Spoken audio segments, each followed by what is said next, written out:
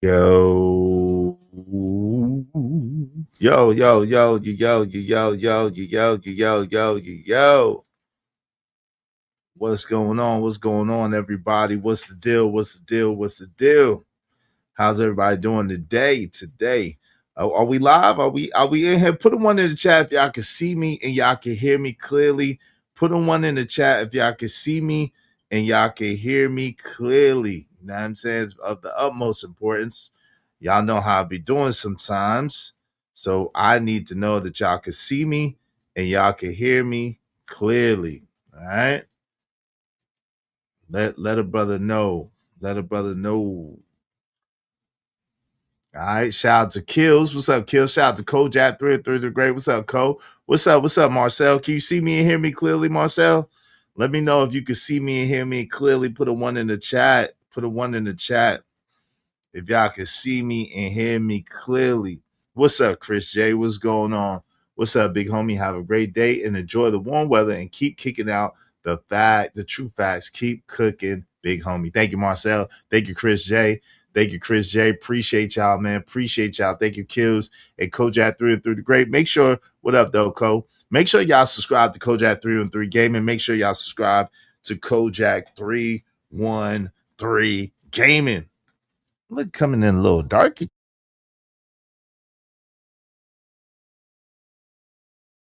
Get get muted. What happened there? I'm coming in a little darky today. Hey, tell a friend to tell a friend to come on in. We're about to have a hell of a show. Y'all already know what it is. Y'all know it's heading for. Y'all know what we do. So, yo, I've been thinking. I've been thinking. I've been thinking. Yo, so the American dream or the American sales pitch? Is this the American dream or the American sales pitch?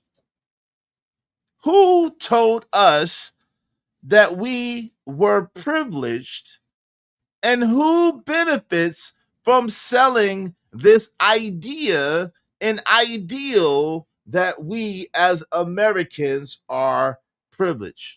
Do y'all believe that we're privileged? Do you believe that we're not privileged? I'm curious as to what you think. It's a very precarious situation because what if the dream isn't dead? We've heard about the American dream before. The American dream used to be the white picket fence. It used to be the 2.5 children, the big house on the hill, the two cars, the husband, the wife, and the 2.5 children. Okay, that used to be the American dream. Then they said the American dream was dead. Okay. And my thing is, what if it's not dead? What if the American dream has just been oversold? Because for decades, America promised that hard work guarantees success. And today, many people are asking the uncomfortable questions like, did the deal change or did the deal really even ever exist? Did it ever exist? We live in a time where everything costs money and everything costs a significant amount of money, right? Water. We pay for water pretty soon. And I think they had a cartoon like this, but pretty soon we're going to have to pay for air. We're going to have to pay for air. We already have to pay for air to put in our tires, but pretty soon we're going to have to pay for air to breathe. Like, we're going to have to pay for air to breathe. We pay for water. We pay for water in the house. We pay for bottled water. We pay for sewage water. We pay for water. We pay for electricity. We pay for shelter. We pay for transportation. We pay. Now, I was having a conversation with one of my homies. Shout out to my homie TJ. Salute to him. I was having a conversation with one of my homies, and we was just chopping it up. But the interesting thing is, it is true. We are a nation that is extremely taxed. We're taxed on our goods when we purchase them. We're taxed on our what they call capital gains tax. We're taxed on our employment. But do we really have the representation for our taxation? With the amount of money that we pay, with everything that's built, like they figured out a way now that they say, okay, cable is a lot of extra channels, right? It's a lot of things that you don't use. So we'll give you apps that give you exactly what you want, specialized. But those particular apps will be $9.99, $19.99, $12.99, $11.99, $16.99, $10.99, $8.99. And by the time you add up all those nines and nines, you've been paying a particular grip. You pay insurance just in case some ish. Shout out to Lighthouse in the building. Great day to you. Great day to you. What's up, a bit of smarts? Yo, this the last laid back space on the internet. Thank you. It's man. Shout out to you. Appreciate you, man. What's up, TB Trucking? It's in the building. What's going on? This is no more such thing as the American dream. We are now in an American nightmare. Oh Lord.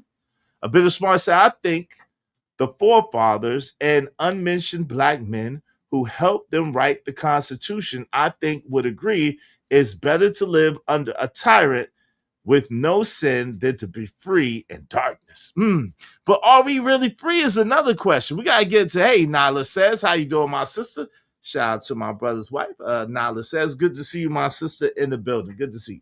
So we're going to get into it. We got a hell of a show for y'all today. These are some questions that I just started thinking about, and I really want to know. I want to know what y'all think. I'm coming to what I think, but I want to know what y'all think and how y'all feel about this particular thing. Because the truth is, privilege, they say we're privileged, but privilege don't live like this. Privilege doesn't live like this. If we're so privileged, why are so many of us only one emergency away from financial disaster? Why are so many of us living paycheck to paycheck? Why are so many of us living pillar to post? If we're so privileged, why is Skid Row filled with people from brimming over? Why are there homeless people almost everywhere? If we are so privileged, something doesn't add up. Something just ain't right.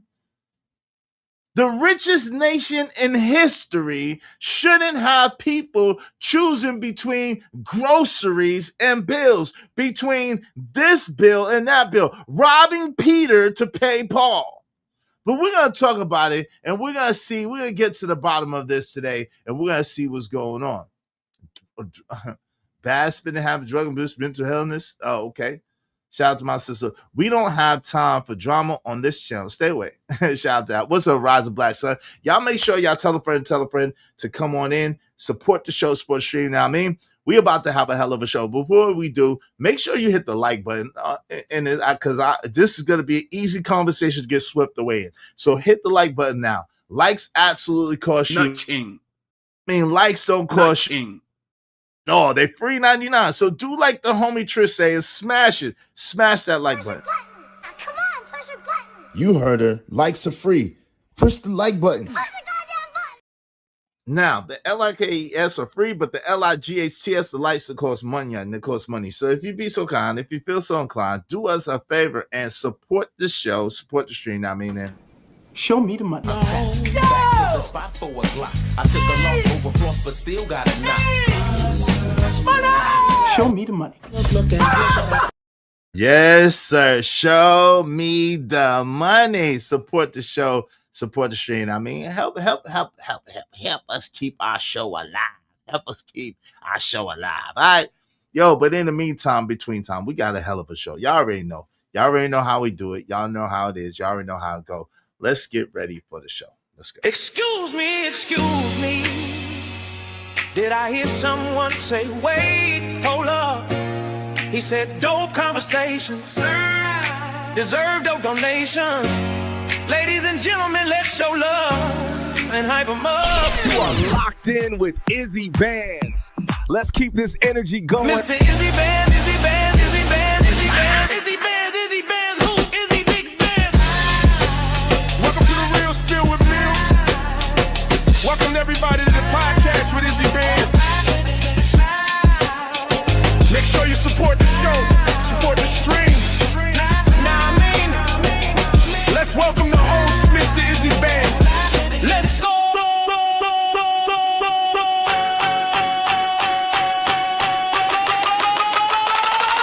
Support the show, support the stream. Now I mean,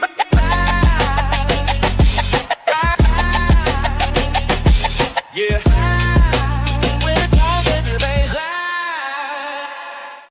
Yo, did y'all smash that like button? Did y'all smash that like button? Shout out to my people's TB Trucker. Appreciate you. I'll put a list of things in the chat and I stand on it. Shout out to my people's TB Trucker. Y'all be like TB Trucker. Support the show, support the stream. I mean, help us reach our goal. Help us reach our goal today. I appreciate you, my brother. Thank you very much. Thanks, man. Salute, salute, salute, salute.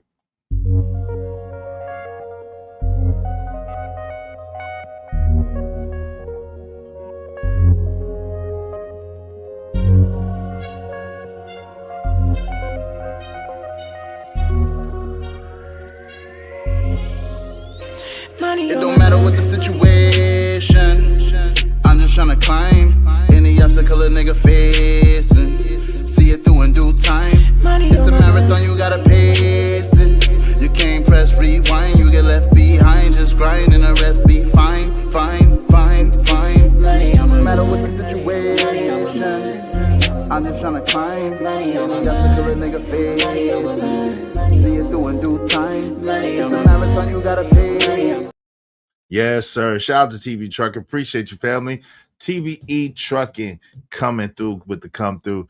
He put a list of things in the chat. Let's see what TB Trucker had to say. Shout out to my guy Keels.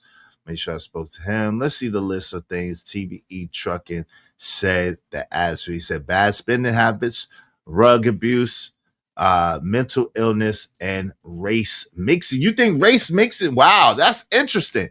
I'm gonna hurry up and open up the panel. I want to understand what race mixing has to do with it. What do you believe that race mixing has to do with it? Shout out to Lord ADS is in the building. What's up, Lord ADS? What's going on? Hey, CJ Brooks. CJ Brooks is in the building. Good to see you, my sister. Good to see you in the building. Hey, y'all support the show, Sports Stream. I mean, I'm gonna play a little something for y'all real quick. I gotta grab my charger for my phone. It looks like my phone is dead. So y'all support the show, Sports Stream. In the meantime, between time, I greatly appreciate y'all. Let me play y'all something. You know, hit that like button. You know what I'm saying? Hit that like button. Yeah, hit that like button. Yeah.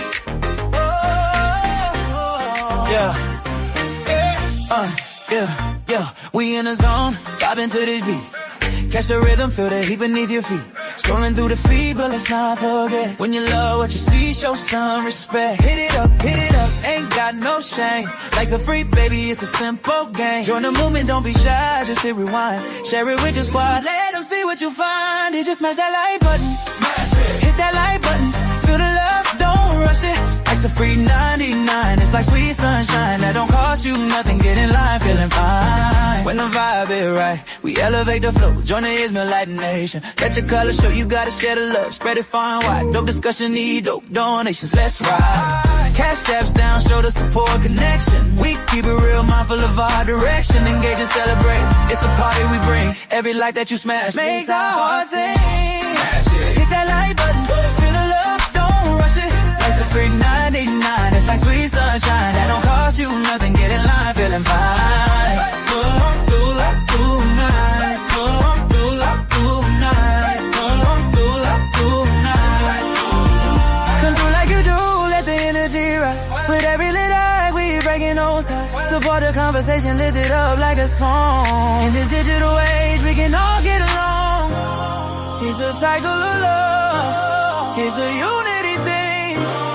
Join the anthem group. Feel the joy that we bring. Hey, hey, hit that right button. Feel the love, don't rush it. Like some free 99.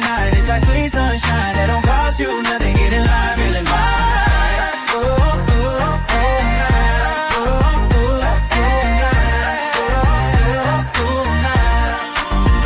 So next time you scroll, remember what's true. Smash that like button, 'cause we vibing with you. Show some love, spread the light, dazzle and shine. Join the anthem of unity, it's our time to align.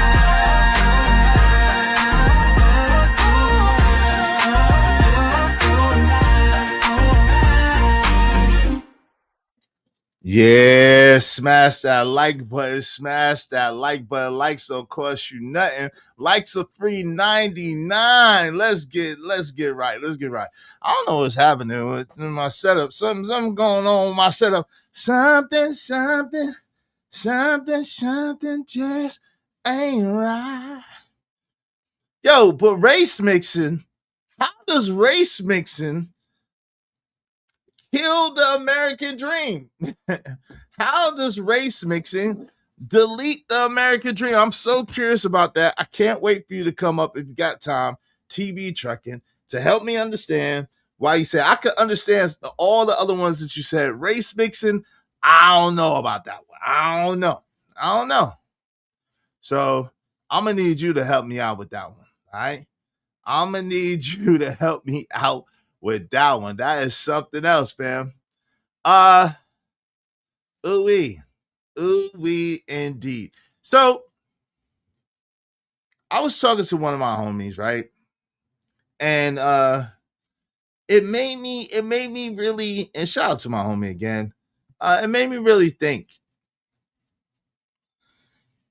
Because for whatever reason, most of us are seemingly afraid to admit that this situation is an untenable situation, right? Most of us want to brag about how much money we make and how successful we are and how much we get in and this and that and that and that and this and this and this and this. And I think that this was brought on by a young man. He was talking about the car wash business. And he was talking about how he made averages probably around $26,000 a month in the car wash business. But then when it looked good, all this money and all these coins and all this paper everywhere, and I'm like, ooh, let me start a car wash business, $26,000 a month.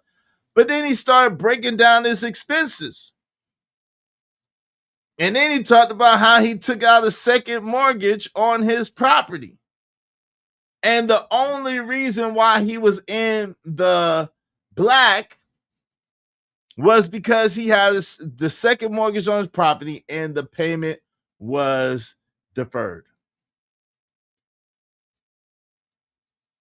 So it made me think, $26,000 a month, decent money, nothing to sneeze at, very, very decent.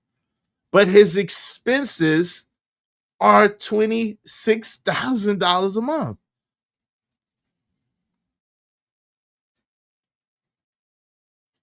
Are we really privileged? Are we really in the greatest nation in the world? When everything costs, where it seems like everything is detrimental to our health, where you working to accumulate and amass things and stuff. And the more things and stuff that you accumulate, the more it attracts people that want to take your things and stuff. The more it attracts envy and people to talk about you for having things and stuff. The more that you have to keep up with your things and stuff. I mean, We have to get storages and storage space and bigger places and all kinds of things to keep up with our things and with our stuff. And we say that we're living. We say that we are the best nation on the planet. We are the richest nation on the planet. We are the greatest nation on the planet. Meanwhile, our national deficit is going up. Meanwhile, we're consuming more than we ever consumed before. Meanwhile, it's more and more. And they're giving us warnings of the fact that our technology, our AI, our wonderful AI, needs water. Our wonderful AI needs water to continue to produce the wonderful information that our wonderful AI continues to produce. It needs water. But guess what else needs water? Plants need water. Trees need water. We need water.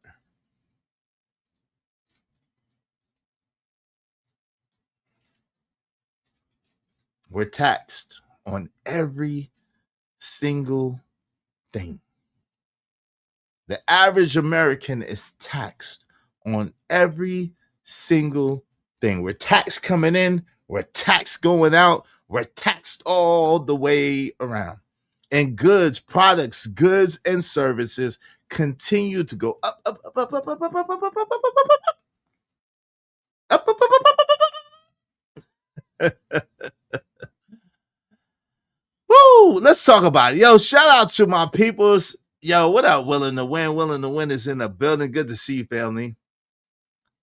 Now, I'm not a racist or a race baiter, but what was the most of the American dream ideals created by white people in the 1950s? Shout out to Keon. What's up, brother? What's going on with you, Keon? Good to see you.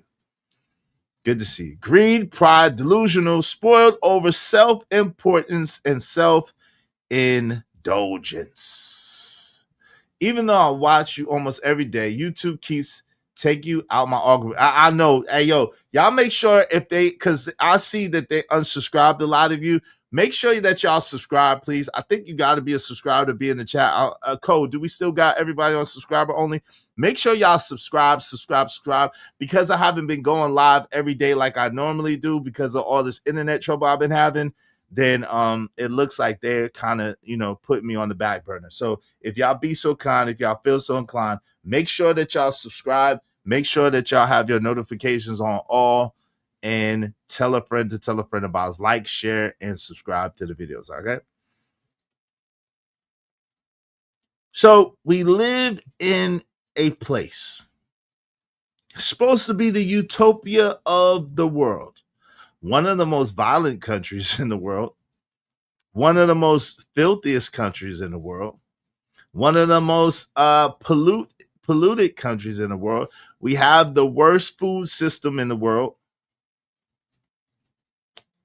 We have some states around the United States, some of the worst irrigation systems in the world as far as water, clean water.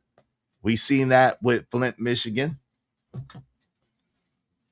But we are the land of the free and the home of the brave. We are the greatest nation on earth.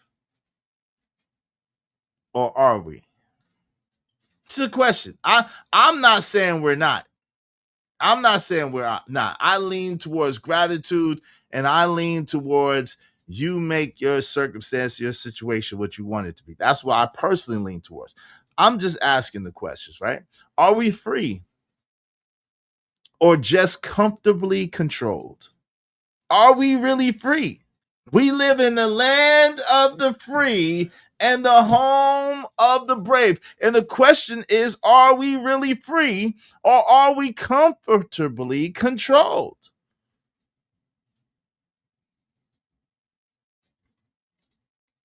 The most effective cage is the one that you can't see.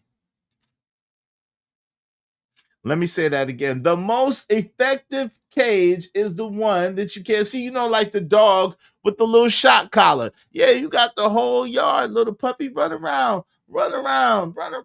Toto, run around. Do your thing, Brutus, run around. Just don't cross that fence.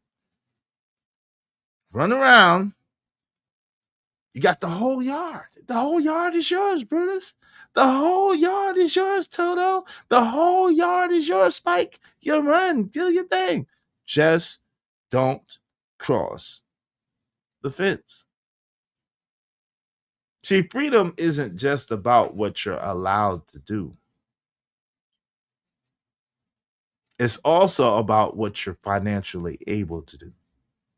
Freedom is not just about what you're allowed to do. It's also about what you're financially able to do. Shout out to my people, JD1975. Good to see you.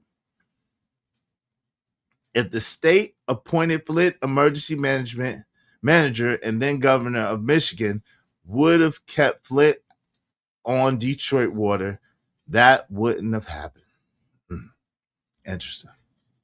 But make sure y'all support the show, support stream. In the meantime, Dope Discussions deserve dope donations, compensation for the conversation. Let's do good business. Because I need to understand. I want to know. Yes, I want to know. I want to know. I need to know. Is we really free? Is we really free or not? Because the argument isn't whether America is good or bad. The argument is whether the average American citizen is experiencing the same America that's been advertised. You know, where there's the yellow brick road of gold. And everybody's pockets full and everybody's living la vida loca. What up, Mr. Center of the World? What's going on? You could look at the Flint River and tell the water is bad. It's got gasoline, oil, antifreeze, and other shit floating in. Damn. They try to control us, but because this is information age, they can't. I don't know.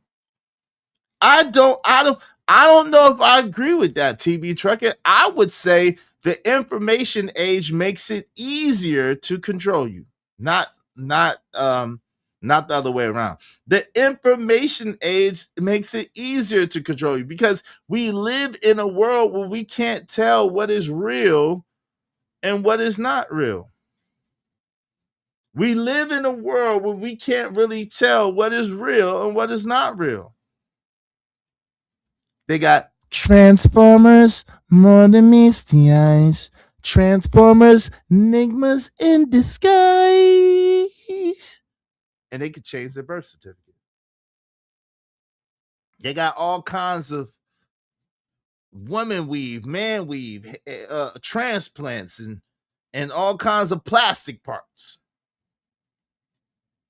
Now I've seen where Neuralink is already here. Black man in the middle of a space talking to people, changing his eyes flipping up his head. He changing remotes. He unlocking cars. I don't know what the hell is happening here.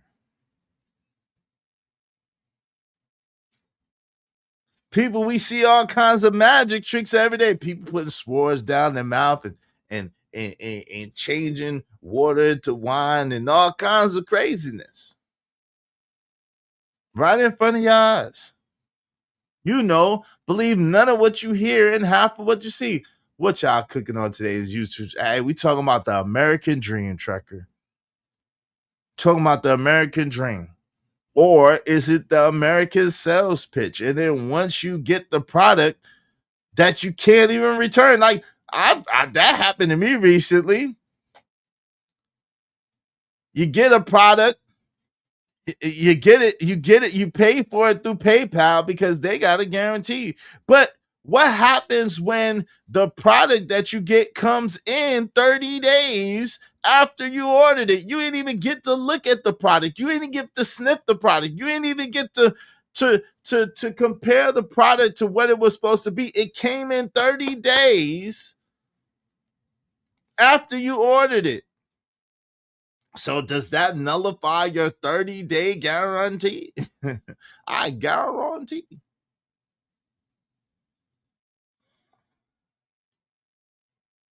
Now, I haven't heard about what Google wants to do now, Cole. I haven't heard about that. Yo, shout out to Trucker. Yeah, I saw my kids' PS5 walk through the damn living room. They've been selling bullshit and crack for that. You saw your kids' PS5 walk through the damn living room? What? Huh? Wait, what? Wait. Trucker, there you go. There you go with these stories. Yo, Trucker always got some fantastical stories. There you go with these stories. The damn PS5 had legs and walked, brother. Is that what you're trying to tell us? Are you telling us the PS5 had legs and it walked? Is that wait? Wait, what? What? Shout out to my man Trucker. Yeah, Trucker in these damn stories. Trucker. Boy, the fantastic life of Dr. Trucker. Yeah. Shout out to Thanks, man. I'm on my grind to get this money. I can't stop until I'm filthy. With the people, Zebo like the rock. I drop. I ain't no trapper. I'm a hustler. A man said the PS5 it grew legs and it walked across the living room. Get out of here, man. Get out of here with that. We don't believe you. What's up, Queen Miss Queen Joy T? Trucker in the back rooms for YNs. What does that even mean? If y'all want your comments highlighted in red, Beyond Me, welcome y'all into the show. Make sure y'all support the show, Sports Stream. I mean, hit us with something so we can keep our show going.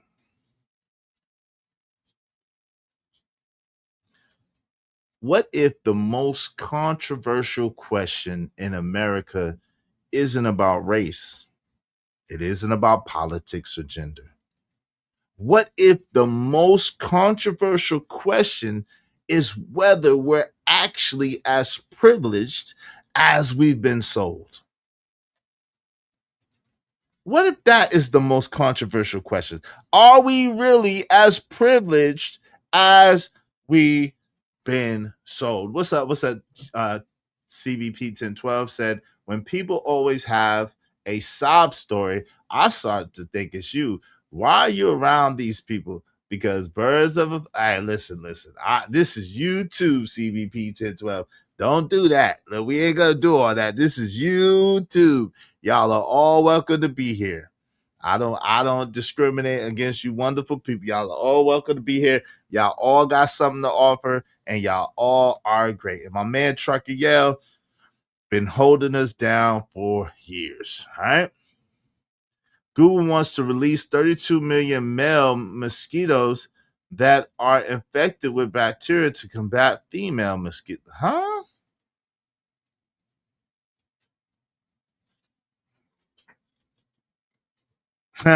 I just found out when you think you own a house, you really don't. Yeah, it's called eminent domain. I'm sorry. Yeah, you really don't own anything. Think about it. There's some bills that no matter how much money you have, you're always going to have. You're always going to have a light bill. You're always going to have a water bill. Depending on where you live, you're always going to have a gas bill. You're always going to have a cell phone bill. You're always a phone bill. You're always going to have an internet bill. No matter how much money you have, there's some bills that you're always going to have. And let's don't talk about taxes, right? They said the only two things inevitable is death and taxes. Because when you buy something, you get taxed.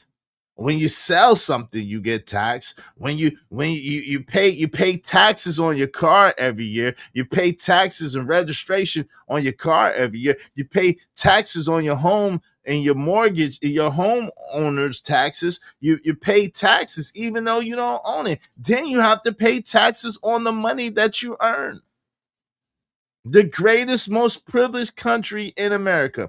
And then to boot, especially if you're a certain hue and a certain color, where's your representation for all of this money that you're spending? From all of this money that they take from you, where's your representation? Where does it, when a 14-year-old boy is accused of stealing something from the store and he's feeling threatened and he runs away and he gets popped in the back and deleted, where's your representation? Where's your representation?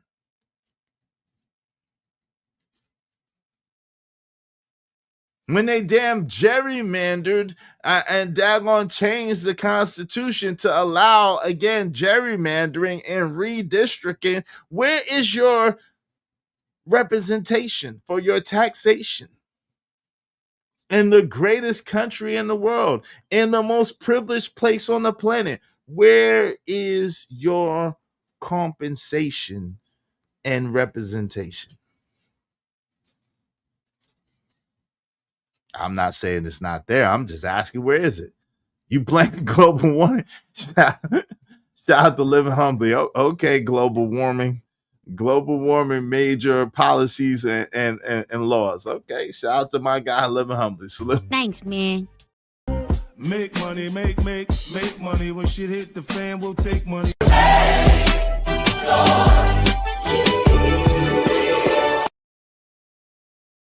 That means you don't want to live.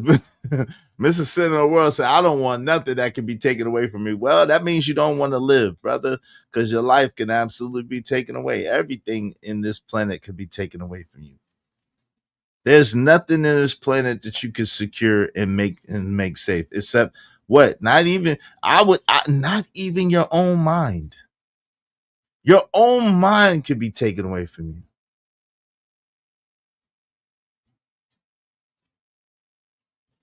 What on this planet can you keep secure and safe for real?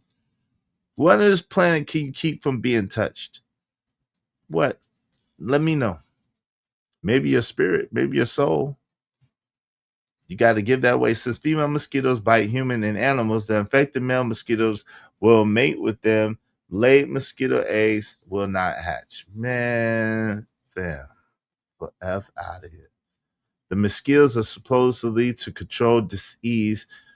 Google has no business conducting experiments on humans. Shout out to Trucker, yeah. CBP, sob these nuts, sir. Izzy, when I saw that PS5 walk around the goddamn living room, told my son to grab the EMP, kick me.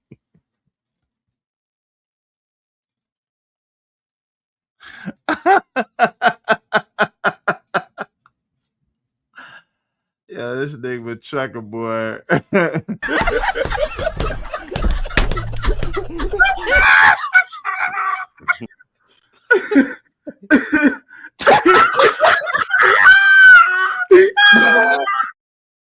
You got something else going on. Maybe you got some Transformers in your house.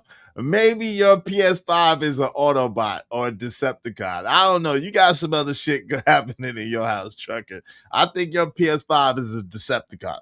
You know what I'm saying?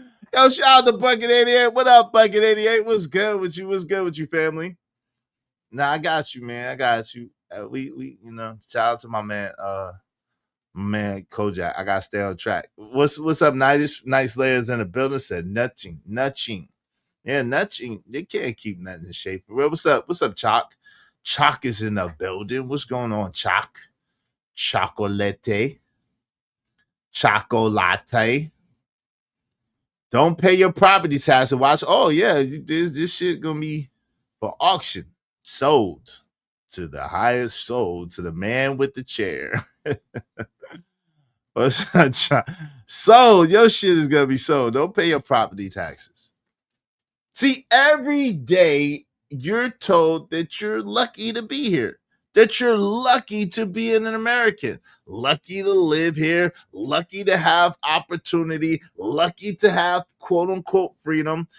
But if we're so lucky, why are so many people working 2 jobs? Why are so many people scrounging and scraping to make a living, to just exist? Why are people drowning in debt? Why does one emergency seem capable of destroying a whole household? Either we're missing something or somebody's definition of privilege needs some serious upgrading. Either we're missing something or somebody's definition of privilege needs some serious upgrading.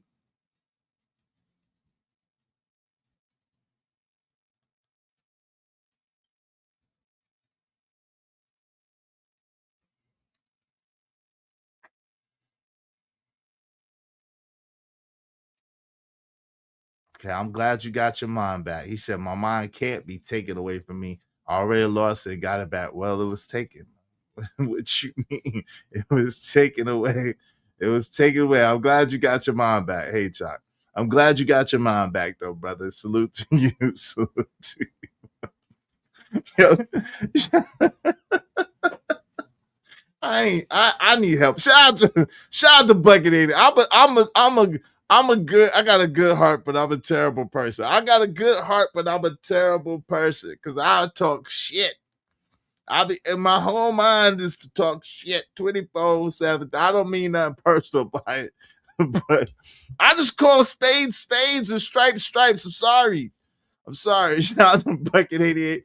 Easy, Eugene Mills, keep cooking. Thank you very much, Bucket 88. I appreciate you. I'll be like Bucket 88 and support the show, support the stream.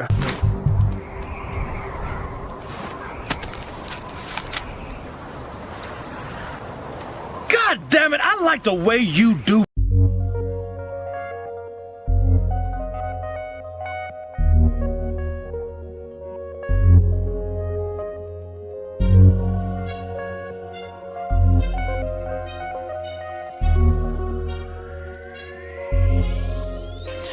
It don't matter what the situation, I'm just tryna climb any obstacle a nigga facing. See it through in due time. It's a marathon, you gotta pace it.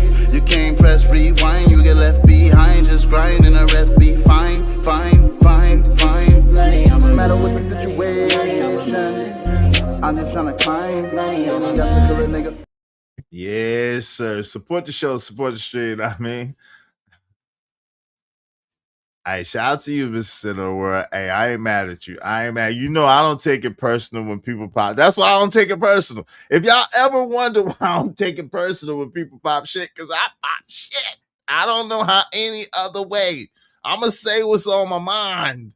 And a lot of times, what's on my mind is, man, are y'all for real? Like, are you for real? Stop playing. Shout out to B Sneezy. What's on us? What's good, people? What's up? B Sneezy is in the building. Y'all be like TB Trucker Yell, Living Humbly, and Bucket 88, and support the show, support the stream. I mean, help us reach our goal. Help us reach our goal today. Because of those brothers, we only need 20 more people, at least $5 a piece to reach our goal. Help us reach our goal today. I greatly, greatly appreciate each and every one of y'all. All right. When they widened the highway, they took about 1/2 acre off the 11 acres, but we got paid for it. Even with eminent domain, you get paid.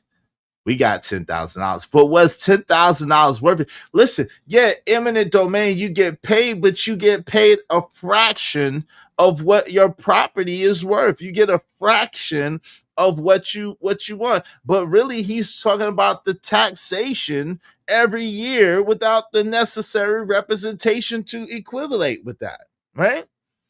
What's up, Tavares Joe? My guy. What's up? Freedom, not free, boy. It ain't. What's up, T? Please give our audience some great content. Yes, Knight and Bishop, I will. Yeah, you get fair market value. You can't fight it. Well, it's not necessarily fair market value because this is the thing. This is where it comes in at CBP 1012. Y'all accepted the $10,000, right? But go and tell them mugs, nah, I'm good. Nah, I want to keep my land. Try that. Try that and see what happens. You're gonna be Seneca Villaged. You're gonna be Central Parked. Yo, try that shit you want to. Try to say, hey, you know what? Yeah, I'm good. I don't want y'all to build y'all highway there. See what happens. See, y'all went along, y'all got along to go along. You got your little $10,000 and they got their acre, and y'all went about your merry way. But try saying no. That's what's really gonna chap your ass. Try saying no, I'm good. No, thank you. No, thank you. It's called the American Dream because you have to be asleep to believe it. Ah! Yeah, that's hilarious. Shout out to Living Humbly.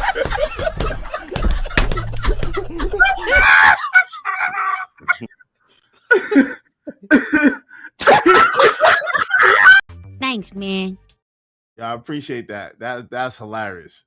What's up? Hey, smarts. What's up, American? Shiesty bum. America been great to me. Shout out. You love being American. I love being American too. Shout out to that. Easy Claude Mills keep cooking. My name changed already. Shout out to Bucket 88. I appreciate you, family. Thank you to Bucket 88 for that double up. Thank you to Living Humbly for that double up. Y'all be like Bucket 88 and Living Humbly and support the show, support the stream. I mean, appreciate both of y'all. Thank y'all very much. Thanks, man. I got money.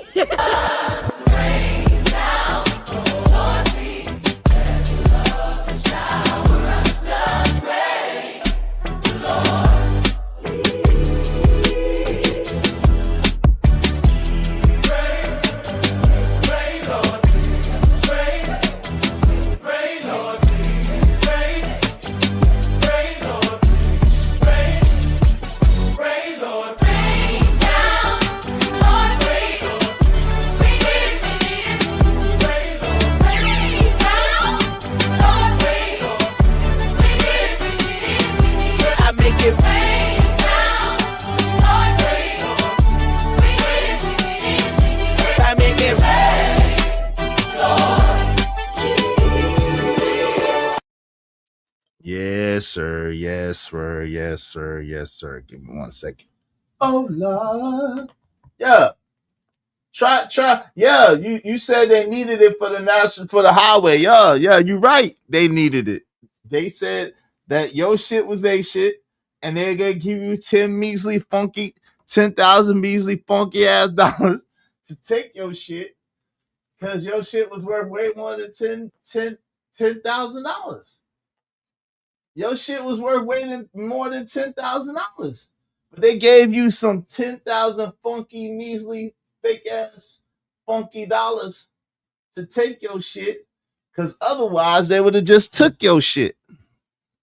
That's what happens. Otherwise, they would have just took your shit. They would just took your shit. Say your shit is their shit, and that's what's gonna happen. Right? They just commandeered your shit. They would have discovered your land. They discovered your land for the highway. That's what would happen. You know?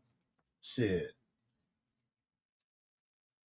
I'm curious though, CBP, how much taxes did y'all have to pay on that acquisition? I'm just curious. How much taxes did y'all have to pay?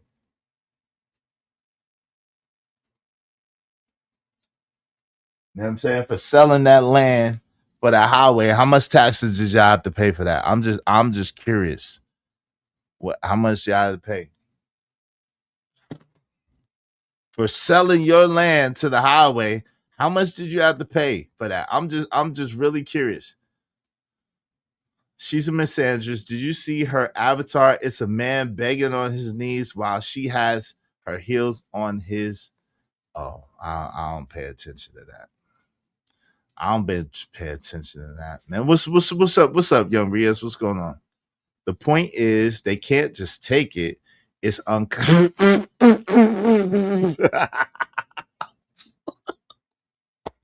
Yeah, I love you. I love you, CBP to 12. You know you my peoples, right? She said the point is they can't just take it. It's unconstitutional. It's a crime for the state to just take it. Poor little fools. Girl, They take people's shit every day. What you mean? They take people's shit every day. What you mean? What you mean? People's shit get taken. Yo, in New York, there was a story. They put this brother in a conservatism. Because they wanted his brownstone. The daughter was taking care of her father and had her father in a facility next to her in Georgia.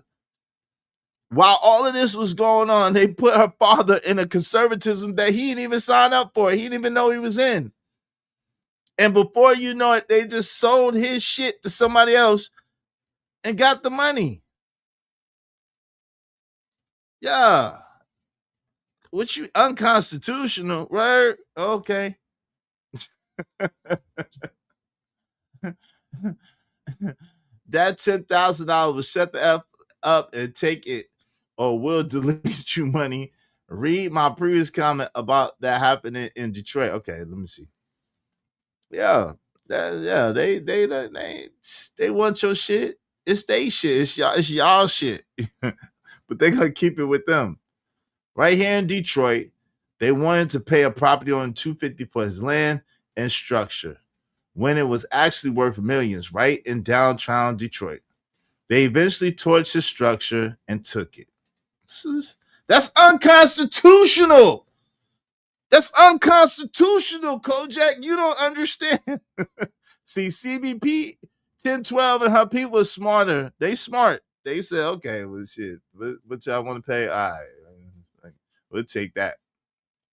We'll take that. You don't remember? It was over 15 years ago. It wasn't much. Okay, well. But the point is you had to pay taxes after they took your shit for $10,000. But hey, the government takes shit all day, every day. F out of here. Yeah, take over some shit.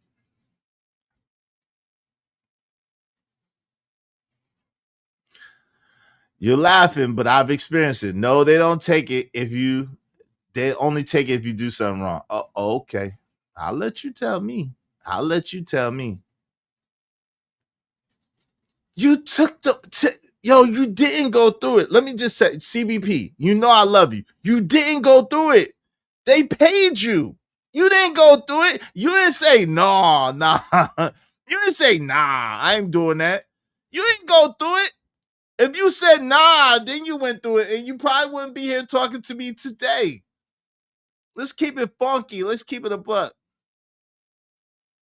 I don't own 11 acres. I wish I did. CBP 1012 says it's a dirty game.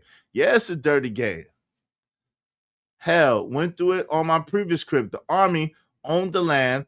Us investors owned the structures. We were forced out without compensation, and that happened in 2013. Yo, it happens all the time, Co. Listen, CBP 1012 got the money, so she didn't experience it either. She got the money. It makes sense. Take the money and run. Hey, I'm not mad at you. Why fight over something that's not worth fighting over? But I'm just telling you that the freedom that you think you have ain't free.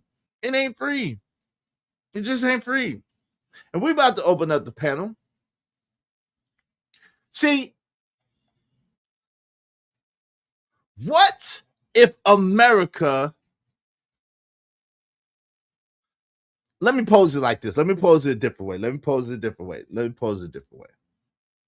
What if the product wasn't America?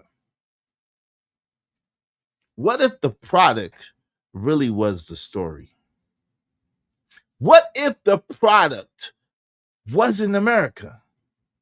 What if the product was really a story, a whole figment of imagination? See, we were sold a formula. Go to school, work hard, stay out of trouble. You'll make it. But millions of people follow that formula and have followed that formula and still asking, where is the payoff? Why hasn't my ship sailed in? Why I ain't got my shit? Why do the prices keep inflating, but my money keeps staying the same? Why I got too much month at the end of my money? Who stole my mule? Right? Historic buildings in OC were burned down yesterday. Former politicians owned it, and now they gentrified the hood. God. Then why feel free, Izzy?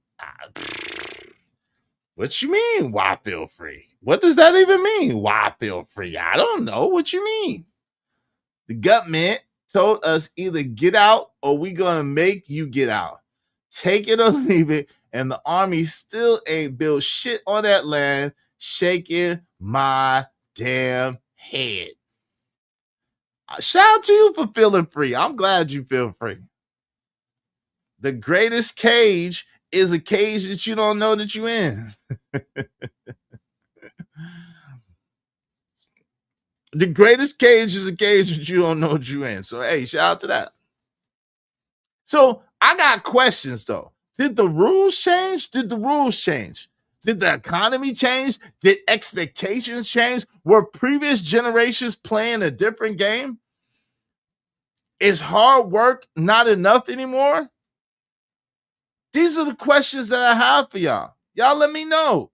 Because the frustration isn't that people failed. The frustration is that many people feel like they followed directions and got different results. They feel like they did the right thing. Like I said, I seen this, and I wish I knew the content creators. Shout out to him.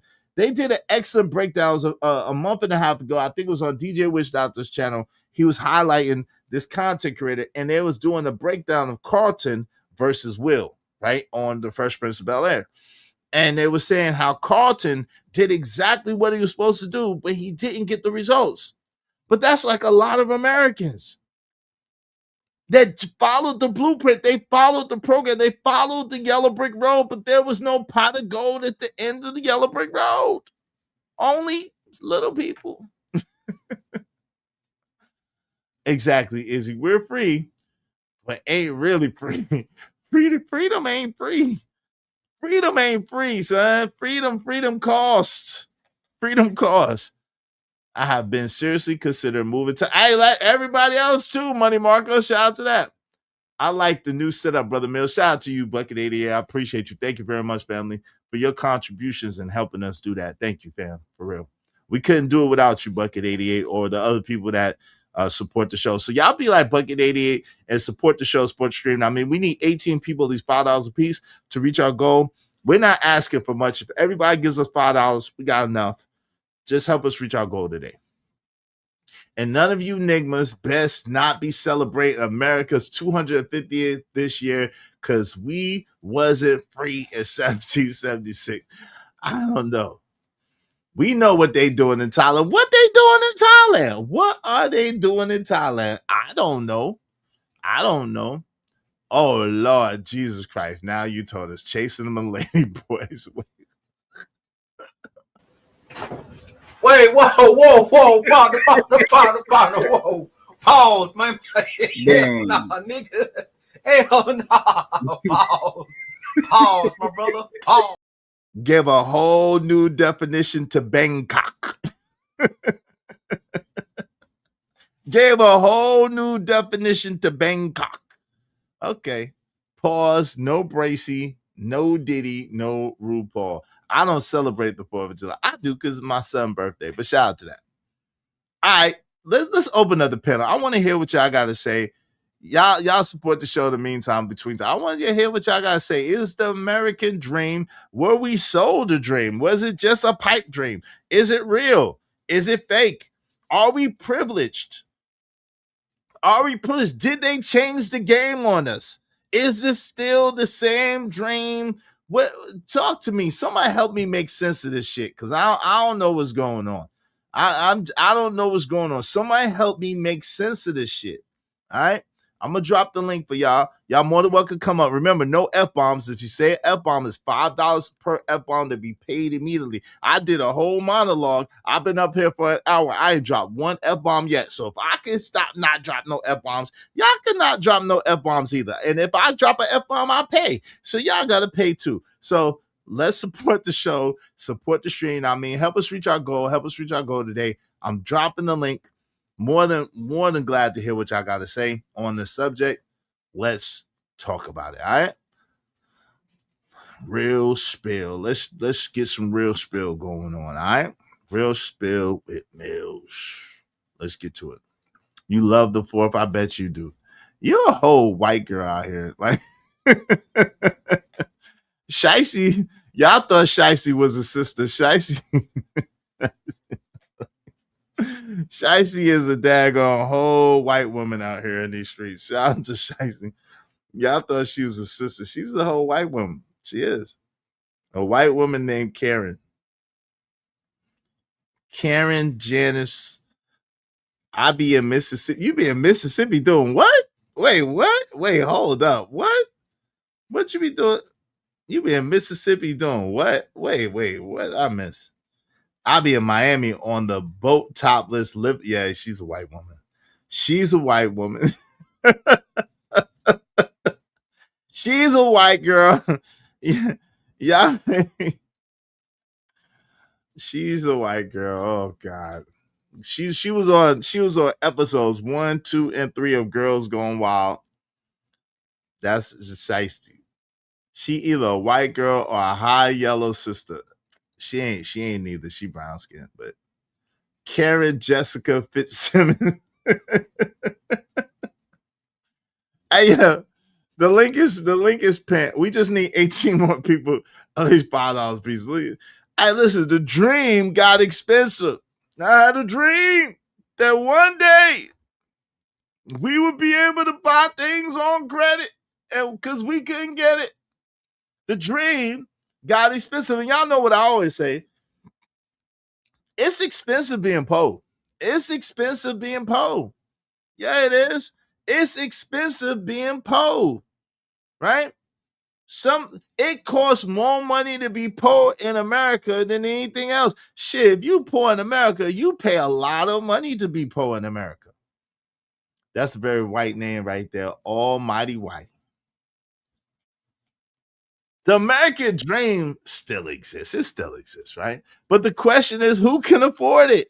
Yo, and y'all know I don't even like that. I don't even like to say that. Yo, ADS, waving the back, so I know it's you, bro. Oh, okay. Your camera ain't working today. Yo, what up, ADS? What's going on with you?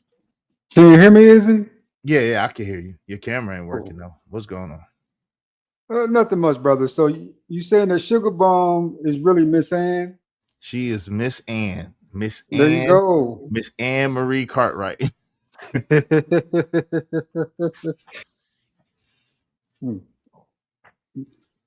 So the American dream, right? What's up, TGZ? What up, my guy? Yeah, the American dream. It has shifted and changed in so many ways over the last 30 years, man, 40 years. It's really been reshaped if you think about it, right? When we was growing up in the kids, the American dream was a house, a couple cars, and a family, right? Mm-hmm. You know, that was the American dream. You know what I'm saying? Feasible, workable American dream. Nowadays, it's 1 million followers, a mansion, and 2 Lamborghinis. 1 million followers, a mansion, and 2 Lamborghinis. Oh, Lord. 2 Lamborghinis. Yeah. Woo. Woo.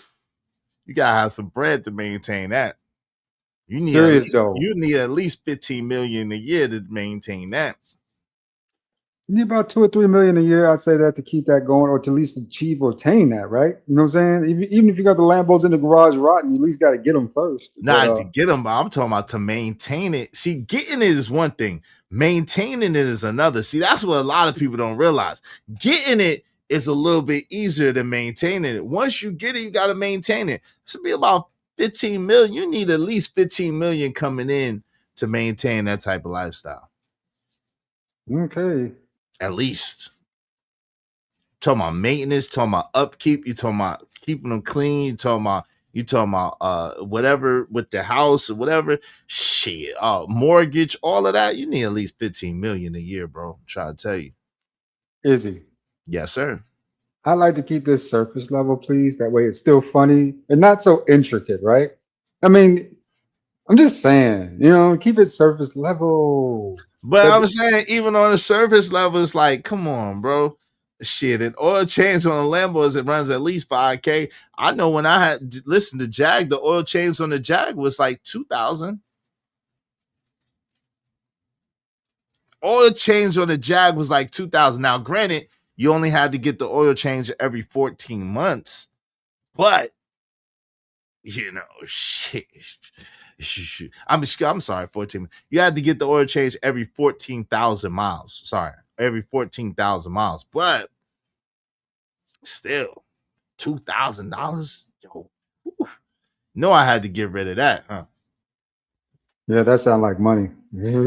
Out your back pocket, down, you know what I'm saying? Out your way. Money out your way. Put it this way. Because it's just money you ain't gonna never get to get back to keep, right? On an oil change. But I can understand the sentiment because believe it or not, one point in time I was really into luxury cars too, right? Big on them for a long time. Mm-hmm. But back to what we were saying though, right? So think about nowadays, right? Where people are surrounded by celebrity influence. There you go.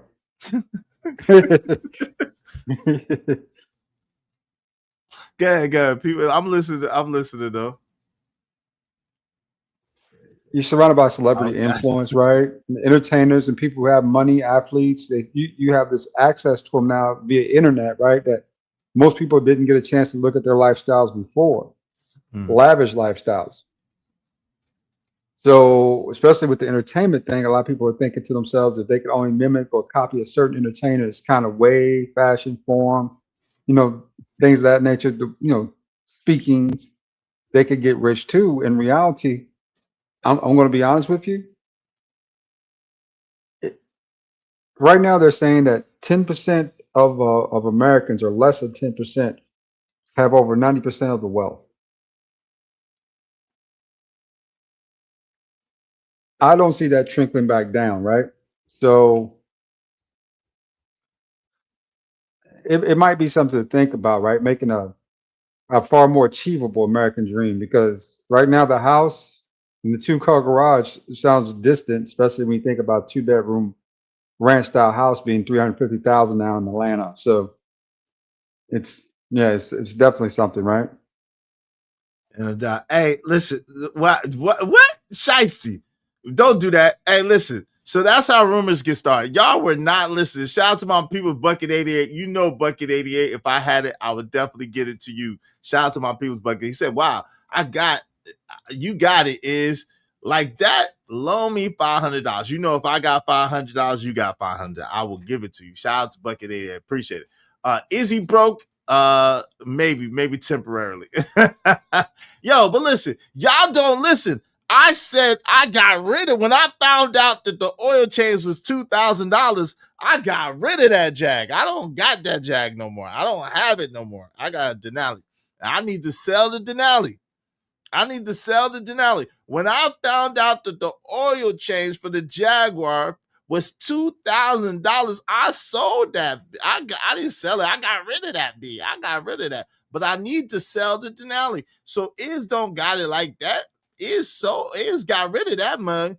You lose the 5 you need to sell an arm. Yeah, on the Lambo. Yeah, you lose the key fob for a Lambo. It's over. AR said, Izzy got $2K for an oil change, but wouldn't give his son $50 per A. That's not too work. Well, I gave my son $300 in an investment account. Shout out to my son. My son has $300 in an investment account that he asked me to match with him, and that's what I did. He had the A's. He had 6 A's and 1 B, I think. And so I put $300 in an investment account. So if that's not good enough, I don't know what to tell you. What happened to $20 an A? I gave him, well, that's almost 20. I gave him $300 in an investment account because he got his A's, and he told me that, Dad, I want to invest. So I was excited to open up that investment account for him. I'm excited for him. He gonna put his little money in his investment account and let it grow. I'm excited for him for that. That's dope. Facts. Living Humbly says, somebody barbecue, I'm there. I don't give a damn about the 4th of July. Just the food. LOL. Yo, shout out to T Jeezy. I appreciate you, T Jeezy. Thank you for the $5. Y'all be like T Jeezy and support the show, Sports Stream. We just need 17 people, at least $5 a piece, because my people's Bucket 88, T Jeezy, Living Humbly, Trucker Yale, and TBE Trucking. We just need 17 more people to help us reach our goal. Help us reach our goal today. I greatly appreciate each and every one of y'all. Salute, salute, salute. Thank you very much, T Jeezy. Thanks, man. Appreciate you, family. I have some money. Some money. Make money, make money. When shit hit the fan, we'll take money.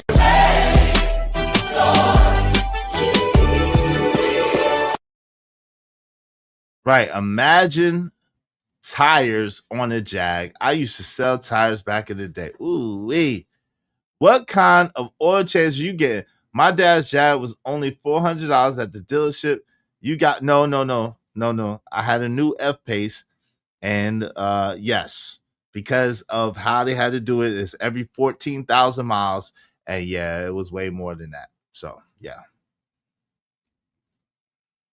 What? $300? That's a great start, but he needs 1K minimum respect. No.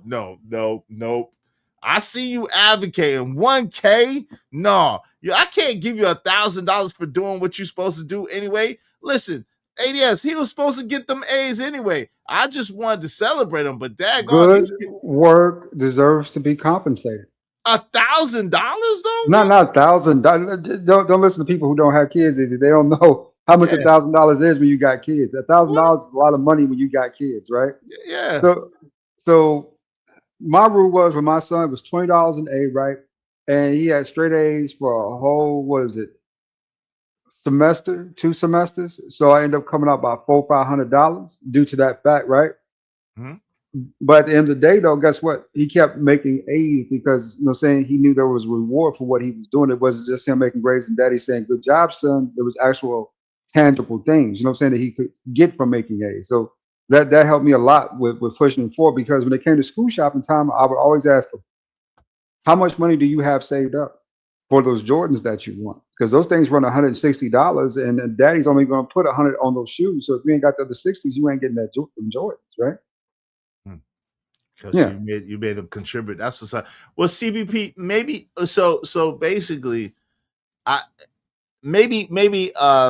maybe this, because with my particular Jag that I had, it was a whole maintenance thing. So maybe it was a whole maintenance thing, but I needed the oil change. So they charged me $2,000. Maybe they did a whole bunch of stuff, but it's $2,000 for the maintenance every 14,000 miles. How about that? Is that better? Does that make you feel better? Because that's what I got the receipt. Like, do you need to see the receipt? I got the receipt. What you want? I got the receipts. You love begging your dad for stuff still? That's crazy. Hey, some Jags, you have multiple drain plugs and oil pans, just not one single. Yeah, and they gotta do a whole bunch of, like, you can't get a regular person. A regular person can't change like the brakes on a Jag, and they can't change the oil chains on certain Jags. A regular person can't do it. You got to take it to the dealership to get it done. So they got it stored up. He still pays your phone bill. You spoiled. You 30 years old. Your dad still pay your phone bill. That's crazy. Real Spillman, right? They did other preventive maintenance as a part of the oil change. They probably did, but it was all together. It was $2,000. That's what happened. So hey, that's all I know. But the point is, so do you think the dream disappeared, ADS, or did the price tag just explode? Did the dream disappear? I don't think the dream is gone altogether, but I think the price tag is really exploding. It really is, for that, just even that comparable small American dream. You got to think about yourself. I think this is the first time in the history of America where, let's say younger men in their 20s and 30s who have achieved college, gotten themselves through school, or having challenges finding jobs. And housing is very scarce depending on where you're at. If you're looking for a house in 2026, you have to look in places like Alabama, Mississippi, those type of places, right, where there isn't a lot of population, but there's a lot of housing, in order to find affordable housing down there. Well, that's because them big companies were buying them houses, not because people were buying their houses. Big companies were buying their houses, right? So are we being played? That's really, at the end of the day, are we being played? Yeah, yeah, you're getting played. I Because think look, what if the biggest trick isn't what we're told, but what we're distracted from?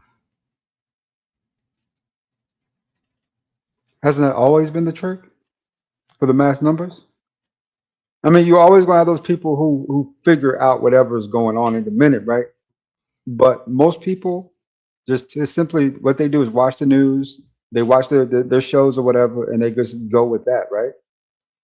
They don't really dig into that type of stuff. They just go with whatever everyone else is talking about. So yeah, you're absolutely correct about that. No doubt. Give me 1 second. I'm gonna listen to you. A shout out to that. Let me just text my people and tell them I'm live. I'm live. The big question is there a path to get it back into a point where the American dream is achievable, right? For most people. Because people like us are always going to find ways to get things that we want, right? If we roll bad enough, me, you, Izzy can figure out how to get just about anything, right? You know what I'm saying? If we want it bad enough, right? We know if we really want $1 million, $2 million, we know we could buckle down and in the next decade be millionaires if we really chose to buckle down, right? Because we know we make enough and we got enough income to actually allocate that type of money. But most people don't have that type of income. Most people don't have access to the things that we have access to in this life. We are very blessed and fortunate, thank you, Lord. So for the common and average man, what is his path to the American dream? But that's what I'm saying. Is it really a dream? Are we really more privileged than other countries and other places? If everything, like, I'm thinking about other countries, they don't have to pay for medical, they don't have to pay for school. You know what I'm saying? They don't have to pay for this, they don't have to pay for that, and they have access to the same internet that we have. So in essence, a lot of these countries have the same opportunities that we have to make money. You know what I'm saying? And they can make them in US dollars and then convert it over to their money, which stretches a longer way. They don't have to pay the same amount for housing costs. They don't have to pay the same amount for medical care or insurances. They don't have to pay the same amount for any of this stuff.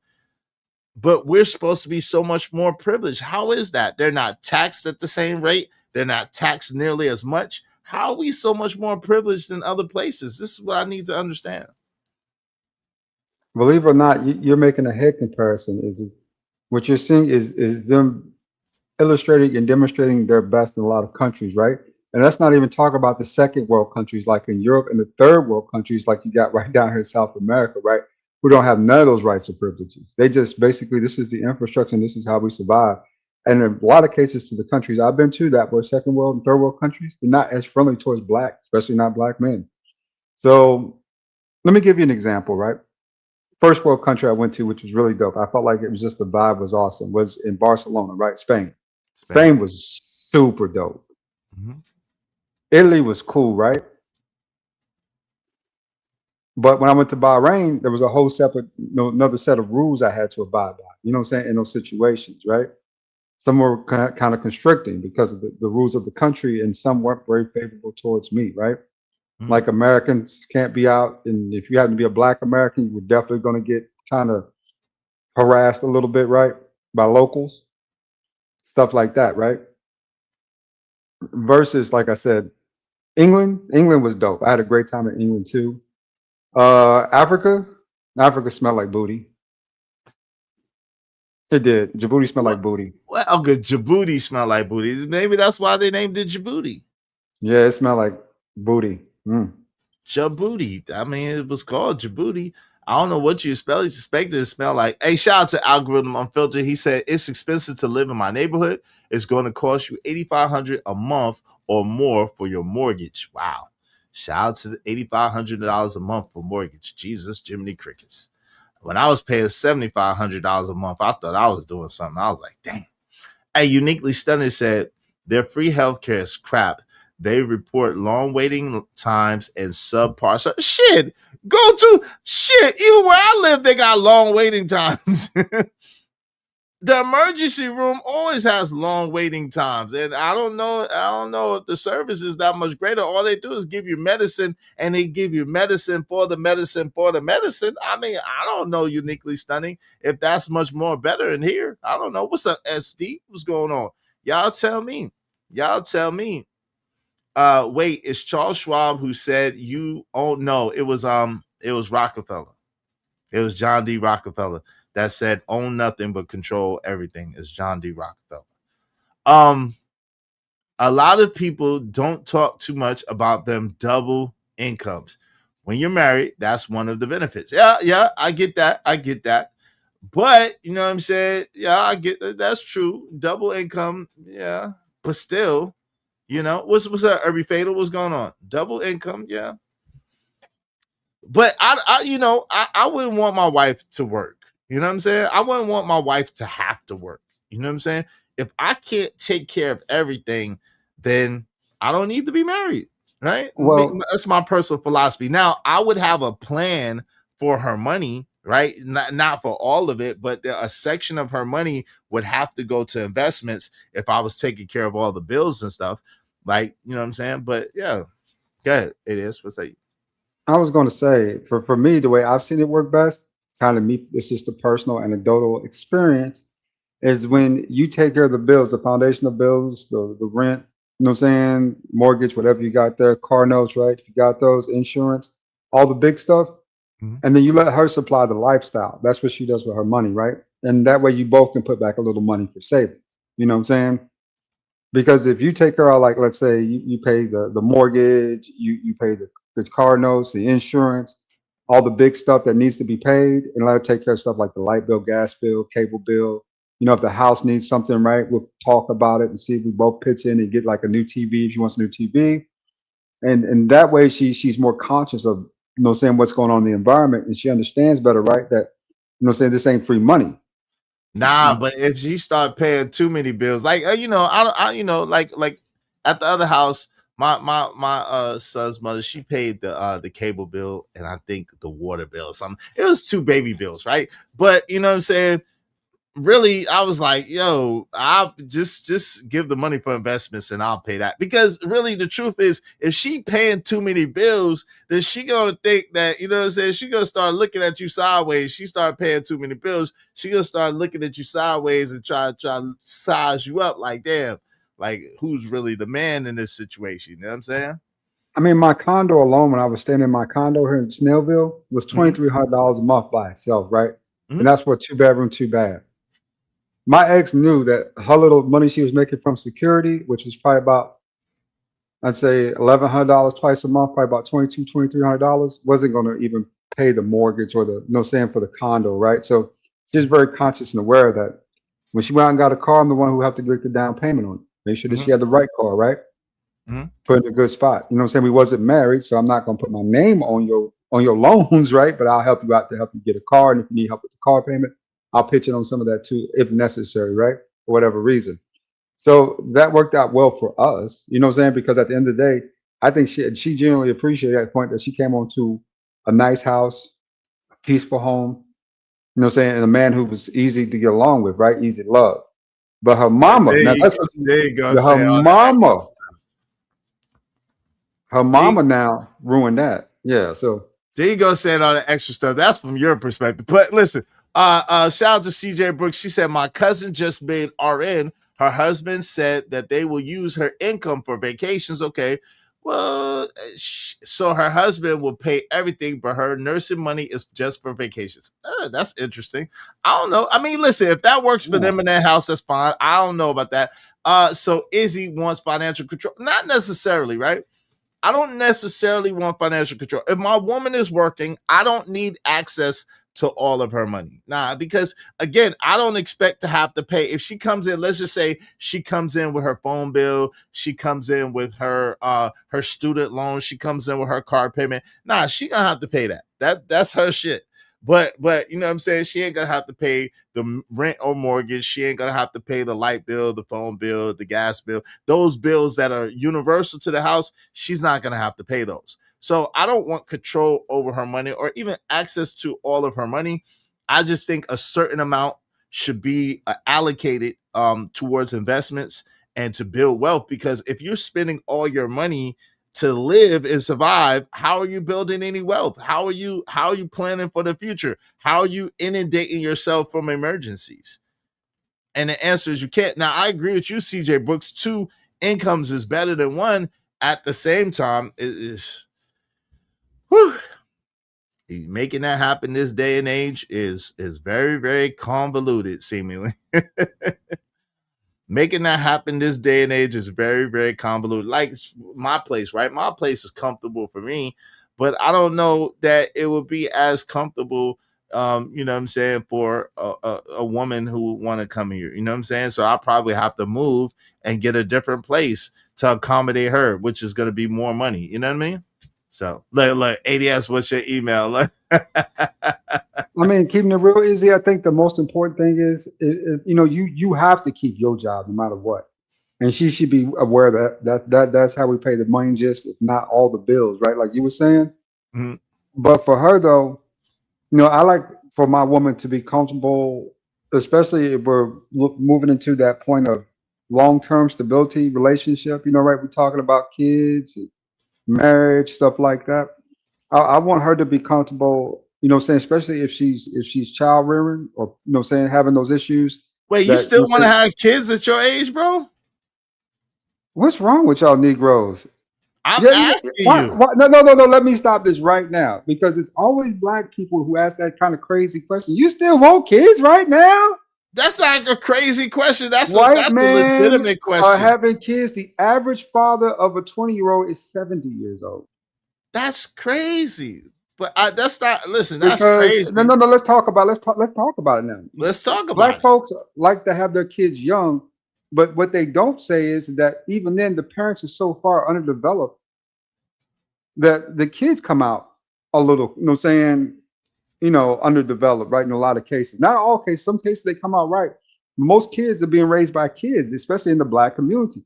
That's why you have all this kind of distraught and anger and resentment. But I was like 20. I was 26 years old. I wasn't a kid, but when I first became a father, I was 26 years old. I thought I was 24 when I first, but the first one wasn't mine. But I was 26 when I officially became a father. You know what I'm saying? So I wasn't a kid, but I was a young adult. But my thing is like, yo, at this point, my son being 13, right? At this point in time, that's a hell of an age gap between my age and my son right now. That's already a hell of an age gap. I couldn't imagine a bigger age gap than that. Well, Izzy, this isn't that type of relationship, right? It's a father-son relationship. What you mean? Child, it's basically saying that your father's age isn't directly related or relative to the age of his child or children. They're still his child or children, right? Is it like God said, okay, you can't have kids? No, but it is relative. It is relative because because kids want to play. Kids want to go outside. Yeah, they want to do all those things. Kids want to run around. And if your child, so right now, like I said, I'm 50 years old. My son is 13. Like, yeah, I still get out and play with him and stuff, but like sometimes I don't really want to do it. Like I just be wanting to chill and sit, and he hate chilling. You know what I'm saying? We gotta get you in shape. We gotta get you to the gym. It's not about being in shape. Get you to the gym, I'm in shape enough. Hold on, I'm in shape enough to play with him. But I'm in shape enough to play with him, but I just like I'm 50. I did all that. I don't want to do that all the time again. I'm in shape. I'm in shape enough to do that. What you mean? You got people in 20s and 30s. Is he saying the same thing? You saying they don't want kids, which is cool. That's all good. If that crowd says that, that's a-okay, right? No, but I'm just saying you still want, but I'm just saying, listen, you think it's all good to you because it's been a while since you had a kid. So when you get a kid again, you think you want a kid again till you get a kid again at your older age, and then you could just be looking like, what did I do? Because like that's crazy. What's up, Naturals Downloads? What's going on, bro? Okay. I mean, we'll see, right? We'll see what comes. Shout out to my man TB Trucker said, I had my last child at 43. My son is 11. See, that's what I'm saying. I had my last son at 36. But TBE had his at 43, right? Ooh-wee. 36, and I thought 36 was too old. I thought 36 was too old. I'm like, damn, 36. I was 37. I think. But it's more or less that it was because we didn't see those examples, right, of the older father and kind of mother situation. Most of us saw younger parents, if anything else, right?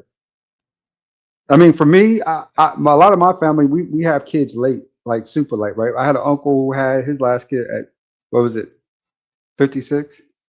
See, a lot of them be developmentally challenged. We got to talk about that too. A lot of them children be developmentally challenged children when that nut is old. When that old nut hit that His daughter right now is valedictorian at her high school and going through her college years. Shout out to that. But I'm just saying that's anecdotal. I'm saying a lot of those children be developmentally and mentally challenged because when that old nut hit that old egg, you get old. You know what I'm saying? You know, some of the kids don't turn out that great right now. Well, that's across the board. I mean, you got to think about how many percent of kids have Down syndrome. Right. How many are born with out type, and most of those aren't to older people. Most of those are young folks. No, most of those to older people. No. I can see where you're going now. Is this just hate? Oh, okay, I got you. It's not hate. Let's do some statistical readings here, right? It's not hate. Wait a minute. Let's pull out the statistic, because if you pull out the statistic, when people have children over the age of 40 and 50, then you know what I'm saying, it's an increased chance in autism in children. It's an increased chance in developmental disorders in children. It's increased. We know that. Come on, man. I ain't hating or making nothing up. I'm not trying to be mean. I'm just calling it a spade a spade. Am I lying about something? Children born to older fathers face a moderately risk of developing specific mental and neurological disorders, primarily driven by it's called a myriad. It's a myriad. Mutations in sperm, right? However, the absolute percentage of children remains relative low for most individual conditions. So most of the kids born are absolutely fine. So let's see what percentage. See, that's one of those sisterhood talking points is that guy put young. No, sisterhood talking points. Pull out your data. Where's your data from? Pull out your data. Where's your data from? Google. Do you want to? You Googled it? It's Just mostly. Google it. I mean, you know, let's just. I think it said 2%, right? So there you go.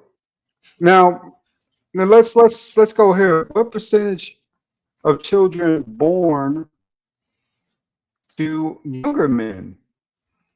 Uh-oh. What up, Narrative Dialogues? What's going on? Have mental younger, let's be specific, younger black men. Let's keep it the black. Yeah, they did say old men got worms. If you're a young woman, you shouldn't mess with old men because they got worms. Yeah. That's what they did say. They told me that. Old women got worms too.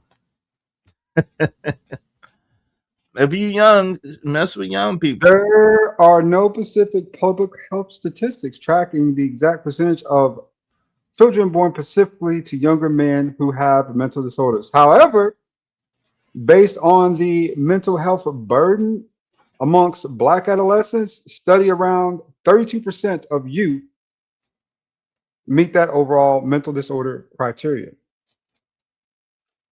So 30%. So youth, they talking about young people, but but that's not saying. Research. Narrative Dialogue said, give me one second. Narrative Dialogue said, I definitely feel as I did when I was 25, and that's no lie. Now, when I'm tired, I rest. My body tells me. Okay, shout out to that. I don't think my cousin is going to like you because you don't want kids. Hey, shout out to that. I understand. Tell your cousin it's gonna be okay. I definitely don't want to have no more kids. Nope. Yo, I think it's cruel. Can I keep it real? Me, myself, person. This is just my thoughts. I think it's cruel to bring a baby into this society in this day and age. Are you serious? I think it's cruel and unusual punishment to bring a child into this society in this day and age. I do not want any children. I would not want to do that to another person, another human being. To bring them into society. I don't want to say it. Say what? Don't say it then. There might be a banana in somebody too. What's that mean? I got 4 children, bro. My joint works well. You sound like I got 2 boys and 2 girls. My joint. Hey, tell I don't want no kids. Bucket 88. Tell your cousin I don't want no children. Shout out to your cousin. Shout out to your cousin. I don't want no more children. My joint works probably too well. I probably could, you know what I'm saying? My joint probably worked too well, but hey, no. Shout out to CJ Brooks, right? You know, saying, what about Nick Cannon? What about Jamie Foxx? Literally just had a baby at 54 years old. That's crazy. Cool? Robert De Niro, is he an ugly animal of a person? Hold on. But Jamie Foxx only has 1 daughter that we know about. I got 2 sons and 2 daughters, so I did my part. I got 4 children that I know about, so I populated the planet. I got 2 sons and 2 daughters. I did 2 by 2. I done did my thing. I had 2 sons and 2 daughters. I did my thing. I planted my flag. I saw, I conquered. I'm done. You know what I'm saying? See, you just got 1 kid, so you might want more. It's okay. I have 4. I done what I was supposed to do. I wish you would have led with this, Izzy, what you saying right now, and I would have understood it better. But you came in kicking old niggas in the platoon. I'm an old nigga. Kicking niggas in the platoon because, oh, you too old, why you won't kidnap? Or what? And then you came with what women would say. No, I did. I talked about the dusty eggs. Women ain't gonna talk about them old dusty eggs. Women don't talk about the old dusty eggs. I talked about the old dusty eggs and the old tired sperm. Yo, you might unsubscribe because you losing fans and quick. Wait, you might unsubscribe because I don't want no kids. What the freak? Shout out to Bucket. No, because you brought out your inner bomb cherry. Because whoa, pause, my brother, pause. Wait, whoa. Wait, whoa, partner, whoa. Pause, man. Nah, nigga. Hell no. Pause, my brother. Pause. Hold up. Did I lose women, or were all the women waiting to have a baby by me? No, were y'all waiting to have babies by me? What's happening here? No, ma'am. Sorry to tell you, no, ma'am. Shout out to KO Black. Oh Lord, was okay. KO in the building. If I was a man, I would have been. I had a vasectomy after at least 45. See, CJ Brooks is feeling me. Shout out to CJ. She's still with me. She's still with me. I would never get a vasectomy though. I'm not cutting shit. Now, CJ, this is Bucket 88. I ain't cutting shit. I'm not cutting. Let the men have it out. Leave CJ. CJ is my partner. Shout out to CJ, but CJ is my partner. Leave CJ alone. Living Humble said, feel free. You not 50 Cent, Izzy. Hey, I'm not getting no vasectomy. I'm not gonna do that. I'm not doing that. Nope. I'm not 50 Cent. You right though, narrative dialogue.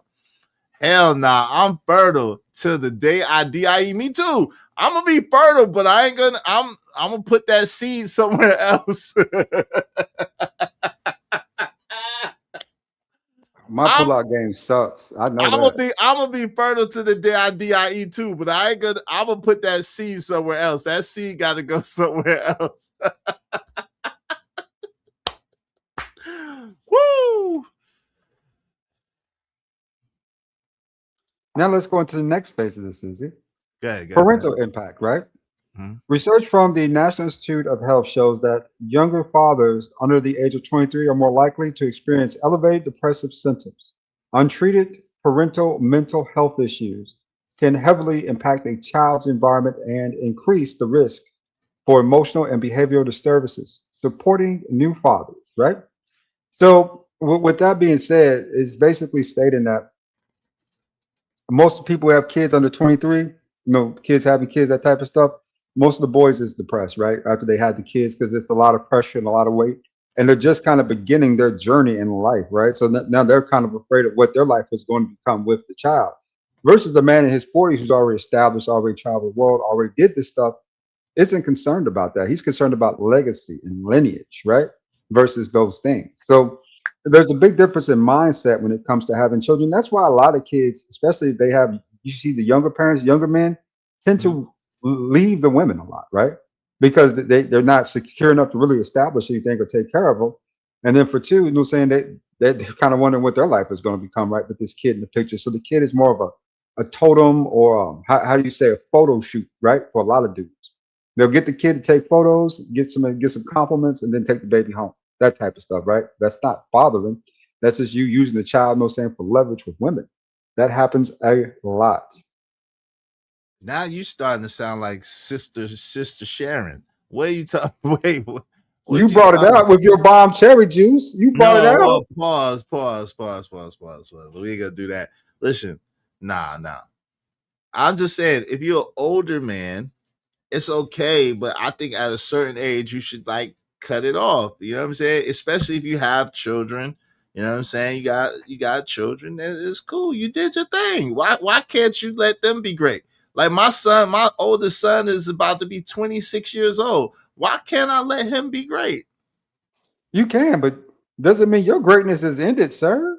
Nah, I'm gonna be great in a different way. I don't have to be great. There you go.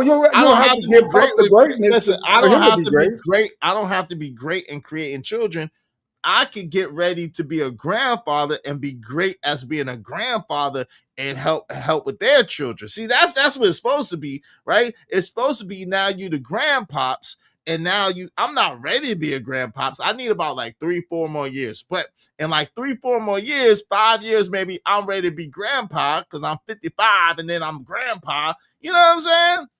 I'm gonna be dressing like a grandpa. I'm gonna be acting like a grandpa. I'm ready to be a grandpa. I ain't trying to be nobody's daddy. You need 5 years of gray area, right? Is what you're saying? Yeah, because then my youngest son will be 18.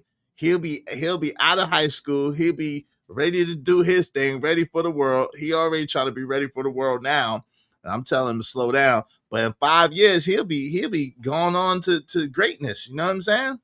So then I'll be ready to jump in, see my grandkids, and jump the hell out and go about my business. You know what I'm saying? Grampy, you know what I mean? Even though I think it's cruel to have kids in this society at this day and age, I think that's cruel. But I do want to be a grandfather one day. You know what I'm saying? Just to experience see the little type my kids with kids. But and they almost out of the danger zone. They made it. You know what I'm saying? None of them got no kids. They 23, 22, 20, they 23. I don't know how old them kids is, but I think they 20. Wait. Shit. There was 2 of them was born in 2000. Okay. So they about to be 26, 24, and 23 respectively right now. That's what they're all about to be. All their birthdays is coming up. So they're about to be 20, 24, 26, and 20, 25, 26, and 23, and 24 respectively. So they're all out of the age. They're all out of the age. They're all out of the age. So they made it. So now I'm free balling right now. You know what I'm saying? I'm free balling right now. Mm-hmm. I'm trying to get to these next 4 years, but hey, if I don't, they already grown people. You know what I'm saying? Facts. I ain't had no teenage pregnancy, so I'm grateful, man. I'm grateful. That's cool. But with that being said, though, right? You raised one family. Mm-hmm. If you dated a woman who had kids, let's say that were 4 or 5 years old, you liked her, mm-hmm. would you consider that? Say that again one more time. You met a woman, you like her, right? She's a great girl. Uh-huh. She just happens to have a child or two, maybe let's say 3 or 4 years old, right? Uh-huh. Would you go for it? Would you buy into it? That's a different thing. I mean, if I was free and single, if I was a free and single man and I met a woman with children and they happen to be young children or they happen to be mid-aged children, it just depends on the relationship. That woman would have to love me a lot and be into me a lot. And it had to be a real connection with them kids. So, yeah. Living Humbly said, what do you mean by cruel? It's cruel. I just think that the way society is, that to bring children into the way society is and the way that society is going, I believe is kind of cruel because shit, your kids is going to have to be extraordinary people to have a decent life, right? Nah. You got yo, hold on, coming up, your kids Living Humbly is good. Like I'm talking about babies, right? Kids like 13 and up maybe got a chance, but I'm talking about like babies, right?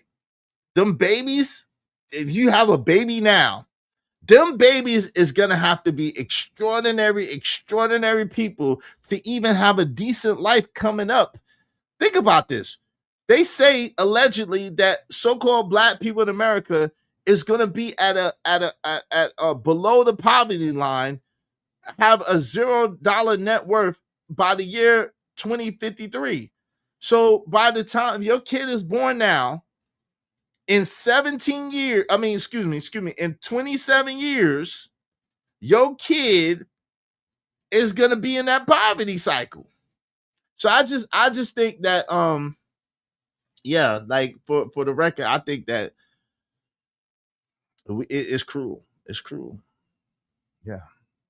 Nah, I'm not as concerned about that. I think I think America will correct itself eventually. It just needs time to figure that out, right? How to do it. Right now, you see some level of correction being done when it comes to some of the original thoughts of America, in modern day, right, under Donald J. I think as time goes along, I think a lot more resetting will occur in society because, like you said, this is not only is it unattainable, but it's unsustainable for most people. Right? Most people are living on pins, needles, eggs, shells, all types of stuff to survive and basically supply a lifestyle they really truly can't afford. That's the point. So you think it's gonna get better? I think it gets worse because before it gets better. It doesn't get better before it gets worse. Because we're driving that. That's the problem. They wouldn't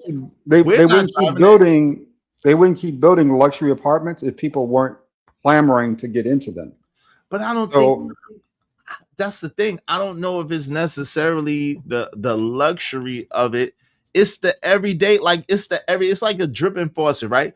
Allegedly, the Grand Canyon was at first water, and eventually it eroded, and eventually eroded until it created the Grand Canyon. So a drop consistently in a single spot would create a hole and create a canyon eventually. And so that's how that is. I just think that eventually, you know what I'm saying? It ain't even the luxuries that get people. Like I said, it's the little things. It's the $10 here, the $30 there, the $8 there, the what there, the do. Eventually that catches up. You know what I'm saying? That's what I think. Yeah, but keep in mind it took over 100,000 years to make the Grand Canyon from those little drops of water. And there was some ocean level there, yeah. So, but let's also call this out though, right? If that is the case, that there's a huge difference between modern cost of living and what people can afford, right? Depending on their lifestyles. Most people live above what they actually can afford for lifestyle, not because there aren't other options available, because these are the preferred options that they desire, right? So I met a girl, what was it, about 3 or 4 years ago, right? Really funny thing. I was out talking to her, whatever. She had gotten to one of the luxury apartments that was down the street from where I was, living at the time, right? Mm-hmm. And I was like, wow, how you like it there? It seems really nice, really cool. She says, I hate it. I said, why do you hate it, Larry? She said, because I paid $3,200 a month in rent for, 2-bedroom, 2-bath. And I'm like, well, don't you? She told me she's working at Waffle House. Mm-hmm. It's like, why would you move into this knowing that you work at Waffle House? That's a lot of young people's thinking, because she liked the apartment. She really felt like it felt like home to her. So she moved into it because of her preferences, right? Not because she actually needed that apartment. And I think a lot of people live that way. People who don't, make below or make a certain amount of money, who really can't afford to be in certain luxury areas, they tend to find themselves there, and they can tend to get into those. But at the end of the day, they can't afford to sustain that for very long, right? But the thing is, it's expensive. And what's up, AR? It's expensive being quote unquote poor or living like So, for example, let's say, for example, she chose an apartment that was going to be $1,200 a month, which is the average apartment in that area. That's going to be in the hood, and then in the hood, she's going to have to carry a certain level of insurance. She's going to have a certain level of you know what I mean, this and that, and this and that, and this and that. So at the end of the day, it's like it costs one way or another. And to me, the truth of the matter is it costs more being broke in America than anything else. If you're broke in America, you pay a lot of money to be broke in America. Your interest rates are higher, your standard of living is lower. Therefore, your food quality is gonna be lower, your air quality, your water quality is gonna be lower, and you're gonna pay for it one way or another. It's very expensive being broke in America. You know what I'm saying? So Very, very expensive. what you're measuring is first world. Keep in mind this isn't second or third world living conditions versus the luxury and expense of basically living a healthier, brighter, more how you say more fluent life, right? In that particular matter, because Sprouts cost money. If I go to Sprouts, I normally spend about $60, $70 on fruits and vegetables. Whole Foods costs money. If I go to Whole Foods, say I want some of the pure kind of was it the pure beef that they have, which is untainted beef, grass fed, 1,000%. I mean, if you're talking about T-bone steaks, they run about $23, $24 a piece, right? In which they would be 12 at Kroger or Walmart. So it conducively, it's based on lifestyle, right? At that point, you know what I'm saying? What I'm purchasing, what I'm buying. If I cut back all that stuff, I guarantee you I could put back probably about $900 a month in a lot of ways, or at least 3 to 4. I'm thinking $400 to $500 a month. Then what would you eat as an alternative? See, that's the thing. What would you eat as an alternative? Kroger, Walmart. And that's still okay. So you're paying that. You're gonna pay that stuff is expensive as well, right? But then not only is that stuff expensive, but the food quality is gonna be less, which medically causes other conditions. So now you got to pay for medicine, you got to pay for doctor bills, you got to pay for emergency visits, you got to pay for this, you got to pay for that. It's a cost. That's what I'm saying. It's a certain cost analysis with living in America. Period. And like I said, if especially if you are like what they call lower middle class and you can't get any government assistance or whatever the case may be, you are paying a premium to just live, and you're living a substandard lifestyle, but you're paying a premium to live that substandard lifestyle. Yeah, but is it a lesser premium than paying for the luxury lifestyle? I mean, if you're talking about long term, like you said, potential medical issues, standard of living, circumstances, right? Environment. Yeah, that all conclusively plays a role, but you can afford a decent, basically, level of living, right? That's the best thing I can think of. You can afford to live a decent life and still not have to overpay for it exponentially, right? I think the word And that where at though? oh, there are plenty of places in Atlanta you can move. I mean, you can move out to Smyrna. You know what I'm saying? Alpharetta, those are all affordable. Yeah, you're gonna be out in the world. Yeah, Alpharetta and Smyrna are one of the most expensive places to live in Georgia. What are you it talking about? depends on, right? If you're talking about Milton out there in Alpharetta, not as expensive. Decent place, lots of places to eat, a lot of places to live. If you're talking about Smyrna, you know what I'm saying, off of 75 out by Dobbins, Vinings area. Now, if you're talking about Vinings, yeah, you're going to pay for the Vinings. But there are plenty of places in Smyrna where you can actually live, right? Get yourself an apartment. I say 1 bedroom, 1 bath, $1,200, $1,300 a month. You know, 2 bedroom, 2 bath, probably about $1,700, $1,800 a month. That's not cheap. That's not cheap. That is cheaper than the $3,200 a month. It's less expensive, but it's not cheap. And then a lot of times you're gonna have to pay for think about this. You're gonna have to pay for travel to get back and forth to work because it's gonna be further out from your job, right? Especially those outskirt places where narratives are talking about. Then you're gonna have to pay the extras because you're gonna have to have homeowners insurance, renters insurance, whatever the case may be. You're going to have to pay extra for your security system, whatever the case may be, because you got to make sure you have a pristine security system. It's a whole bunch of expenses that are going to come according to living wherever you live at, even if you live in a lower tier place, right? So are you gonna spend $1,700 a month in gas? Well, I mean, I don't know. That depends. unless you're driving a Mack truck, I mean, a little Hyundai usually runs you about $40-$50 to fill it up. That's another thing too out here. Not You now. see, you see people in Mercedes, you know what I'm saying? Basically expensive cars, right? You see a lot of those out here, but it'd be the broke niggas who drive that shit. It really do be the broke dudes who be driving like the craziest Mercedes right around here. I mean, they're not the new one. We're not talking 2020, 26, 2027, but you see tons of 2013, 2014 BMWs out here, 2017, 2018 Mercedes out here. You see all that stuff out here, right? Going through parking lots around here. And a lot of these folks go home to, we talking about subpar living at best, right? But you'll see that, you know what I'm saying, SC300 parked in somebody's apartment. That's the baby. That's a baby Benz. That don't cost nothing. Yo, shout out to Coach at through the grade. Said my second great grandpa was 65 when my great grandpa was born. His wife was 32. Wow.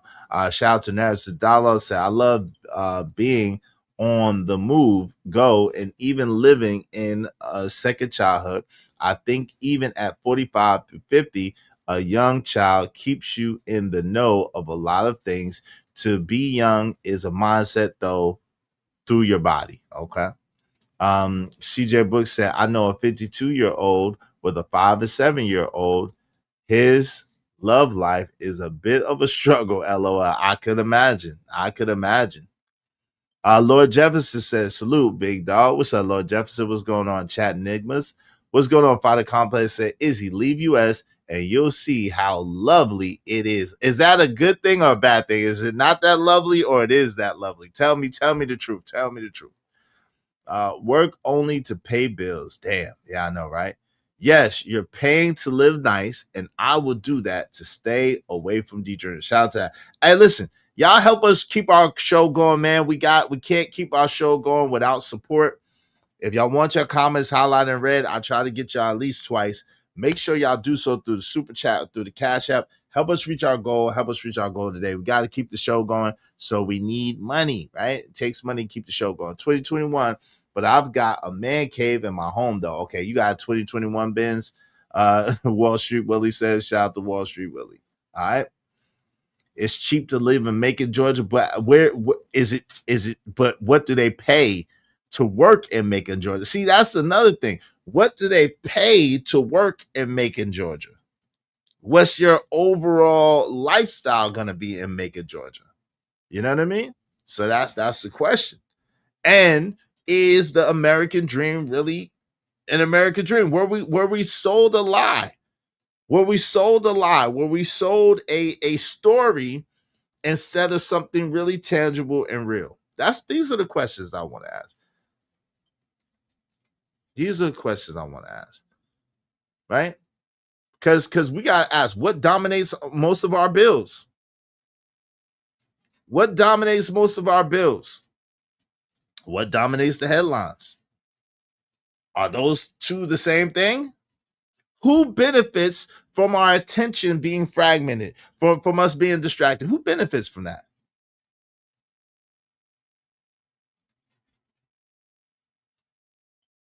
I'm listening, idiots. Benefits, powers that be, man. People in charge. I mean, how many times have you seen and that's the thing too, keep in mind, especially in the last year and a half, 2 years, I've seen a lot of this, right? Where a killer story comes out, something that you think is going to be detrimental to someone, right? You say, oh, wow, this is the end of them. And then something else comes out worse, right? I'll use it's like almost a spirit doing that of some sort. It feels weird. But I give you the case of Ashley Janae, right? Remember what happened to her that day? It was a big deal. Everyone was talking about it, right? Oh, this has got to happen. The next day, you got your boy in Virginia who spazzes out and does something absolutely insane. And a couple of days later down in Tampa, you got another brother who spazzes out and does something crazy, right? It's almost like it's maybe it's in the program, and maybe we all got some Manchurian candidate, but it feels just kind of weird, right? Yeah. But see, that's what I'm saying. Look, TV Trucker said, move to Macon, Macon's affordable. Right. Because there's no jobs in Macon. Look, he said there's no jobs in Macon, Georgia. You just live there, but you can't work there. So it's not. And then, like Lord Jefferson said, you drive 2 hours to get just to have an affordable home. You drive 2 hours to work just to get an affordable home and live 2 hours. That's not living. Come on, man. What kind of life is that? And then gas being the way it is. Everything has a cost and everything has a price, y'all. We got to acknowledge that everything has a cost and everything has its price, right? Because if you're driving, then that's 2 hours, really, depending on traffic. That's 2 hours that you don't have to spend you can't spend to be earning money. AR, what say you, man? Oh shit! What's up? What's good? Hey, Fighter said U.S. is the land of opportunity. Okay. I mean, maybe that's because you haven't lived in Asia. Maybe that's because you haven't lived in Europe. Maybe that's just because you lived in Dominican Republic in here.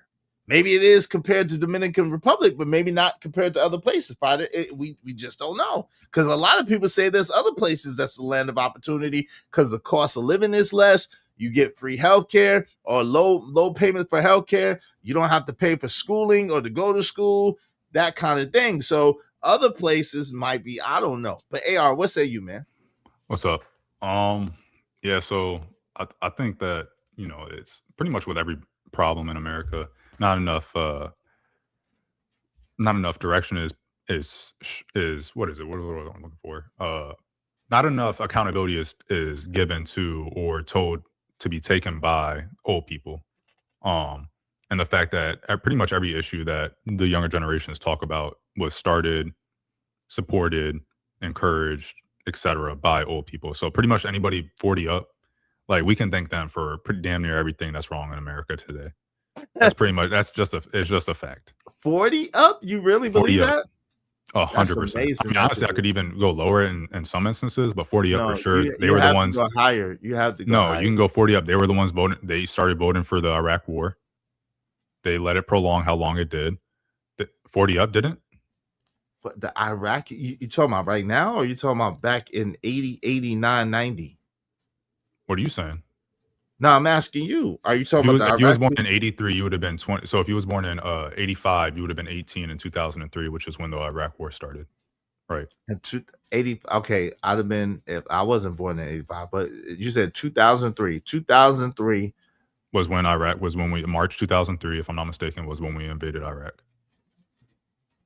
Oh, okay. So, but brother, so you got. Well, hold on, but you got. Oh, I'm not. I didn't even get my spiel out. No, I got you. Give me a second though. Let's go one at a time if you don't mind, and I'm gonna let you finish. But because that particular thing is extra sensitive because what you're failing to remember is 9/11, and so I'm failing to remember it.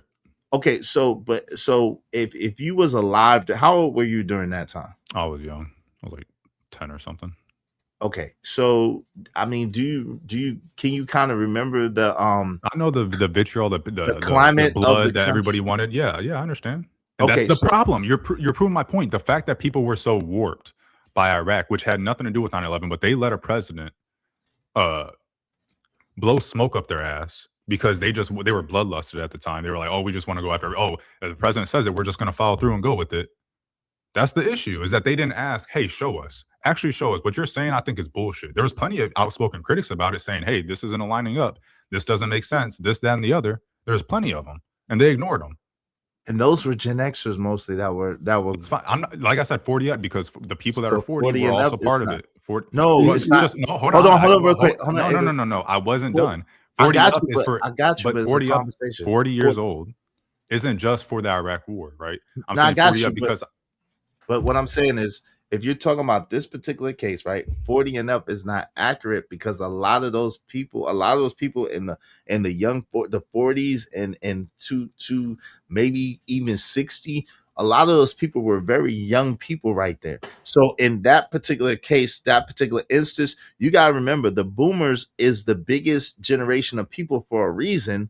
because they have more people. So the boomers would be, so it really would be like 65 and up would probably be an more accurate assessment of Hell the no. people who were making that laws or making the ways, the things that they were. Someone Yes. that's not 60, yeah, someone that's not 60 or 65 would say that because they don't want to be held accountable. Respectfully, It's y'all but you can't be- y'all generation and up have allowed housing prices to go out of control because you guys go to these town council meetings and you say, one, you either don't speak out about the zoning that you have in your area, and so the only thing that can be built in your area is single family homes, which does what?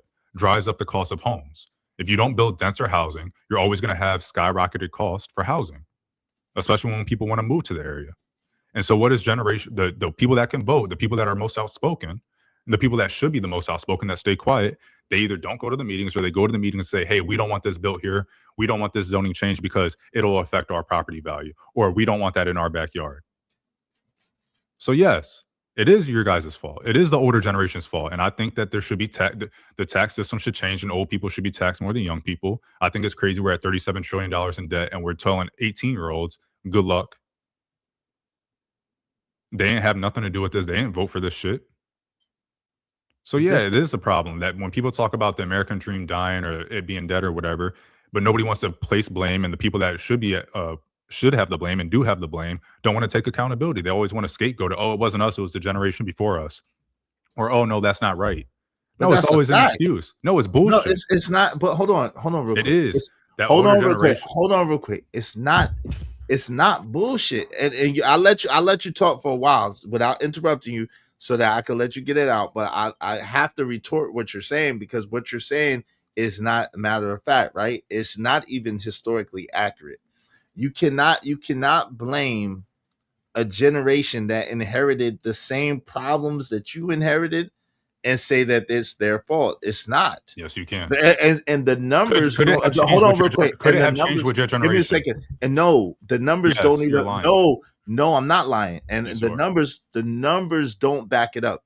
Gen X changed things as much as Gen X could change things. No, they However, what you're not understanding is, and maybe because you were too young at the time, what you don't understand is that the boomer generation never gave over the helm or the legislation or the power to Gen X. They never did that. The boomer generation is the most amount of people that ever existed in America as a generation. They represent the most, and as far as numbers, and they have been the ones who have been in power for the longest and had the helms for the longest. If you look at the age of your average senator, let's go back to 2000. Zoning laws have nothing to do with senators. Hold on real quick. I know that's more of a local thing, but give me a second. If you go to the age of your average senator, if you go to the age of your average governor back in 2003, you could clearly see that none of them were Gen Xers. All of them were boomers. So when you say, and you talk about council meetings and stuff like that, nah, most Gen Xers didn't attend them because most Gen Xers weren't owning homes. They didn't have a home they didn't own a home. Rent is impacted. They were as well. living in apartments. It doesn't matter. Rent is also impacted by that. I'm not saying that's didn't not do your but job. what I'm saying is the legislation. Forward thinking. What I'm saying is the legislation and the policies and procedures that were put in place were not put in place by Gen Xers. So at the end of the day, most of it was not. That's not true. It is true. You can look it up. It's verifiable. No single generation puts in any legislation. Right. It takes a compilation of generations of voters to pass legislation, to vote for the representatives, to pass legislation, whatever you want to go with. My issue is that you cannot sit here and tell me, oh, we knew it was wrong, but we just didn't do nothing about it, and think that I'm going to let you guys get off on that. No, you guys didn't do shit about it. And that's the point, is that sure, maybe the legislation and all these other things was done by baby boomers or the people before them, but what did y'all do? Y'all sat on your hands and didn't do shit. Oh, well, we was in apartments at the time, so we didn't go to the town. Yeah, exactly my point. You're not forward thinking. You let the shit happen. And then the younger generations have issues with and are suffering. And you're just like, well, we didn't have houses back then, so we didn't blah, blah, blah. No, that's bullshit. Y'all not getting off with that. And to say, oh, well, they didn't give it to us. They didn't give us the political power. It's never been given. Political power has always been taken by the next generation. Okay, well, what you're failing to realize is, unlike the younger generation, we have respect for our elders. So we unlike the younger generation, we have respect. We have respect for our elders. So we was not gonna violently take the helm from our elders, because that's the only thing that's taken. You can't. Hold on, time out. Because I let you speak and I didn't interrupt you that time. Give me a second. You cannot outnumber someone who you don't outnumber. See, what you're not understanding is mathematics. Mathematically, it's impossible for Gen X to outvote the boomers. Mathematically, hold on real quick. Mathematically, it was impossible and is impossible for Gen X to wait. It's I have to drop AR. Okay, someone put the other half up because $10 ain't gonna get it. Appreciate you living humbly. Mathematically, it's impossible. Don't appreciate you living humbly. Don't listen to him. Oh, I do appreciate living humbly. We don't appreciate you. Mathematically, on your name. We don't appreciate you, man. Let me just about 104 years old. Let me just finish. Mathematically, it's impossible because the boomers, there's 3 more times boomers than there are Gen Xers on the planet from the beginning. They are the greatest number of generation that ever existed. The boomers are. So you can't mathematically outvote them. You can't. We couldn't outvote them when we were coming of age. Again, it's not one generation. First of all, it's not one generation versus another generation. For one, two, you can maybe make that argument for on the national scale, but we're not talking about national scale. Like I said, zoning is local. Is more local than anything else. And there's plenty of other generations beside the baby boomers and Gen X out there to vote, but that doesn't happen. 3, yes, you can mathematically outvote them because if only, let's say, it's 100 baby boomers and 60% vote, and there's 80% Gen X's and 100% of them vote, you would outvote the baby boomers. So it is possible because not 100% of people vote. So for your generation to not go out and vote in the numbers needed to take the political power doesn't mean that, oh, well, it's the baby boomers' fault. No, it's a lack of accountability. Y'all didn't do what y'all was supposed to do, and y'all let shit slide that shouldn't have slid. So hold on. So let's do this. Let me pull this up, and I'm gonna let my man Wall Street Willie get in here, and then ADS, you got in here as well. Y'all make sure y'all support the show, support the stream. I mean, thank you very much to my living humbly. If y'all want to add to that another $10 to boot AR, it is $10 more to boot. They don't AR. want to boot me. They just talking, man. Hold on, real quick. It's just $10 to boot AR for 15 minutes. Shout out to AR has to go Sigma Boy. Put the $10 up. He said, bye crybaby AR. Dollar Watch said, all you got to do is threaten they benefits. Look, check this out. So who are the oldest Congress members? Okay, 88, 87, 86, 85, 85. Okay. Now, who are the oldest Senate members? 84, 83, 82, 81, 81. All right. What is the average age of Congress? All right. So now the average age of Congress is 57 since the 107th Congress in 2001. Okay. Average age of the Senate. The average age of the Senate is 65 compared to 64 in the previous 118th Congress. This marks a 5-year rise in age, okay? Average age of the House of Representatives is 58 years old to 59 years old, right? So in 2003, if the average age of the House of Representatives in Congress was 57 years old, then those were boomers. Those were not Gen Xers. And that means that like I said, mostly the people in power up until recently has been boomers, bro.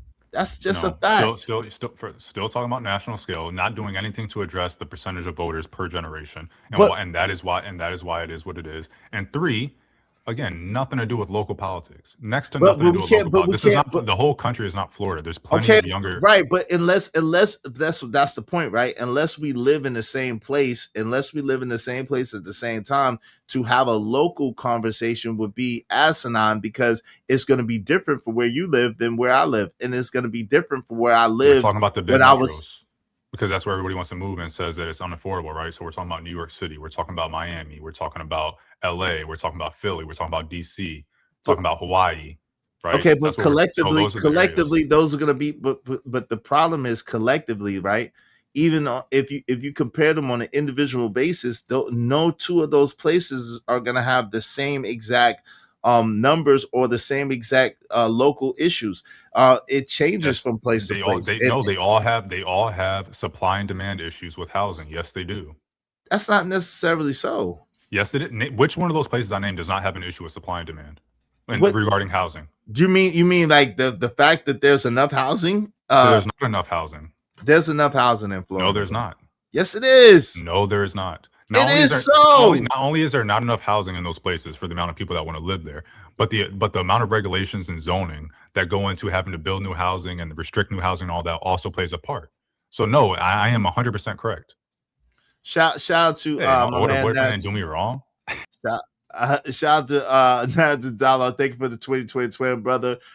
Because of because of Living Humbly and because of Narratives and Dialogues, it is he has 20 minutes in the box. So if y'all want to bring him back, it's $30 because Living Humbly put 10 and my man Narrative Dialogues put 20. Narrative said this man sounds like he had an older boyfriend who really did him wrong. Sounds just like a woman. We are not Gen X. Excuse me. We are not Gen X and we are not boomers, but we are not crying. Bye, AR, or whatever you call yourself. This, us, not the women's. Yo, appreciate it. Drop them. Bye. All right. So if y'all want to bring them back, it's just $30. Appreciate it. Goodbye. Go to Chaotic Truth Show. All right. Thank you very much, my man, Narratives Dialogues. I really appreciate you. Y'all be like Narratives Dialogues and support the show, Support Street. Now, and let my man Wall Street Willie get in here. Let me thank him.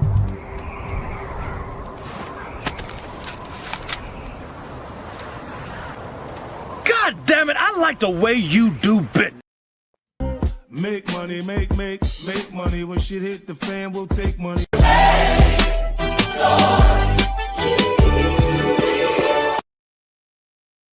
Thank you so kindly. Go ahead, Wall Street Willie. What say you on the subject, bro? Peace, family. So, yeah, it's just the backwards blaming, right? That's problematic for me because every generation has an obligation, right, to help steer what is best for them, right? So there is some value in what AR was saying in terms of, because if you look at it, right, Gen X will probably be the only generation that didn't have a president, right? It's going to go from Biden to Jasmine Crockett. You get what I'm saying? We'll be, our whole age range will be missed in terms of presidential leadership. And that's unfortunate. A lot of it had to do with our culture, right? Our culture was more fight the power and we were, separated from the system. So you can't blame those in play when there was nobody for them to pass the baton to. You get what I'm saying? It wasn't like they were just coveting it. Like we weren't getting involved politically as much as we should. But then that argument does trickle down like to AR's generation as well. Like each generation has a lot of disadvantages and unequivocal advantages, right? So they've got all this information and they can, organize at the touch of a button. You don't even have to go out your house and stand in the cold, right? But they're not doing that. And when they're doing that, they're being goofy. They're voting conservative and they're voting for the redistricting that they say is the problem. That's the reality of this generation. So it's just the rewind looking is kind of corny after a while. It's like, all right, what do you do with that? You take it, you learn from it, and you create a strategy for you to determine how things are going in your generation. Simple. And shout out to Deacon Dave. I can't agree with you that there weren't people that were trying to take the helm. There absolutely were were younger people from Gen X that were trying to take the helm, but boomers kept blocking the way. That absolutely happened. And you're right. And that's what I was trying to get to, that we definitely was fighting racial injustice. And what happened to Rodney King and what happened to Amadou Diallo and what happened to Sean Bell and what happened to, you know what I'm saying, we was Yusuf Hawkins, and we was fighting those type of battles, you know what I'm saying, especially in New York City at that time. But there absolutely were political activists or guys who were trying to get into the political arena. But like I said, the boomers were the main ones blocking it. You remember, listen, C. Dolores Tucker was one of the main enemies of hip hop and the hip hop generation. We were trying to have free speech. We were trying to be able to express ourselves and speak what we thought and speak what we felt. I don't know if you remember, but there was lot of tension between what's my man, what's the lady's name, Waters, Maxine Waters and C. Dolores Tucker and Al Sharpton and Jesse Jackson and all those cats. Those cats were definitely coveting those positions and definitely blocking the way from Gen Xers to be able to get in those positions without question.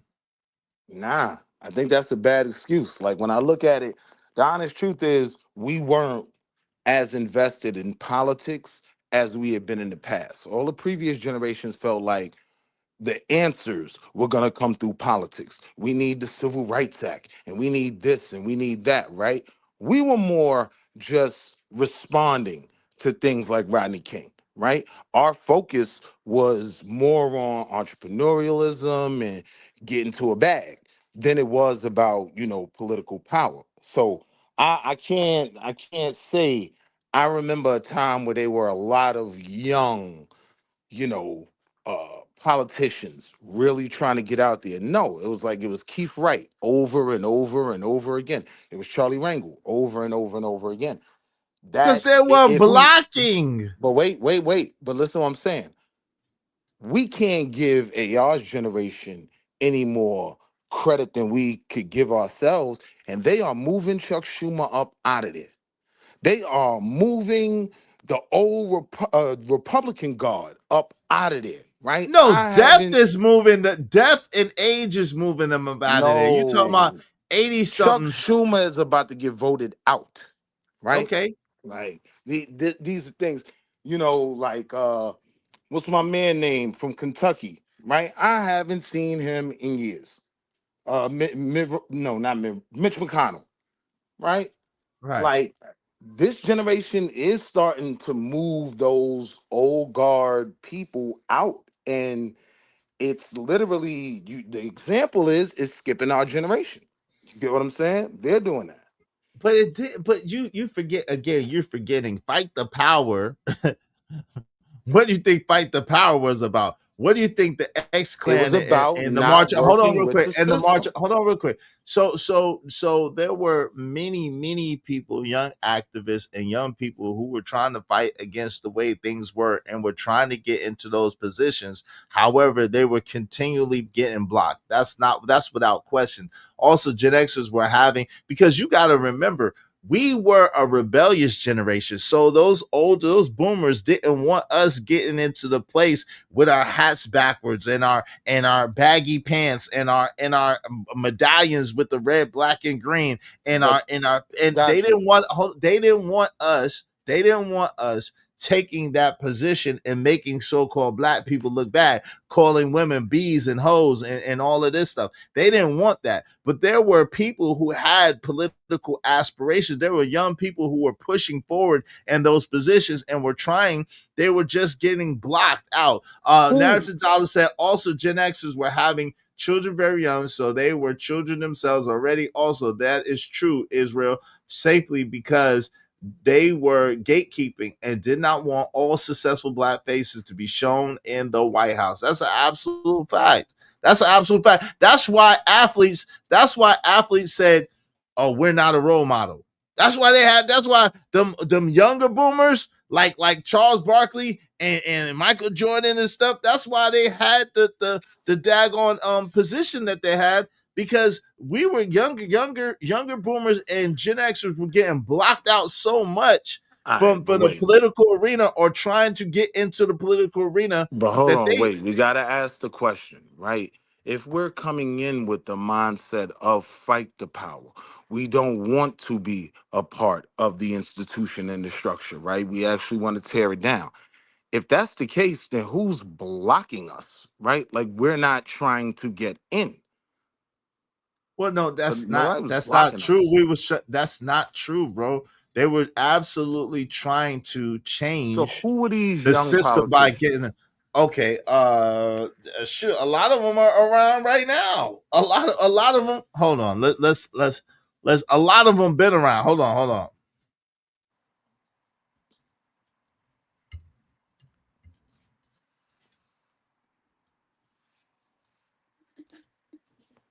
I want to be exact. Because my argument is like that is an honest fact. We weren't trying to be we weren't as politically motivated as the previous generations. Like our generation was one of the first generations that really did start talking that, oh, they let us down, they failed us, right? So now we don't want to be involved in that. And that did us a disservice because yeah, our generation wasn't in control on a level that things could have been more progressive. Guess what? And it benefited us. Cory Booker, Hakeem Jeffries, old girl, Kamala. Hold on. Shoot, what's your man? Mark Lamont Hill, is our age. He never ran for nothing. He was yes he did. I think he ran locally, definitely. Let me see. Hold on. But there were guys who were trying to, women too. What's the sister's name? Sister Soldier was trying to come from a political activism perspective. Absolutely. She was our age. Riza Islam is our age, coming from a political activist perspective. All right, so the question then becomes who was trying to work up through the system? Like who's trying to build those connections in the DNC, in the Congressional Black Caucus, right? And those things. We weren't. Our whole thing was Obviously, at least Cory Booker and Hakeem Jeffries. Obviously, at least Armstrong. What's the brother on the right? Armstrong and what's the Tim Scott. Those brothers are our age, whether we agree with them or not. Those brothers are Gen Xers, and they were successful in coming up, right? But you could only give me a handful of names. Those other names that you were giving me, they were more anti the system, anti the infrastructure, right? no, but They were again, saying that the change. they They was were trying to saying that the go through the change needed ranks to to be more change it. radical. Oh, RZA is in his early 30s. I don't know if RZA is in his early 30s, but you know what I'm saying? Yeah, that Shout out made to me the Ronnie. Gen X's. Like Hold on. he's not. How old is this?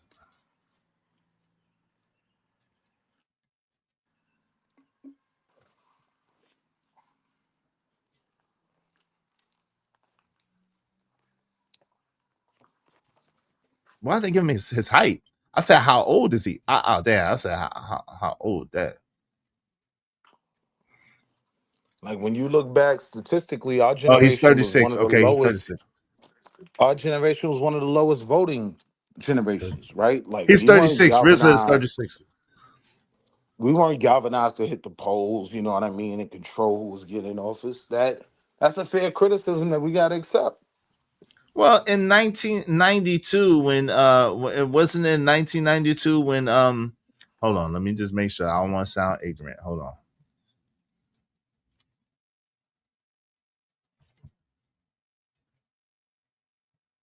Yeah, okay. Yeah. So in 1992, when Bill Clinton was announced to be president of the United States of America, and he was inaugurated in 1993. Black people, you don't remember black people? 1992. In 1992, I was 16 years old. You see, you got again. We got to put it in perspective. Yeah, I'm a Gen Xer, but I'm a younger Gen Xer. So again, we got to put this thing in perspective. In 1992, I was 16 years old. I couldn't vote anyway, right? But and when he ran again in 1996 and was elected and again in 1996 and inaugurated in 1997, you know what I'm saying? A daggone Bill Clinton, right? Then I could vote. But that's what we're talking about. We're talking about in the early 2000s. Shit, I was 20 something years old. I was 20 years old. So as a Gen Xer, yeah, you vote and yeah, you whatchamacallit, but you don't really have an idea. You know what I'm saying? You didn't really have an idea of the scope of the problem. A lot of things we were reactionary to was a good point because of what we saw and what we was being exposed to. At the same time, a lot of those policies and procedures were put in place by our parents. See, you must be 30 something too as well. That's why you saying that. How old are you? I'm an old head too, man. I'm How right old are around the you? corner. I'm right around the corner from How 50. old are you? I'm right around the corner from 50, right? So what I'm Okay. saying is there did become a time where we should have had more political power, right? Those young names, when you go back to, the Iraq war, whatever else, right? Those people should have been, that's when we should have been carving that path. We kind of got skipped over. Our time was led Right. by old people, and now the young That was people are my taking the point. mantle. But that was Yeah, my but point. you're not, Our time was led by older people, but where we disagree is those older people were blocking and gatekeeping the path. They were not passing the mantle. You think that it was because we wasn't interested, and I'm telling you that's not the case. It's because they didn't allow it. They were gatekeeping heavy and stopping, especially because we were a hip hop generation, which hip hop was the rebellious language of that time. Rap, remember, right. hip hop and rap was like an enemy of the daggone black nation. You remember that? The older people couldn't Right. We were stand talking hip about hop. fight the power. We were Right. talking about how we didn't want to be But but involved. but but like someone made a point. Chuck D is a baby boomer. He is not Chuck D is not a Gen Xer. Correct. Chuck D is a Correct. baby boomer. So he's a baby boomer, but he's a baby boomer nonetheless.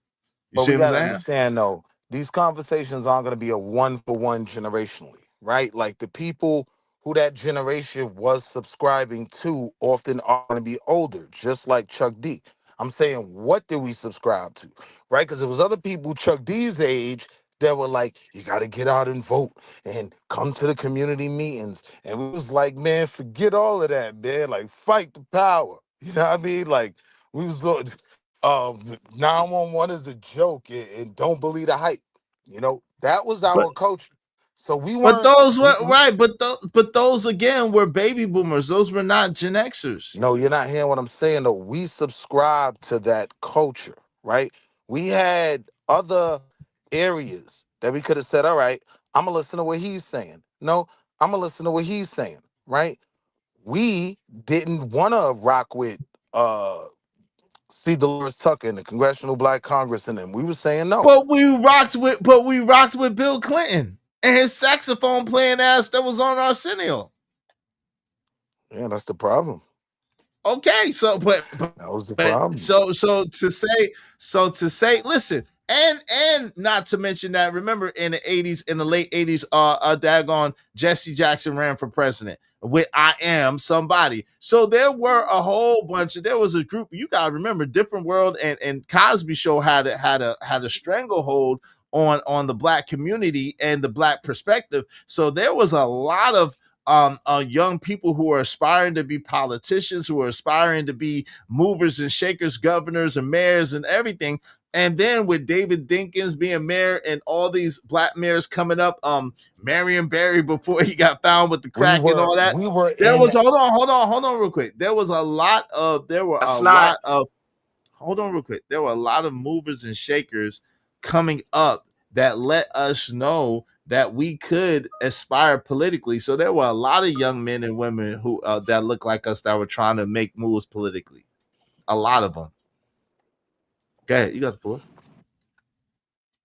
Yeah, I'm saying I don't see any evidence of that, right? Like I'm not getting names, and the ones that I gave were you 3 names already. I gave you Hakeem Jeffries. I gave you Cory Booker. Those Barack Obama. Those people were not just, you know what I'm saying? Those people were not just what you call it. wait, but I'm saying the ones that were actively trying to ingrain themselves in these parties, they were successful in doing it. So it's not like we were as blocked out as you're making it. I don't even think, black political leaders even had the ability to necessarily block us out. Like we got to be What do honest. you mean? That's not true. We chose to say we're gonna be radical. We want to be more like Huey and them. You know what I mean? That was our vibes. We started Now talking about during our we were generation. During our generations, when conversations like Martin was the sellout and he didn't and he failed us. This is when these conversations even start becoming a thing, right? And so that is very indicative of us saying, all right, we're gonna do something different. And then we grew up and realized, damn, we kind of missed the opportunity. We should have been more involved in that space. That's what I thank you, Willie. Taking accountability. Well, but that's not. Hopefully, Izzy can learn from you. Hold on real quick. Hold on real quick. Hold on real quick. Hold on real quick. Hold on real quick. That is not really true, though. The problem is just because he said it and just because he was eloquent in saying it, and I didn't interrupt him, does not make it true. Because again, while he's talking and while he's saying these things, the rambunctiousness and the rebellion side of it was the reason that we was caught out.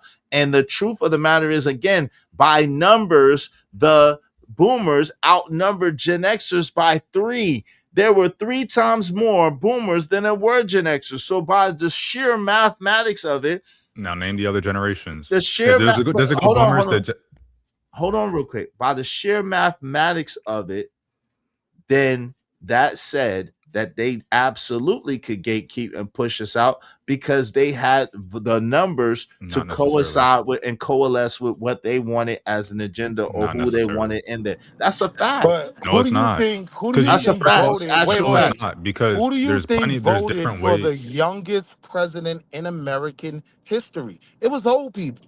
It was people that had never been to a poll in their life, right? That's the point. They wheeled their wheelchairs out there. So I'm saying you're setting it up wrong to say we couldn't have outvoted the baby boomers. We could have appealed to them. No, but with them. that's no, we couldn't have. But that was not take accountability. To not take accountability, you gotta say there was nothing we could do anyway because they just outnumber us. So there's nothing we could do. You can't blame us for anything because there's nothing. No. Hold on, real quick. Hold on, let me just say this. Let me say this real quick. Like more important than that, I'm saying that's just a bad argument because it's not like an us versus them thing. Like you have a lot of progressive older people. Wrong. Hold on, but you're wrong though. It was a us. That's what I'm saying. That's why you're wrong. It was a us versus them. By the nature of hip hop, by the nature of how we moved, how we wore our clothes, how we wore. Let me finish, bro. Let me finish.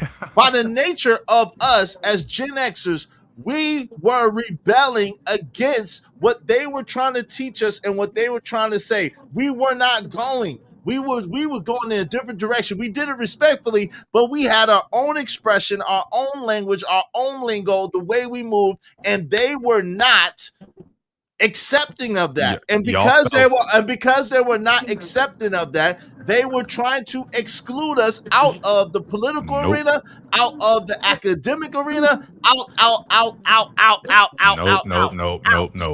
No. That's a fact. That's 100% fact. Y'all fell in line with them. That's 100% fact. Y'all fell in line and y'all allowed this shit to happen. We didn't fall in line with them at all. And again, I still don't understand why you. To them. No, you wasn't, because y'all wasn't voting opposite of them. Y'all was falling in line. Y'all voted right with them with the Iraq War. Y'all voted right with them to bail out the bank. Yes, y'all did. No, we didn't. Y'all voted right with them for everything else. Y'all voted right. Y'all didn't turn zoning codes around. You voted right in line with them. Because we did not have the numbers. We were not voting in their direction. We were not. Most of us were not voting to Wall Street Willie's point. Most of you were not voting. Exactly. That's to the Washington problem. Willis' point. So we weren't voting. So you can't have it, but you can't have it both ways. Either we were voting with them or we were not voting. The ones, yes, you can. The ones that were voting with them, and the other ones that weren't voting is basically silence's agreement. You can't say we were rebelling against them, but you weren't voting. That don't make no sense. We were rebelling against them, but you're not voting. Yo, because you was rebelling because they were voted blocking. and you didn't. No, because they were blocking out our candidates. They were blocking out our representatives. I named 3. Who got blocked out? Yo, bro. Yo, do you know how long it took for Cory Booker to get in office? Do you know how long it took for Hakeem Jeffries to get in office? Do you know how long, even though Barack Obama is a younger boomer, national scale stuff? do you know how long? Not long at all. Okay, but local. Those Hold are on. some of the youngest representatives. And it took long. Right. Shout out to Coach Ferg, a Gen Xer. He said they locked Gen X up the most. That's a fact. Because y'all was a little slow. Y'all was dumb. No, we wasn't dumb. We were smarter. No, we were smarter than. No. That's a lie. Hold on. What did Gen Xers do? That's a lie for the pits of hell. Gen Xers were the smartest. We're definitely smarter than y'all, and we was absolutely smarter than our parents. Not smarter than millennials. We're absolutely smarter than millennials. Y'all niggas don't know your asshole from your nose hole. Okay. What are you talking about? So what did y'all Gen Xers do to convince old people? What did y'all Gen Xers do to convince old people? Hey, what you're doing is wrong. It's steering the country in the wrong way. Since y'all so smart and intelligent, and y'all do all this other bullshit, what did y'all do? So y'all sat on your asses and let it happen. Y'all we some cowards. Are you beat up? We just can't fight back. We was on the front line. Are you stupid? You missed something. We was on the front lines of everything. But Fight the Power wasn't a coward movement. A daggone what we did was nothing coward about it. We changed policies. We changed the social order. How'd you do that? Hold on. We changed policies. We changed the social order because we changed the minds of the people. Hold on real quick. But it took time, though. This is what you failing to realize. And let me complete my thought. We changed policies. We changed social order. We changed the way that the whole world moved, right? And the thing about it was it took time to get there, because any radical idea is first violently opposed, then is mildly opposed, and then later is socially accepted. But that takes time for that to happen. That change takes time. And so as a matter of time, then hip hop began to be the voice of the people overall, not just the voice of a young generation. And as that began to happen, then we began to get more cachet. We got more money than everybody else. We got more money for everybody else. And we got more everything for everybody. So I don't know what you're talking about. What did we do when we was cowards? You wild. Okay, so thank you for proving my point. You don't sit here and say we made more money than everybody else. We did this more than anybody else. We changed policy. We did all this bullshit. Just earlier you were saying, we couldn't do any of that because we was outnumbered. I just said yes. I told my. Zoning is the way it is. Hold on. You got your shit off. Hold on. No. Because you got to. This is the problem with Gen Xers. They don't be held accountable. You got to be accurate. No, you got to be. They don't want to be held accountable. Okay, I don't mind being held accountable for something that I did. Y'all did this. You as a generation. Hold on, real quick. You got to be accurate in what you're saying. That's not my point. What I said was at that particular time, the time when you were talking about politically, we were outnumbered. And we were enemies of the state, basically. We were enemies of society. That's fine. But you just said you changed policy. Because it took, and I'm saying that we did, but it took time. It didn't happen overnight. That's fine. Nothing happens overnight. Policy always takes a while to change. That's fine. Okay, so then you can't blame us for a time you can't blame us for a time. You can't blame us for a time where we didn't have the mantle, when we was being blocked out and pushed out. Even in civil rights, even with the civil rights movement, it took time to go from Reconstruction, from Jim Crow, to being where it is in society. That took time. It's the same thing. It took time for us to be able to. We know it. Okay, so you can't blame us for a time. Yes, I can. Yes, I can. Because how can you blame us when how long has society been anti-nuclear? What? How long? I don't even know what you're talking about. I don't know what that has to do with this conversation. It has a lot to do with the conversation. No, it don't. What are you talking about? Bro, How does that have to anything to do with this conversation? Because you just said you guys changed power. Because right now, if you look at energy, the reason energy and people talking about, oh, energy costs this much, X, Y, and Z, data centers this, data centers that, all this shit. We're behind on the times. We're not able to build nuclear factories. We're not able to keep up with technological progress because of what happened in the past. China is about to build however many nuclear factories, nuclear power plants, right? We're at what, 2 in the past 40 years? And all those restrictions are still in place. So if you guys had forward thinking skills, you would say, hey, this is the cleanest energy, the most powerful, the most efficient energy source we have. Let's change policy to make it less anti-nuclear. That's one. 2, zoning. I'll dumb it down and just talk about zoning. Yeah, because it's not dumbing down, but you talking about nuclear. Come on, man. I'll talk. Well, it's pretty clear. No, it's not. Okay. Zoning regulations. Zoning regulations have been messed up for years. It was foreseen it would just get worse. You're talking about all this policy and bullshit you changed, even though earlier I was bringing up these things and you were like, oh, well, we were just outnumbered. We weren't really voting. We were pushed out, blah, blah, blah, blah. But then you just turn around and say, oh, well, we changed policy. We did this. At that time. And I pointed to another. No, but you can't. No, what you keep doing, and you change all the policy except zoning. What you keep doing, which is absolutely insane, is you keep trying to go from point A to point Z and call it the same thing, and it's not. I'm saying at point A, we were a little faction and we didn't have much motion. We were getting blocked. You were a little faction, but you got policy change, correct? But eventually, as we kept moving forward, as we kept pushing, then yes, you made policy change. But you can't. When did you? Civil rights movement. You brought up 90s. When did policy change? When did y'all make policy change?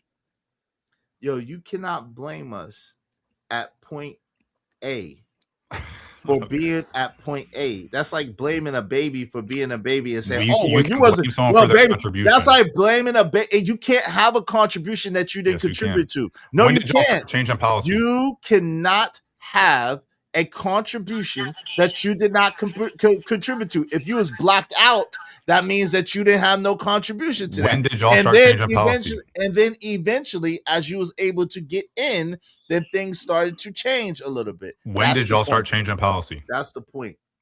Okay, when did y'all start? You said you changed policy, civil rights movement, this stuff. When did you guys start changing policy? See, now you're conflating. Okay, all right, that's fine. When did y'all start changing policy? I'm gonna need you to relax. I am relaxed. Okay, but the way that you're asking me the question. Are you going to answer the question? Let me answer the question. This is my show. I'm asking, are you going to answer the question? This is my show, right? That's fine. If you're not going to answer the question, I'll stop asking it. Okay, I'm not going to answer the question. Okay, that's fine. I won't ask it again. Okay, cool. Point being is you said you guys changed policy. So you guys changed policy, and I'm not denying this. Sure, you guys changed policy. That further strengthens my argument. You guys are strong enough to change policy, but you didn't change policy in these ways. So you can't turn around and say, yeah, we changed policy here. And then I say, well, why didn't you change it over here? And then you go, oh, well, we didn't have the numbers. You had the numbers because you were able to, whether you had the numbers or whether you had the influence, you had one or the other. So you were able to change policy in one way. You should have changed it in other ways too. That's not. But you didn't because you went in line with it.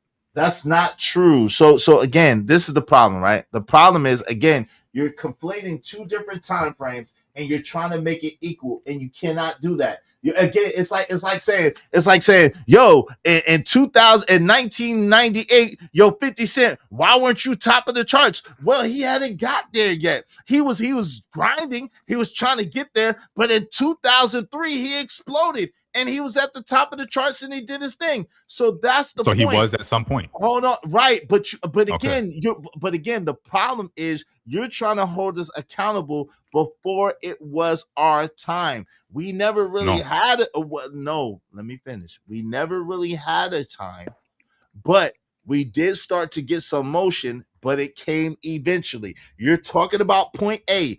Point A, we didn't have any motion.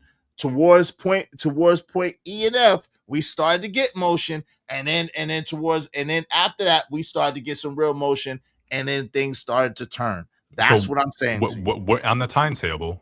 When did you guys have motion? If you really want to be honest, probably when we started to really get motion was probably around 2010, around, you know what I'm That's saying? fine. 16 years After the ago. market crash, whatever, we started to get some motion. We started to get some motion. We started to get taken more seriously. We started to get recognized more around 2010. If you want to be real, okay, then we can go with 2010.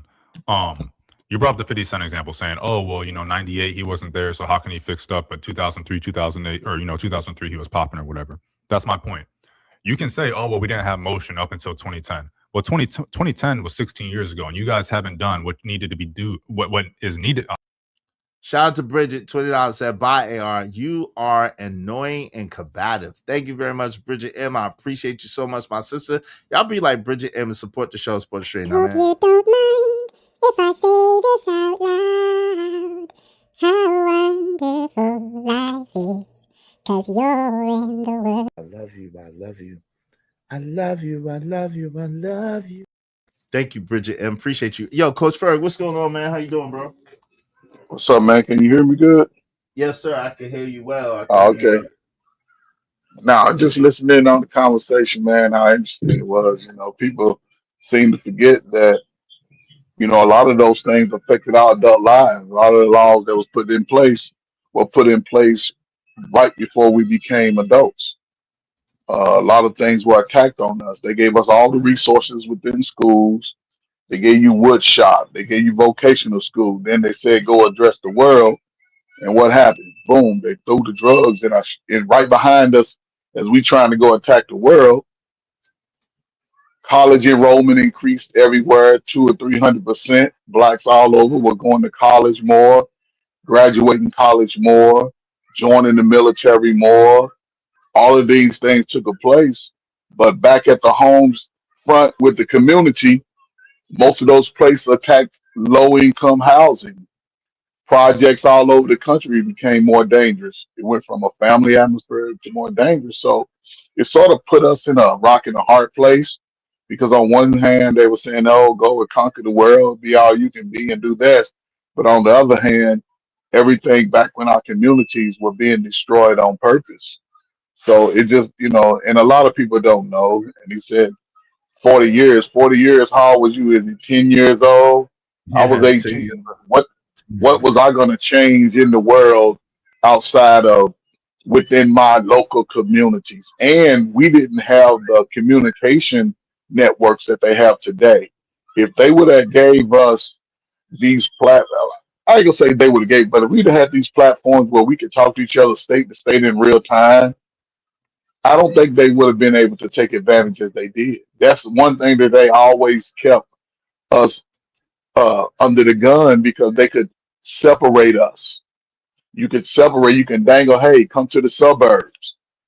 Even now, they regentrifying your community. They making all these suburban homes look attractive, and all the white folk are moving to the city.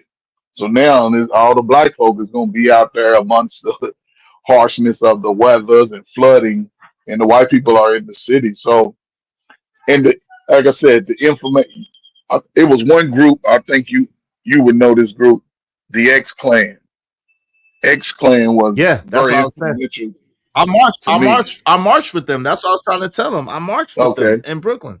Yeah, they was influential to me. I still listen to their music, and they X them out real quick. They saw how Generation X was progressing fast. We went into the job market with a bang. Gen X were the most innovative. We didn't rely on our parents to do things for us a lot, especially once you was 14, 15. It was like you was pretty much left on your own. And what do you do to a group of young people who say, when you say, hey, you want to make a whole lot of money? However, you're going to sell this to your neighborhood, to your mothers and fathers and uncles. You're going to sell it to them. Then, by the way, while you selling, we're going to lock you up. We're going to take away the probably the best time of your life when you were a young adult. It's so many people getting out of the jail system today as grown men that can't get that time back. They understood exactly what was happening. Coach Ferg, that's the thing, right? Yeah, I'm sorry. As we was becoming adults, as we was becoming adults, like you said, they was enforcing the prison to the school to prison Pipeline to pipeline prison. Yeah. in full effect, right? The Yes. 94 crime bill in 94. I was still in high school in 94. I wasn't even Yes. able to vote. I was still in high school in 94. I was 18 years old, about to be 18 years old in 1994. So Yes. at the end of the day, it's crazy that they make it seem as if we're trying to be a victim. We're not talking about victim talk, Miss Sherry. We're just No. telling you what it is. He came at me and said, well, y'all generation 40 and up, y'all didn't do this, y'all didn't do that. That's not an accurate assumption when it comes to political and politics. That's not an accurate assumption. If you said crack, there's nothing I can say about that. Yeah, you're right. We was slinging the crack. If you said hip hop and rap and the detriment that rap did to, I can say, yeah, you're right. It went left. If you say gang banging and gang violence, I gotta say, yeah, you're right. But to put the political stuff on us too, when we was being blocked out of politics, that's not cool or fair. I was there. I know. Those policies and the things that they put in place was so detrimental to us as a generation coming up. Like a lot of people are just now getting on their feet. A lot of people are just now getting their legs ahead of them from back then. So it's like, yo, I'm not making no excuses. I'm just telling you what it is. Yeah, Coach Ferg, what say you, man? No, I mean you hitting it right on. And listen, I was graduating high school in 1986. They had already told us 1 in 4 of us was going to make it. Dang. 1 in 4. Most people didn't believe it because we had wood shop, we had vocational schools. We were coming out. We know how to do almost everything by ourselves. We applied for jobs by ourselves. We created this rap music and started scratching. We started the 3-on-3 basketball in our neighborhood. All of these things that they're using today. What is that? We had hopscotch. We had jacks. We had almost everything we did was without an adult. We figured it out. We made go-karts out of wood. Kids. Yes, we did everything. And it wasn't even, and we didn't even look at it as a punishment. We understood mama gotta work, daddy gotta work, but they gave me a responsibility. And most tried to overcome that regardless, because as they became an adult, what did the system do? They started locking brothers out. They started locking brothers out with all of these. We created the Shade Tree Mechanic because dudes couldn't get in some of these places just because they was black, just because they didn't go to college. So it's and our kids, and like I said all the time, the 80s, especially towards the late, we the baby daddy, baby mama generation. We are that generation. Our kids today, because we sort of got away from the I guess sort of the lifestyles that our parents gave us. Our kids are the laziest, most complaining, non-ambition. They struggle with emotions. Their esteem is bad. They overweight. They don't do anything to push the needle forward. They just look at their parents and say, "You didn't teach me. What the hell was you doing in school every day?" My parents didn't never work with me in multiplications. I had to learn it up to 12. My parents didn't sit down and read with me. You had a reading circle where you sat around and listened to everybody a little slow reading until a couple of weeks in. Now everybody reading up to grade level. Now the kids that are taught today, they're deficient in almost everything across the board based off their parents of today, not the grandparent. And people see, and it's crazy. We all have went through it in our different stages. We've all been through it. That's why now with the information, they can say, hey, because it wasn't given access to us. A lot of these empowerment things about people wasn't given access to it. And they shut down anybody who was saying, hey, black people, we can be better. Right. We can be better.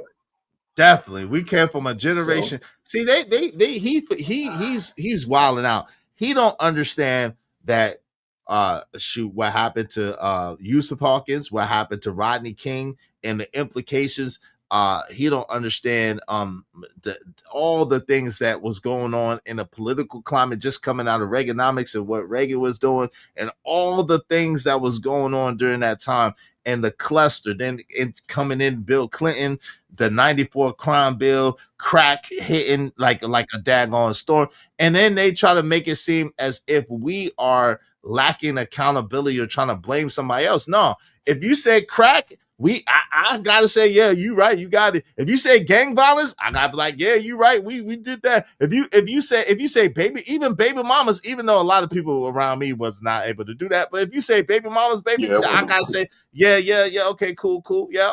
But you can't put everything on us. Like y'all want to put everything on us. It don't make sense. Yeah, we're battle tested. Gen X represent. Shout out to that. Let me read this real quick before I put the thing on it. Put Miss Sherry on. So Hillary was the first black first lady because she carried hot sauce in her purse. No. Shout out to Irby Fatal said, Izzy, so is GOAT when it comes to rap, Pac or Biggie. I like both. Shout out to both of them. Rest in peace to both of them. Izzy, your gray is about to take over, old man. Hey, it is what it is. I earned it. I earned every bit of this gray hair that I got. Shout out to Nigel Dollar said this man does not understand a damn thing. He's half black and want to blame the black community. This is what happens when your mother is not black and your daddy is not really active in your life. God, dog, shit. I'm sorry, AR. I didn't mean to read that. Because you're not eating soul food, you've been eating soul food, not Ruth Chris. What? Ronnie said, facts. He believed the way he believes Israel because he don't believe in black society. And that's just the whole point. You got to understand his mother is white, his daddy is black, and wasn't in his life. Oh, well, damn. Shout out to American Tradesman. What's up? Black people in America moved the needle during apartheid. That too. We forgot about apartheid. I didn't even mention apartheid and all that was going on. Come on, man. We shut down Tropicana. We shut down all kinds of people. Just, man, y'all bugging out. Now Jadala said, I don't see why y'all let people like this come up and do this. Hey, because it's America. It's a free place, free speech.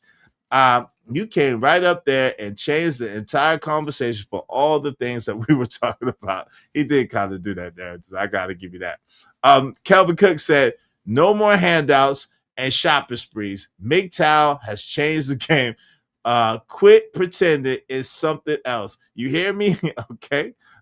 Whatever. Bucket 88 said, we have vocational school, all good. We battled, tested, Gen X represent. That's a fact. He said, such a feminine dude. He said, this is exactly what he does. I just looked at this man's channel. He's a troll. I mean, right over here to distract what we were talking about, and it worked. Here comes another distractor. Y'all get ready. Shout out to Miss Sherry is in the house. Sherry Berry, welcome to the show. Here comes another distractor. I'm not distracting you. All I was saying in the chat is that the people you were naming were actually considered boomers. Chuck D will be considered a boomer. He's 65. Yes, he's a younger boomer. I said Cory Booker and Hakeem Jeffries, which are Gen Xers. Well, one of them ain't, but I'll let you look it up. Both of them are. Chad PSD. One of them is 57 and one of them is 53. Both of them are Gen Xers. Okay, all I was saying was when you was naming the drug area, you was born in the 90s. You just admitted. I wasn't born in no 90s. The 80s, you had to be 80 or 90. I wasn't born in the 80s, and I was born in the 70s. I was born in the late 70s. What are you talking about? No, you wasn't. You said how you gonna tell me? Do you see this gray in my hair? Do you see? Hold on. You see this? You see this? Hold on. Do you see this banner that says back in 76 right up there? I was born in 76. What are you talking about? So you gonna tell me you in your 50s? I'm 50. I just turned 50. You see the balloons? It's 50 up there. I Oh, just turned you still a baby. You still a baby. Look, But what I was saying was, I still got my streamers. Hello 50, 1976. you was born in 70. Wait, yeah, I was that born in 76. I'm 50. I just turned 50 years old. better make it 50. Now I'm But 60. what I was saying was, you're talking about the drug dealing era. No, the real drug dealing era, that was Frank Lucas. That was Freeway Ricky Ross. How old are they? How old are they? Frank Lucas was a silent generation of Rick Ross was slanging in the 90s. Yeah, I think Rick Ross was a real Rick Ross. He's Freeway he's a Ricky, I baby think is boomer. Yeah, No, baby he's a boomer. Yeah, baby yeah, he's boomer. a He baby just boomer. said that. He just said that. A baby boomer. Yeah. Oh, okay. I thought I had to argue. I'll get down and go back to Yeah, you ain't got to argue. We ain't got to argue about that. But AR was trying to say politically. See, if I'll you be back, said man. no doubt. If you say crack, we got to give you that. If you say gang violence, we got to give you that. If you say hip hop and even the negative aspect of hip hop or misogyny or talking bad about women, calling them bees and hoes, we got to accept all of that, right? But if you try to go to political too, no, politically. No, older men Hold did that. on. All right. If you try to go politically too and try to put it on Gen X, you can't put politically on Gen X. We didn't make it the way it was. We didn't get an opportunity. That's all I was saying. I'm not trying to flee accountability. I'm not trying to say that we did everything perfect and we was right. No, we wasn't. And all I'm arguing is, where did AR go wrong when he said the younger people, we looked up to money. We was trying to get to the bag. We learned what investment and stuff like that was. Where did he go wrong? Well, he didn't go wrong with that. Where he was wrong is he's trying to say politically we didn't try to make any changes, and that's not true. The problem is that there were much more boomers than there were Gen Xers, and so we got outvoted and we got kept out of the political arena, and that's why we expressed ourselves through hip hop and expressed ourselves on a street level, because we were being held out of a lot of things, and so we were known as a rebellious generation for the simple fact that we was being held out of things, so we created our own stuff. That's how that went. So that's what I was giving them pushback on. That's the only thing I was giving them pushback on. Well, I'll go with you on the rebellious generation, but if he was saying, hey, we rebelled, y'all both was kind of saying the same thing, just in different ways. Because all he was saying is, and you kept saying, the older generation held us back. How did we hold y'all back if y'all was rebellious? Well, that's why. Well, let me tell you, that's why the rebellion came from the fact that boomers, because of they was like a lot of the boomers then were in their 40s and 50s, and they were holding those positions and they were holding strong to those positions. They were not trying to allow these loud, brazen, big boombox carrying, baggy jeans wearing, slang talking kids in the political arena. And so because of that, we did our own thing and we expressed ourselves our own way and we stood true to that. So that's how it was. It was a clash. Auntie Sherry, it was a clash between boomers and Gen Xers. I'm gonna play fair with you. I'm gonna play fair because I think you. Okay, who was the man that said, "Don't push me.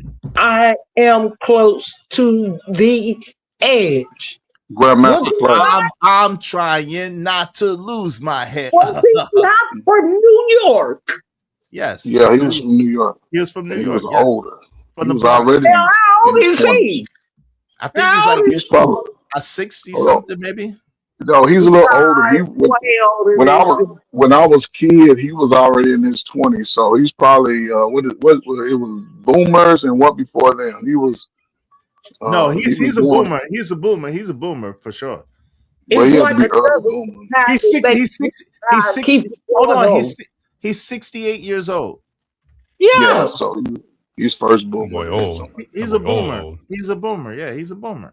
And so that's where the rebellious area started. If we being real, every generation That's after all we the been generation before them has been saying. rebellious. They ain't special to Gen Xers. But really, okay, you say rebellious, right? But Gen X still would stay within the law. Most stay within the law. Most didn't break. What was rebellious was the music, the way that we were independent. Most Gen Xers could go places independently. We didn't need mama or daddy to take us. We found our own ride. Matter of fact, we created our own ride. We built things without instructions. And this is the thing, as we became parents, again, most baby mama men over the last 40 years, they be and complain about everything about their life because they mama told them about the men.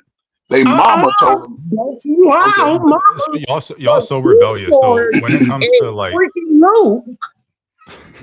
when it What comes was to that? like I'm sorry. the American dream and whatnot, you know. Don't you Historically lie, speaking, your you mama. Your mamas didn't do nothing. One second, Miss Sherry. One second. when you look Okay. at it like historically and whatnot, you're gonna see a bunch of I answer Bridget. It's because it makes me feel better. That's why y'all haters. All right. It makes me feel better in my heart that I ain't wrong. Historically speaking, when you look at it, the American dream is about people leaving a place where they used to be and setting up shop somewhere else with little to no help, essentially, right? It's like wherever you go, you can make it, blah, blah, blah, blah, blah. And when you fast forward and people talk about the American dream being dead or whatever, because everybody wants to live in these cities that have already been built up. They don't want to go into these small areas where you guys talked about a little bit earlier, like, oh, you have a rural town where maybe you can get a house for 80,000, 40,000, whatever it may be, but there's no amenities. There's no this, that, and the other. Well, when their American dream took off, that's how life was. They would move to the West. There wasn't shit there. They had to build it up, right? And so if y'all was really that rebellious, y'all would have moved out of the cities and built up these smaller towns and provided amenities there and did all this shit. But a lot of y'all stayed in the same areas that y'all grew up in. Y'all suckled on the teat of the boomers and then complain about them later on. No, that we is the didn't, case. though. But That that's people- not the case. a lot of people, yes, it is. No, it's not. Most of the Gen Xers move. No, that's not true. See, I don't know who you know what you're talking All about. right, man. Like most of the Gen Xers moved out of where they lived at. I don't know what you're talking To about. other Most- big cities, sure. They No, moved not to other big yes. cities. Yes. I moved from New York to North Carolina. I know. Other I've major said, cities. Other hold major on. cities. No, but that's not a major city compared to where I'm from. But listen, Yeah, hold on New real York. quick. There's I wasn't many, done talking. There's many. Real quick, give me a second. There's many guys that I seen in North Carolina from New York that I knew in New York, and they were in North Carolina. North Carolina was not a major city, especially when I moved there. It was not a major city where I was at in North Carolina. It was the Where country. was you at in North Carolina? I was in Garner. When I first moved to North Carolina, I was in Garner, and then I moved to right next Raleigh. to Raleigh. That's literally Yeah, I 2 moved to minutes from Raleigh. Okay, Right, it's the I same moved to shit. It's Raleigh. still Wake It's fun. County. Nah, Garner is not Wake County. Yes, it is. Garner is not Wake County. Yes, it is. Maybe it splits, but definitely at least part of Garner is Wake County. I can guarantee you. But to my point, yeah, maybe it's not New York City major, but it's still a major city. It still has those amenities. It still has. It's not like you move somewhere where you had to drive 20 minutes to a grocery store or 30 minutes to a grocery store. You didn't have public water. You didn't have public sewage. You didn't have electricity, or not electricity, but. And I know it is. I live around here. I know what my city is around. So you sound like you went to. I went to Cary. You sound like you're a Cary guy. I went to Cary High. I've lived in Cary before. I went to Cary Cary is High. nice. I Yeah, love I went to Cary High. It's But- the but- best food. Honestly, the best food in the Raleigh area, surprisingly.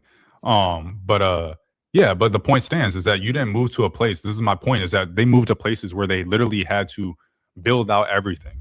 You went from a metropolis to a major city. Raleigh is still the capital. It's not like right, Charlotte. it's the but capital, but it it's not- still has public water. You still have sewage. You still have all these things that you would expect. The amenities. You didn't have. Every place in America has that. What are you talking they about? don't. Most of the places, no, they don't. You can go. You can look. 90% No, of no, they 95% of places that's inhabited with people have that, bro. What are you talking inhabited about? with people. That's the point. Is that you? And first of all, one, that's not true. It's not 95%. It's nowhere near 95%. You can go 20 minutes Yes. outside of Raleigh. You can go 20 minutes outside of Raleigh right now, and you're going to be on septic. But I mean, okay, well, what I mean, but still, even That's Clayton. different. I don't want to deal with. so Well, I even- want to even- deal with that shit. Okay, but let's go to Zebulon. So you from the area, you know. So Septic if, is septic, yeah, if we not go to if you're septic Zebulon, is if we Zebulon. go to Clayton, if you go to Johnson out there, septic, Johnson septic. County, Selma out there, whatever the case Septic. may be. Right, but still, it's still the same thing. Like Nightdale, That's all not. that shit. All that shit, Nightdale. Come on, you telling me that's not the same as Raleigh? Get out of here. Nowadays, no, it is. I thought, no, but Selma and Nowadays it Johnston, yeah, Nightdale, yeah, but Selma, Johnston County, that area, no, it's not. Yo, come on, man. Clayton and stuff like that. Now, Clayton even Apex and Holly Springs, all of that stuff. But see, this is what I'm saying. When We're I getting too first- specific. Hold on, I know, but listen. It's when just gonna I- drag, like but people aren't gonna know what we're talking No, about. I know, but listen. The point that I'm making is when I first moved out there, all of that shit was country. All of it was woods. All of it was I know, country and I Raleigh understand. and all of that. Were So you- it wasn't like Were you it wasn't like I were you moved from septic one when you main. moved out? Yes. Garner had septic. Yes, Garner. Where had you septic. were? No, where you? What your the house Yes. you were in? Were you on septic or were you on public? Yes, I Was was all on your septic. what? Did you have public water? And we had well water where I lived at in I mean, Garner. Yeah. I'm sorry, public sewage. No, I mean, I don't. Yeah, I was too young to know that, but Okay, I'm all saying I know we had well water, and it was. Yeah, the point being is that you're not everybody else, right? Most people that move out of a major city don't go to a rural area. That's just not the case. Like you have to have for people that move out of major cities to go to a rural area. Typically, they have money because they want land, and they want to. They have they want a farm. They want to plant. No, but you're forgetting they have plants and all family, sorts. or they got family and air property and family that lived on that That's what I'm place. saying. But Because most people really, my don't have family's from Rocky Mountain, North Carolina. Like a lot of my family's from Rocky Mountain, and that's kind of country. Shout out to my family in Yeah, Rocky it is. Mountain. A little That's ghetto kind over of too. country, right? That's country, but it's ghetto now. But back then it used to just be black families. You know what I'm saying? Families out there. So Yeah, you but know that's what I'm my saying? point. Is that's not your case is not the majority of people. It's not even close to the majority of people where they got family that has land that they can move to. But what you, my man, how old are you? First of all, how old are you, man? So I can get a perspective. 33 this year. Oh, okay. Well, you could be my son. Just Yeah, to y'all put it in old perspective. You could be my son. You right? can't be my son though. By the way, Yeah. You're I mean, 17 is not I too mean, young to no, have a kid. I could be your older brother. I cannot be your We went over father. this. 17 is not too old to have. It's not too young to 17, have I a didn't kid. have no kids. I could be Yeah, I your ain't had no older brother, I can't kids, be your man. father. I have no Okay, kids. well, I'm at just 17. saying 17 is not too young to have kids. You could, in theory, But yes, it is. Yes, it is. See, y'all are tripping. yes, it is. But my you mom, missed. my mom was 16. Exactly. Your mom was your mom was a Gen Xer. We had the freedoms that no other generation had. We could go anywhere, and as teenagers, we was like rabbits outside. And people don't want to be real. And that's the thing. I'm glad that as teenagers, Gen Xers, when we liked you, y'all mamas was giving up the cheeks, y'all aunties was giving up the cheeks. They was outside. So they ran into dudes like today that y'all complain about. That dude that ain't really ready to commit, but he got that look that she liked. She gave it up. And those are the hard conversations. And instead of saying that, hey, we was just effing in the back seat of the Jeep. So it wasn't no commitment, but your daddy ain't shit because he left. He didn't stick around, but he lived 2 states away. He wasn't even in a relationship with the parents anyway. This is Gen X. We had the revolution part 2, because again, they gave us sex education. And once we knew that we can get some condoms, believe me, the women, the abortion rate increased high because deletion, baby deletion. I'm sorry, yeah, the delete. But what I'm saying is, even that, they tricked us with everything. They gave us all the resources to go conquer the world. And then we got out there, they start locking people out. No. Women, go to college. If you're locked out, isn't this what a whole bunch of black YouTubers talk about? Oh, bring segregation back because integration was a mistake and all this shit. If you're locked out, move somewhere else and you can build your own shit there. That's But my they point. don't Y'all know. really They weren't don't rebellious know. like that. Y'all really wasn't about But that. but again, you still misunderstand because they was redlining right when we was adults. They was telling us places we couldn't go. They wouldn't give us the loans. They wouldn't. We could get a $50,000 They school. wasn't giving black people or Gen Xers. Gen X, mostly black people. black people. Yeah, exactly. Okay, all right. Black Well, Gen yeah, X was I what. can, I'm not gonna disagree about redlining and how, stuff it's like black. that. But if we talking about But Gen that X, was right when we was young adults, though. Right when blacks was young that adults. redlining, the loan stuff was a lot of that had to do with moving into affluent areas, not moving to some rural area. No, it was everywhere, bro. It wasn't just Man, it was everywhere. It was not only everywhere. that. It was Sure, everywhere. I'm not Hold saying on, it AR, was. because it was the banks. It was it was especially with the banks and certain banks in particular, but it was everywhere. So what happened was they wouldn't even let you get a loan. You couldn't even get. Even today, is some places that you can't get a loan if you're black. And as They I was just saying, have a suit about it. Good. In rural areas, you may not even need a loan. How you gonna get a cheap? But you got to get the land, bro. There's a lot of cheap. No, you don't. There's house. All right.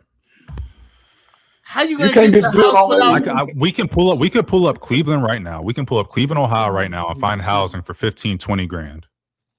So back then it would have today. That's no, all right. So we don't got to shit on Cleveland. Come on. So the point I'm making, is that it would have been a lot cheaper if we were talking about comparison wise. 30 years ago, you can find housing for a lot cheaper. The point I'm making though is that someone with 30 grand doesn't need a loan to go to Cleveland and buy a house. I'm not saying it's going to be their best house or whatever at all. You're going to probably be in the hood and whatnot. But the point is that you don't necessarily need a loan. And there was plenty of opportunities outside of big cities where people could have moved if they so chose, but they didn't because they felt like getting denied that loan and renting with the amenities in New York City or in Philly or wherever else they wanted to live was better than going to a rural area where they didn't have those amenities, but they wouldn't have needed a loan to have a house and land. You didn't have the land. Black folks, they didn't give us access to the land. Most people, listen, I speak. I grew up in Louisville, Kentucky. Most of those Gen Xers that lived in those projects, the first thing they wanted to do when they got out was move away from it. Move away. Then when they went to places, they was black men like me, myself, were being locked out of the unions. They had already locked us out. They told us we couldn't go to those places. So people took alternative course. They joined the military. You can look at the race. Then the black enrollment increased. College, everything increased. But then once you got those skills and you said, I'm going to conquer the world, they're like, nope. And that's the thing. So most fell in line. It wasn't a lot of degenerate Gen Xers. It wasn't a lot because they knew that the accountability would be placed on them by the neighborhood, by the families. So we started being independent. We got away from the village because we was like, man, we ain't going to be stuck here forever. And we started having kids, and here we are. Not saying you, but you can look at everybody your age and maybe 10 years older. Only thing y'all complain about is mama and daddy, what y'all didn't learn, what they didn't teach. Y'all got the lowest efficiency rate. The self-esteem rates are at all-time low. Being overweight. That's not a millennial. But those are y'all kids. They coming from y'all genes. I 100% agree. So somebody's failing and it ain't Gen X. Yeah, it's every generation after. It's every generation. Like, what are you talking about? Hey, shout out to Ronnie. We the bootstrap era. Shout out to Ronnie. We the bootstrap era. He said, I can't even blame anything on Gen X because, again, they were children at the time having children. And yeah, some of the boomers of thinking is the part of the problem. Black people were, when they were kids as Gen X, they were told not to talk back. So do they have the same issues that some of these crybabies are having now? But we're correcting it and start instead of crying. I think he was trying to say. He said the boy that come on, I don't want to keep doing that with his. I don't know his family. I don't want to do that. Why is he back up here? Well, he's back up here because me off. That's why. What do you mean? Asking that dumbass question. Because his time is up. That's why he back up here. If this is the same guy who talks about his wife on Sharon's show, I agree with him on certain things, but he get over here and now he's talking a different way. I don't know. This is pretty much how I've always heard AR talk. Bro, I don't know. I've seen AR. This is how he talk. I don't know. I've seen him a bunch of places. This is how he talk. American Tradesman said, if you want a fair banking and loan situation, I recommend joining the credit union. Shout out to the credit unions. if they do good work. Salute. All right, True, welcome to the conversation. How you doing, True? What's up, Easy? Bank of America was especially giving out black loans, though. I don't know. That's one of the ones. Shout out to Bank of America. I don't know. What's up, True? True, your mic is kind of messing up a little bit. Yeah, it's because I'm on my phone. I just came up here. Hey, yo, do you remember a couple months ago you was supposed to start that thing? No, I'm talking to Iz. Oh, my bad. Talking about what? Talking about live talking about members only lives. I think I don't know whether it was the members only or something dealing with your Patreon, but you were supposed to start up something. Yeah, I forgot exactly what it's called. Yeah, I'm gonna do it. I'm gonna do it Thursday. Thursday is gonna be the first day. Oh, so I want to announce that. So this Thursday is gonna be the first day. Thursday at 6:00 Eastern Standard Time is gonna be the first day of the members only class. That's how I'm gonna start. So yeah, it's gonna be Thursday. So yeah. Okay, but yep. And what are the new generations doing that the next generation won't complain about? That's a good question. So like my generation, we're failing at a lot of things that the generation after us is going to complain about, and we have to answer for. We can't sit back and say, oh, well, we was only in our 20s and 30s or this, that, and the other. Like, we got to say, no, we should have been doing it at that time when we weren't. Like, we can't sit back. What's up? Go ahead. I thought you were trying to go ahead. Yeah, no, we can't sit back and be like, I don't like this non-accountability thing. Like, yeah, there's a bunch of stuff in my generation. Like, I'm a younger millennial, and I don't know how old, I can't remember, but it's like in the 40s somewhere in the 40s. This is later millennials and whatever. Yeah, like all throughout the whole millennial generation, like we did a lot of stupid stuff. Like we were participating in the wars too. We weren't voting the right way. We weren't doing this. We weren't doing that. Yeah, it is what it is. And like some things we don't know until the generation after us brings it up, right? We're not going to know like, hey, we messed up. But in hindsight, it'll be like, oh, yeah, we should have known because it was right in our faces. And like some minority researchers or something like that were like, hey, this is an issue. But the mainstream was like, no, it's not. And we didn't give credence. We didn't give validity or, credibility to these people. We didn't look at their arguments. We didn't do our due diligence. So it's as simple as that. Like every generation messes up. But not taking accountability is not the way to say, oh, we didn't mess up. But this is what I'm saying. But I've taken accountability for a lot of things, but we can't take accountability for everything. Like I said, even though we didn't bring crack, I take accountability for us selling crack and being the biggest crack sellers. For being the hip hop generation that was misogynistic against women and basically promoting women are B's and H's. You know what I'm saying? Our generation did that. For being the baby mama generation, our generation did that pretty much. Boomers in us, but our generation did that. You know what I'm saying? Being like the hustlers and getting how we live and just, doing whatever to make it.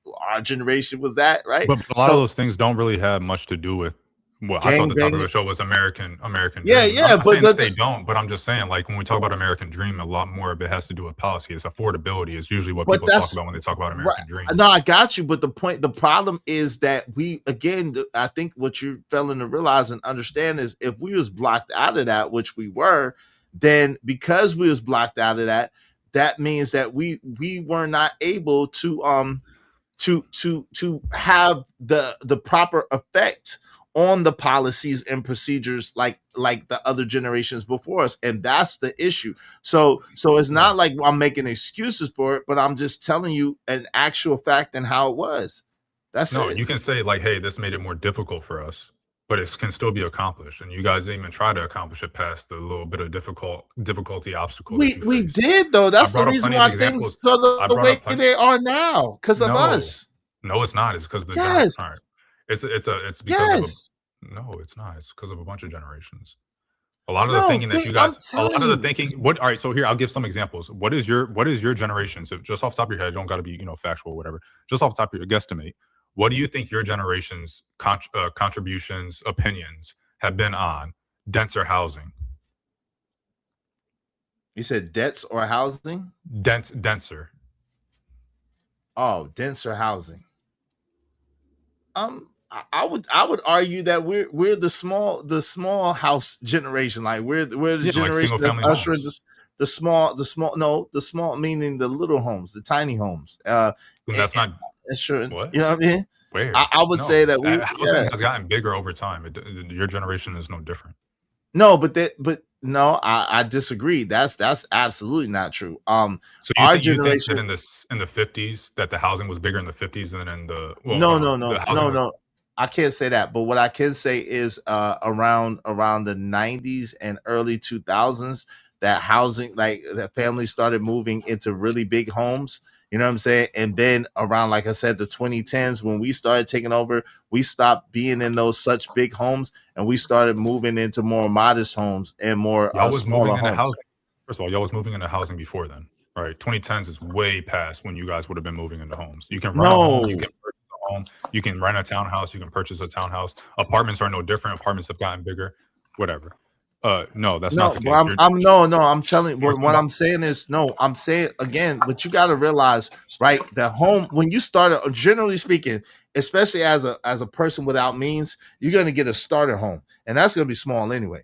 But what I'm saying is that when we were getting lots of money, a lot of us weren't buying huge mansions like in like palatial places, like, you know what I'm saying? Nobody is. They were. No, they weren't. A lot of boomers. Yo, tell them, Coach Ferg. Weren't a lot of boomers at one point? There was one time in America, and I want to be more exact, but there was one time in America where the boomers were buying these like 6, 7, 8 bedroom homes, big ass houses, or whatever. If they have the money, but someone's starter home. No, I'm saying the starter home has never been that. That's not my argument. What I'm saying is that by the time we got to the 2010s, when we was like in our getting to our 30s. As Gen Xers, we were buying. When we could buy a big home, we were buying modest homes. We were buying like in nice neighborhoods. Square feet. Yeah. Instead of buying 5 bigger than the boomers. The boomer starter home was way smaller than that. No, listen. I'm not talking about starter homes. Hold on. I'm not talking about starter homes. Again, what I said was because when you're young and you start out, you get a starter home. Listen. I'm saying that's fine. That's fine because we're getting distracted from the point. Okay, so the point that hold on. The point that I'm making is when we were able to buy bigger houses, when we were able to buy mansions and stuff like that, a lot of Gen Xers did not buy those mansions. They bought more modest homes. That's fine. That's still single family homes. That's not denser housing. Right? The zoning is still single family homes. If you look at the zoning, wherever you want to look at. San Fran, I think 95%, or back when I had looked at it, San Fran, the surrounding area of San Fran, 95% single family homes only. New York City, crazy stuff. Any of these major areas that you talk about, single family homes, you guys did not buck that trend, right? What do you mean? Because you didn't go to your town, you vote locally, and zoning, generally speaking, is a local issue. But here's the thing: you gotta just understand this. Most Gen Xers got away from the projects. They wanted out of the projects. They wanted nothing to do with it because we saw what it was going. So most opted to go out again when they got into their careers. Then they went to go purchase homes. But what does that do with what I'm saying? Denser housing doesn't equal projects. Just because people from the projects see denser housing and think project, that's not a problem. That doesn't make it any less of a mistake. We were born into the project. It doesn't make it any less unaffordable for the future generations. But wouldn't denser housing be kind of like a condominium or like an apartment building or whatever? Houses, right, condos. but wouldn't that? I mean, most people live in apartments now, but that's not necessarily the best way to go as far as living and family and consolidation of wealth to have an apartment, unless you own the apartment building.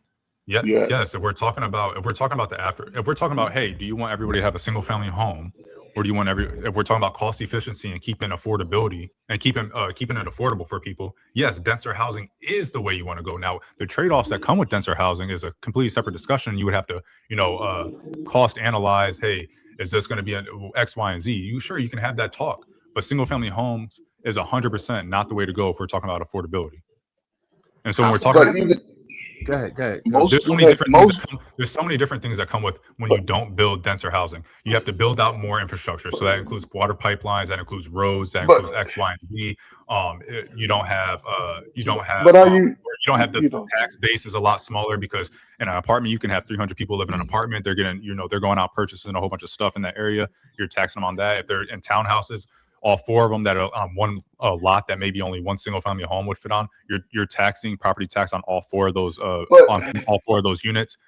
Property taxes is coming in. You have different, so it's and most importantly, it allows which is the most important factor, which we don't have today in America, and that is probably, in my opinion, the number one issue America has is the non-walkability in 99% of the areas you would ever live in the U.S. You know why?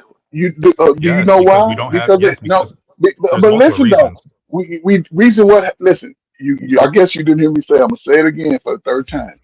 They locked you out of the opportunity to purchase these homes and these condos.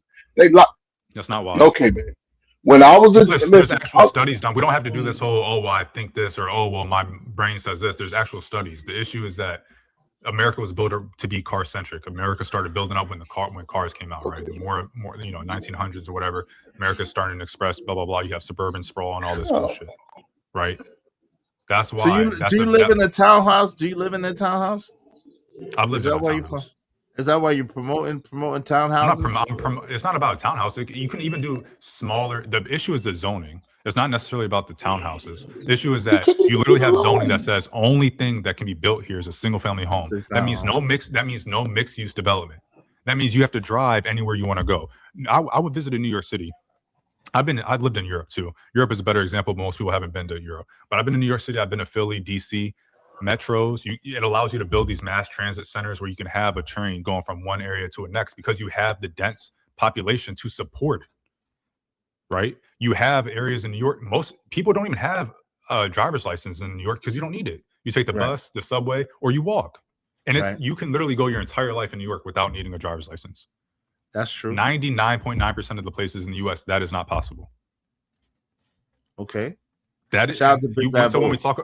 When we talk about affordability, we have to talk about these things because we are doing a disservice to the generations that are coming after us, where instead of making sure they can survive without having a car, where they can live in an area that promotes health, because if you're able to walk everywhere, it's really a convenience factor, right? It's like, am I going to walk to the store that's 2 minutes down the road, or am I going to drive? No, I'm going to walk because it's just a 2-5 minute walk or whatever. It promotes that type of healthy living. It promotes less tax. You get taxed less. Well, that's debatable, but you're right. I'm about to say right. I was going to say you more less wear and tear on the roads, right? If you don't need a car, you don't have to pay for a car note. You don't have to pay for car insurance. My girl's brother lives in New York. He's paying thousands of dollars in car insurance every 6 months. It's one. If he moved to North Carolina, it'd be one. Right, but he lives in New York and he has a car, but he didn't. He don't live in New York, but he live in like Long Island or some shit. Like okay, well then he probably needs a car. Yeah. But yeah, so my point, I'm getting on my little walkability tangent, but the point being is that, we can't sit here and say like, you guys couldn't have done anything to change it or this, that, and the other. There's plenty of it. Oh, here we go. Come on. Do you want me to drop? Hold on. Do you want me to drop him or what? Shout out to Big Bad Bull. Salute to my man, Big Bad Bull. Thank you for the 2020. Do you want me to drop him? Let me know if you want me to drop him because that's unclear. You said F what he said. Play my joy. I got you, Big Bad Bull. Let me pull up. Salute to the Big Bad Bull. Salute. Yeah, we living it up in the streets where the legend roam. Make way for the one and only, the Big Bad Bull. Let's go. Salute to the Big Bad Bull. Oh, he don't play, and that's no bull. The my father, so you better play cool. He said what he said. He ain't no fool. Salute to the Big Bad Bull. Oh, he don't play, and that's no bull. The my father, so you better play cool. He said what he said, he ain't no fool. From the block, they talking whispers. Legend rise when the night get crisper. Big Bad Bull walks through, you feel the shift. When he rolls up, you know he's a gift. A poet in the game, his words cut deep. Dropping knowledge from the heights, watch the crowd leap. Wise words spoken to my father, we be quoting. What's understood, don't need no promoting. Keep your salutation, congratulations. He's Big Bad Bull, there's no replacement. Skip, reset, she don't play, stay in your lane. If you step to him, then you playing with pain. Salute to the Big Bad Bull. He don't play, and that's no bull. The my father, so you better play cool. He said what he said, he ain't no fool. Salute to the big bad bull. He don't play, and that's no bull. The my father, so you better play cool. He said what he said, he ain't no fool. Hey, AR, I think that's cool. So look, so if someone drop you down for 20, you gotta bring yourself back up. I ain't doing. Listen, if someone drop you down again, hold on. Is it a biracial thing? No, it's not. I don't have nothing against biracial people. No, listen. Why am I getting because listen. No, what I'm saying is because it's fair, right? If they put up, because 2 people paid 20 and 1 person paid 10, so if they put up $20 more to kick you off, you got to pay $20 to come back this next time. That's fair. Because 3 times you're out. You give your son $100 per A, and I'll do what you talking about. Nah, man, come on, man. I gave him enough. I gave him $300. $300 is enough in the investment account. That's enough. Shout out to he said, hell no. Big Bad Bull. Salute to my guy, Big Bad Bull. Appreciate you. Said I don't have anything against no biracial people, but when you equate only to whiteness, that is an issue. You've been up there all day anti-blacking it. That I don't think he's been anti-blacking it. Why do you think that? You just gotta let. You gotta let. I don't think he's been anti-blacking it today. I think he's just has a difference of opinion. I don't think he has a difference of opinion with this. He's talking about he's wants to push that we haven't changed policies as Gen Xers and we haven't pushed enough to make a societal shift as far as politically and as far as our people are concerned. And that's his opinion. I don't agree with him, but that's his opinion. That's not what I'm talking. We're talking about American Dream, which would be affordability. That's what we're talking about. And no, you guys did not do you guys did not do what you should have been doing and what we've known all along to help with that. So what I'm saying is that if the younger generations are complaining about affordability, you can't just, wipe your hands and be like, oh, well, we just couldn't do it, because X, Y, and Z. Like, no, you could have done it. You just did. Hey, come on. Don't come here. He's been up there Drake crybabying it and blaming Dag, man. Gen Xers gave us a lane to be ourselves and to be pro-black. I'll give them that. Thank you. Man, exactly. Be happy to be black because we done made it. We made it. Yeah. I remember the 80s, 90s, and 2000s, and the boomers were buying huge cribs, houses at least 300 square feet. Yeah, 3,000 square feet, excuse me. Hell, my late grandma owned a 2-family flat here in Detroit. She was in the greatest generation. Crib was like 5,000 square feet. Yeah, because they had a lot of kids. See, that's the thing. The silent generation and the greatest generation and the boomers had a lot of kids. When it started to get to the boomers, it started to slim down. Like my grandmother, she had 8 kids. My great grandmother had like 12, 13 kids, and my mama had 5 kids. So it just started slimming down and that's what I'm saying, AR. As the generations go, things kind of change gradually themselves. And everybody has a part to play in it, I think. Tell him to match every 20 that someone contributed today. Well, he just got to match the next 20. The next 20. Just the next to come back. You can at least support the show. You got all that money. You can at least. Man, that's not supporting the show. Oh, all right. Okay. I appreciate you coming up. I'm over here educating people. Oh, well, you do that naturally. That ain't not that you do that naturally. You're a natural agitator.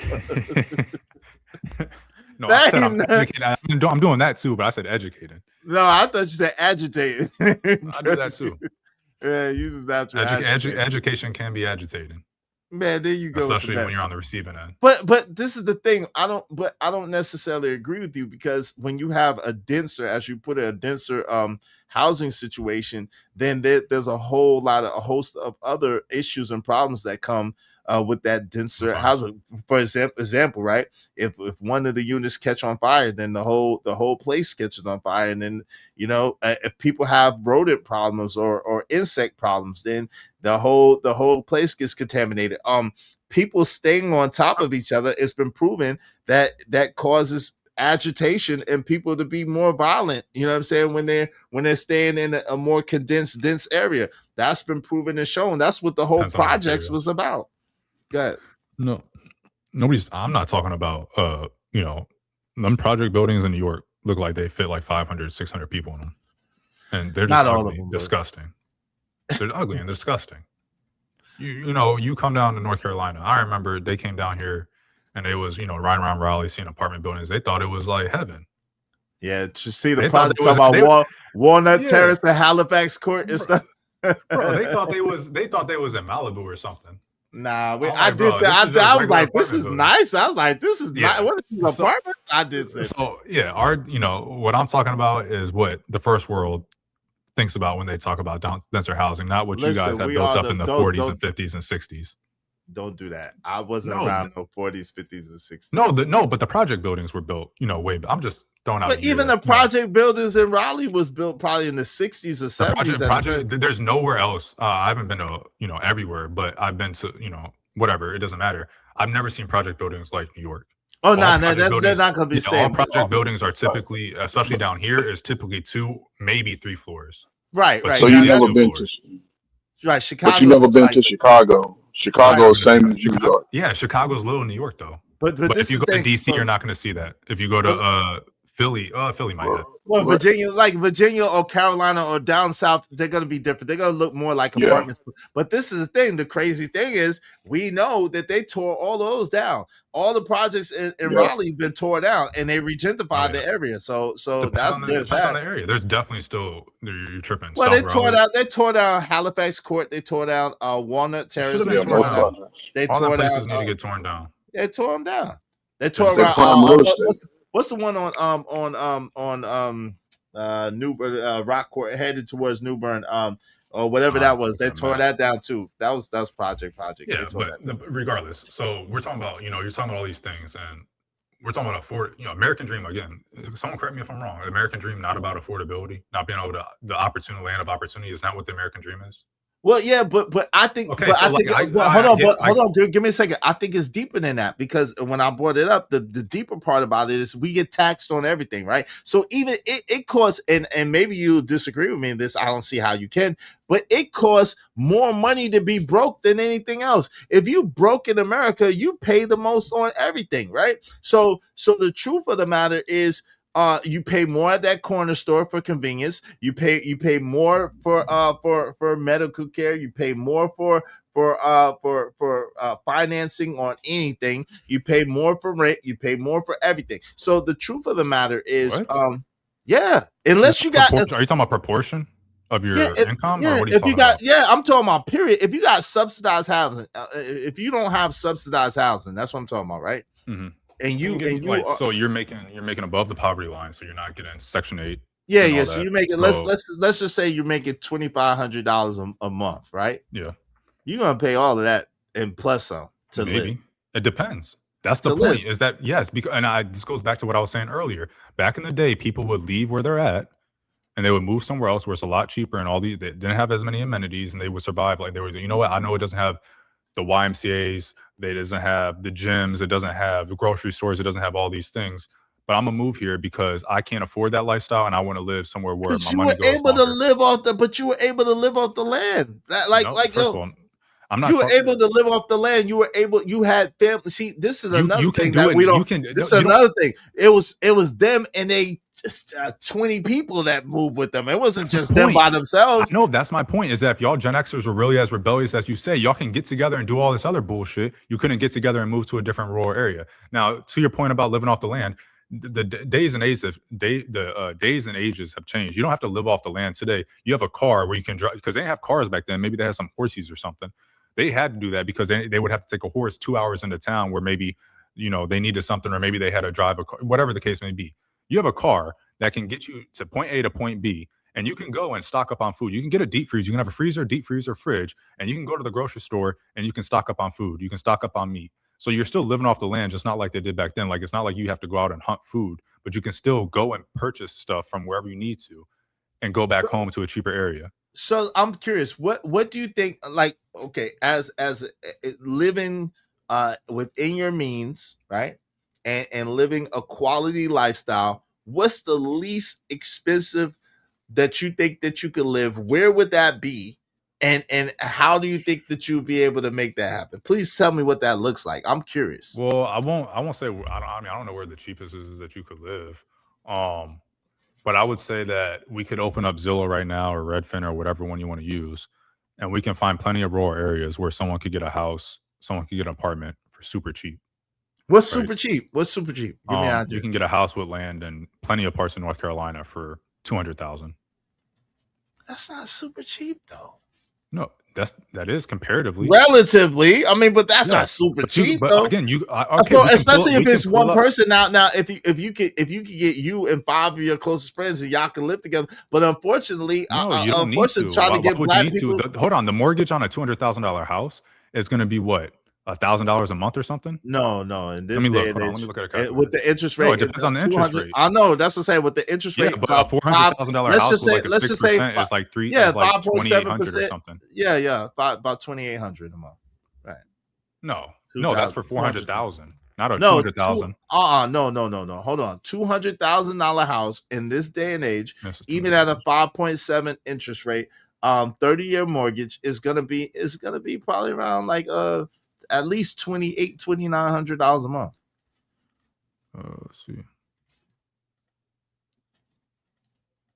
It's $1,400 a month. $200,000, 30 years, 6%, $1,400 a month. Nah, well, this is I'm more. telling you right now. Well, hold on. But what you fell in to realize, you got other stuff. I understand. But the point is, but the point is that you got to fell in to realize you gotta have hold on real quick. You gotta have homeowners insurance. You gotta have other insurances. You gotta have other guarantees. So by the time everything's said and done, you're gonna be paying like $2,500 to $2,900 a month for $200,000. No, you're not. Yes, you are. No, you're not. Yes, you are. For a $200,000 home, no, you're out of your damn mind. Yes, okay. You're out of your damn mind. I'm telling you what I know, not what I think. Well, you thought you knew also that would be $3,000 a month, and you were wrong. It's about gonna that. be. That's what I'm telling you. It's gonna be. It's not going to be $2,500. Yes. It's not going to be $2,500. Bro. And that's with all right. So anyway, getting back to the point. Go ahead. Which to me proves my point even more, because if there was denser housing, they wouldn't need a car. So that's taking off what, $600, $700, $800. Well, if they didn't buy it outright, between $400 and $1,000 a month, counting gas, car, insurance, and all that stuff, right? So right there, that's saving money. If you're only making $2,500, and you can get rent, you can rent a spot. But you can't. But that's what I'm saying. You ain't gonna play. You can't move nowhere in Raleigh. Listen, my mom's right. My mom's had a house in Raleigh that she. You bought. Can't do it in Raleigh. That's my point, is that we built these cities to not be walkable. But listen, that's the issue. Hold on, there's apartments all over Raleigh. But my mom bought a house. But that doesn't make it walkable. My mom bought a house in Raleigh that she bought in the 90s, and that house was probably about mid hundreds and something, a little less than 200,000. That's how I know how much. But anyway, so at the end of the day, when she sold it, you know what I'm saying, which was maybe 5 years ago, 6 years ago now, when she sold it, it sold for almost 500,000, right? But the ironic thing is, to get a house in Raleigh right now, the median house, like even a shack, is going to cost like $400,000 or $500,000. Yeah, but she bought it when there was nothing in Raleigh. She moved somewhere, or however she got the house.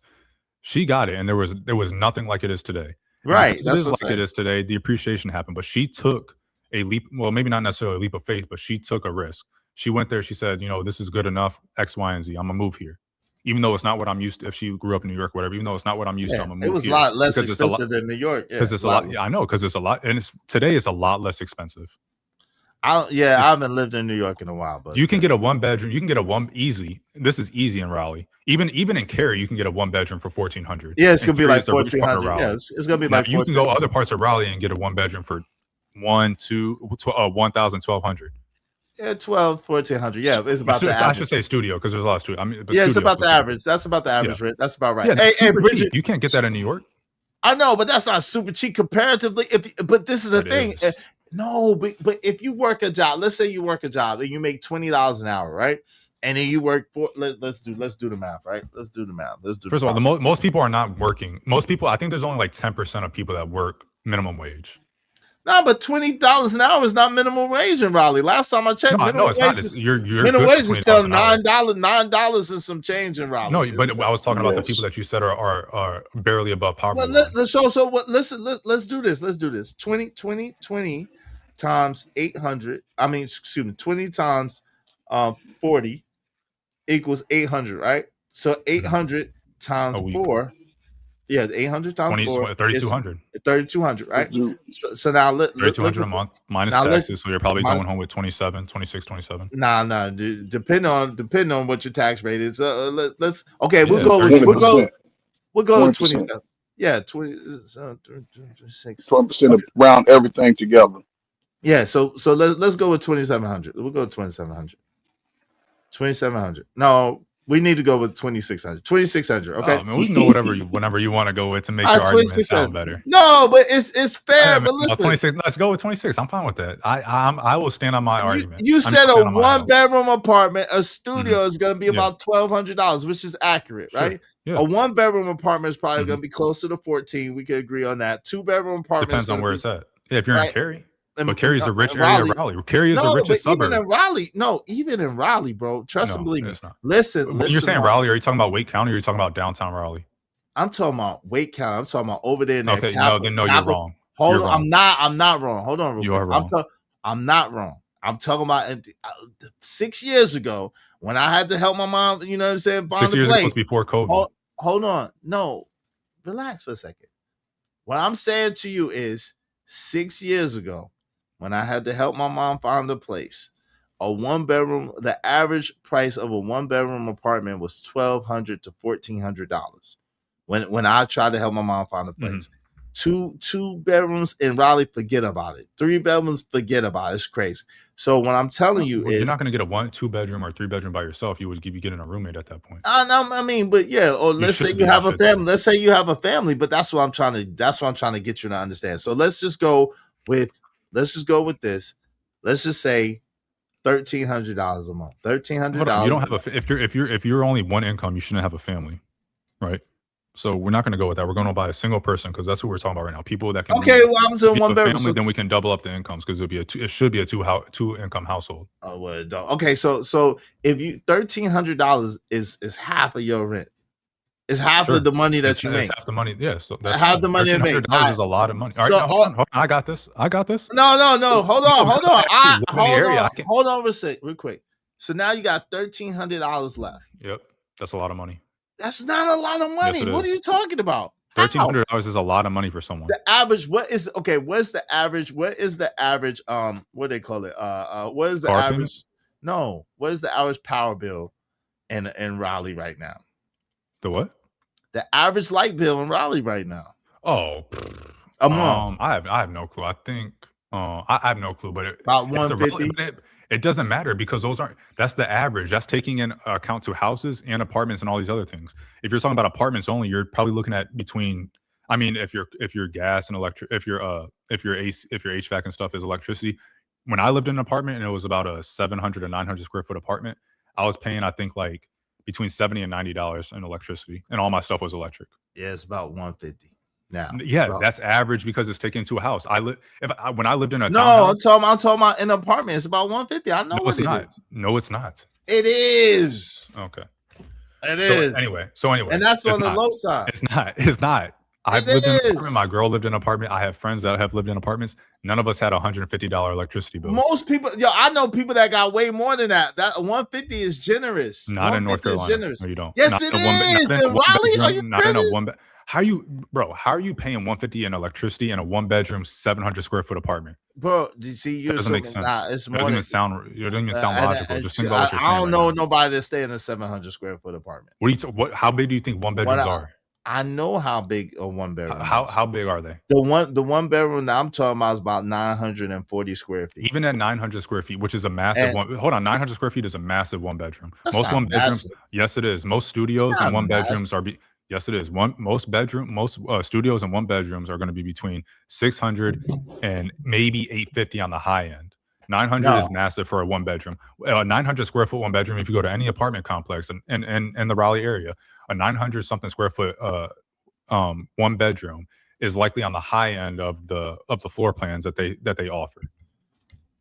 You're gonna find some that are 1,000, maybe even 1,200. That's like if you live in certain areas. But in Raleigh, generally speaking, Wake County, you're really not gonna find 1,000 square feet on a 1-bedroom, and that's the cheapest one they have to offer, or even close to the cheapest. No, and Raleigh. Okay, that's what we do. Exactly. I know you didn't ask AI. Exactly. Yeah. Pull up Zillow. Why would you ask AI when we can pull up Zillow, or we can pull up apartments.com or whatever the site is? What's apartments.com? I don't know. Because you're talking about, it doesn't matter. I'll give you the 150.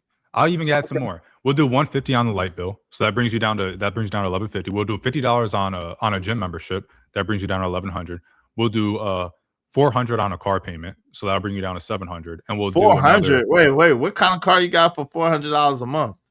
400. You would be getting a used tip if you're talking about someone that's being cost conscious because they're only making X amount. You have to live within your means. I don't like when people talk about these discussions and they act like, well, everybody should be able to afford all this. So $400, we're going to say they bought a used Honda or Toyota for. All right, so let's go so let's go $100 for the let's go $100 for energy bill. Okay, $100. We're doing $100 for, we're going to do, even though you can probably find it cheaper, $100 for the Wi-Fi. We'll do $100 for your phone bill. So that's 200. You maybe missed my count. That's 300 now. We're at 300. 300. So we'll start over. So 1,300, 300, 1,000, 600. And then what's $600 is what you have. $600 is what you have left over. So you have $600 to play with. Wait, $400. What about insurance? Wait, you forgetting about insurance? Okay, You're forgetting insurance is going to be probably. I mean, depends on who you are. No, 200. No. Depends. What? Depends on who you are. If you're a male below 25, you're probably looking at 200 or something. If you're a female, you're probably in the hundreds, like mid or so hundreds. So we're men. So we got. If you're older than 25, you're in the low hundreds. Did you go grocery shopping yet? Did you go get something to eat yet? Grocery shopping yet? Yeah, you have $500. Hey, hold on real quick. We did. Shout out to my man Living Humbly. Thank you.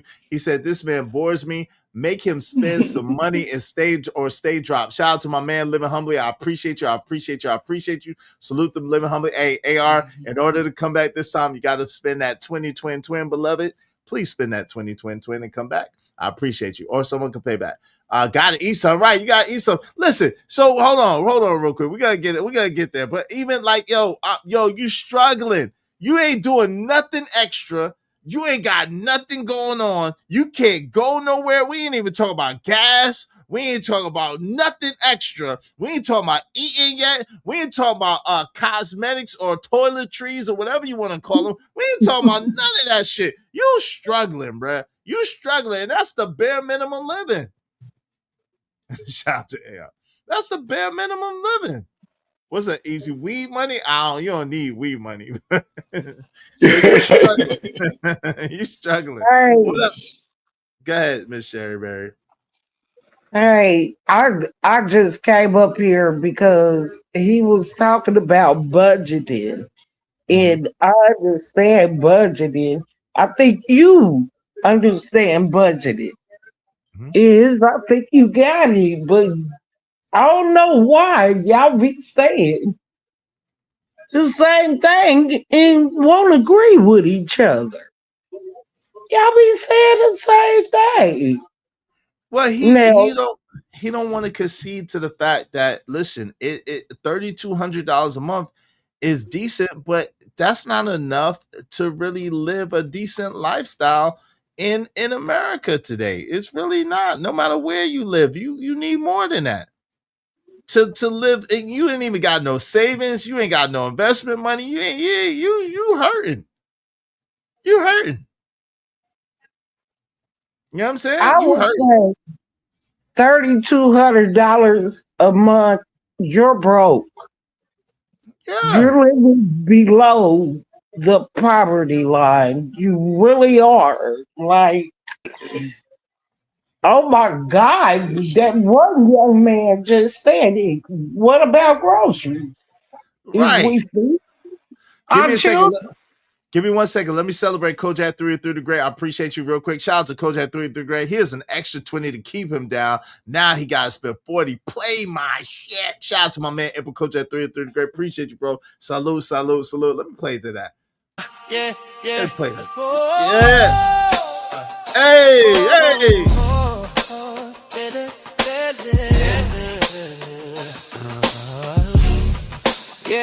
Yeah, in the city lights, where the dreams come alive. Kojak and 3 rise, and it's time to thrive. Lord of the Must, reigning supreme. Got the whole squad back, and we chasing that dream. Steadfast and true, never break, never bend. The Emperor's here, he's the realest of friends. Where's he at? Right here, making visions clear. Smooth operator, have no fear, he's near. Get down, or get put down. Dilly, dilly, all hail the supreme. Yeah, Kojak of 30 great. Support the team and the dream, don't be silly. Rising to the top, we still our faith. Yeah, yeah, yeah, we still our faith. Yeah, yeah, yeah, we still our faith. Yeah, yeah, yeah, yeah. Rising to the top, we still our faith. Yeah. The ladies stay near, they feeling the vibe, chatting wives about. We living this life with big faces in the game. We breaking the mold, an abundance of loyal hearts, stories untold. Respect royalty, it's not hard to see. Life's a sketch, ain't no tears, just glee. Hierarchy's tight, there's no room for fear. Moving through the shadows, he'll be here, my dear. Get down, get put down, get down. All hail the supreme. Yeah, Kojak at 30, the great. Support the team and the dream, don't be silly. Rising to the top, we still our faith. Out of nowhere, like a hero, he appears. When I say he's got his own money, I mean the boy has got his own money.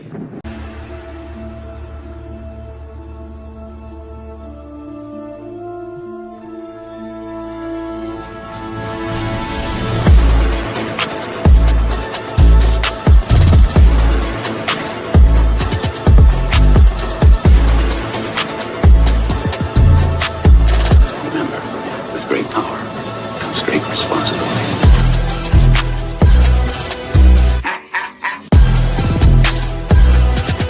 I'm Spider-Man.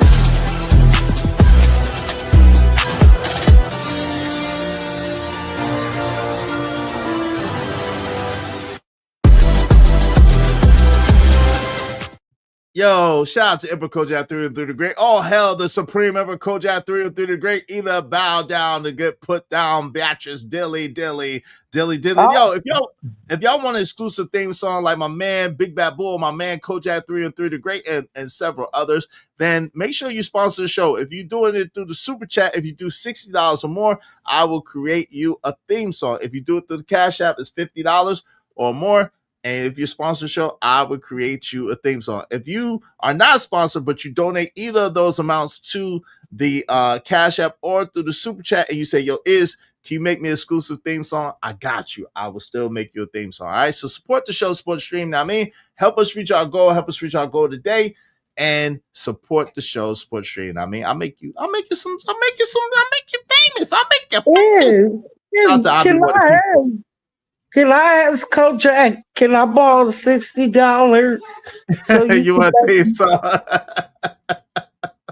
Ain't nobody hating Shaq. Hey, yo. Yeah, if Kojak, she will borrow $60 so she could get a theme song. We have had people do a group funding for my sister, and they got her a theme song. So, hey, Miss Sherry want a theme song. Who want to donate $60 or $50 through the Cash App? $50 through the Cash App to get Sherry Berry a theme song. Kojak is not the Federal Reserve. Yo, welcome back to the show. Lord ADS, what's up? What say you, Lord ADS? What's going on, bro? What's up, Izzy Bands, Miss Sherry Berry? Is that Coach Bird? What's up, Coach Bird? Coach Bird. Hey, Lord ADS, how you doing, baby? Well, sweetheart, just kind of living life, getting through it. It's been a beautiful day. Let's go. Yeah, that's all we can do is make it. What's up, bro? That's How all you we doing? can do is make it. Yes, ma'am. So, Izzy. Yes. So we have to designate at this point and make it kind of a soft rule, maybe pencil, not pen, that millennials are the biggest bunch of whining critics I have ever heard in human existence. They whine about everything. I mean, nothing they don't whine about. Aren't you a millennial though? Technically, you're an older millennial, aren't you? Hold on. No, I'm right there at the tip of Gen X, my friend. I'm the last of the best of the last, baby. Okay. So you came late, but I'm in the game. Came late, but I'm in the game. Hey, you need to clip Sherry Berry's voice and do her song for her. Hey, listen, if y'all pay, I'll do it. Oh Lord. If someone pay for it, I'll give it to her. No problem. Y'all know that. It's work though, and it costs money. So if y'all you know what I'm saying? If y'all support it, I will do it. You know, I remember when my son used have to my play. own songs on your channel. I'm gonna have my own songs. If someone pay for it, sure will. Especially to $50 to the Cash App or $60 to the Super Chat, I sure will do it. I got you. Kojak, you got the money. Don't be mean. Ew. Hey, a big surprise said, ew. Go get the money. Go get the money. Bro, at least we don't whine about women like Gen Xers. That's a lot. Gen Xers don't be whining about women. When I think of millennials, I think of broke critics. I think of broke critics. When I think of millennials, but the broke critics run around critics tear apart everything. You wrong. You have to do this. So fix it. Then get off your lazy ass and do something about it. Hey, shout out to KO. You know I got you. Ayo, KO, you know I got you. He said I need to go into my piggy bank so I can get a theme song. Hey, man, you know I got you, fam. Just let me know. Hey, shout out to my people's Braxton Snake Thing. What's up, Braxton? What's going on, family? And Izzy. Vixen. Hey, Vixen. Hey, Mo Love, where you been at, Mo? We trying to send you an alley-oop the other day. Good to see you, Mo Love. We having a great show. She said, what's going on in here? Having a great show. What's up, Cole? What's going on? Go ahead, ADS. What say you? I mean, millennials always got something to say. I mean, always. Gen Xers should have did this for us, should have did that for us.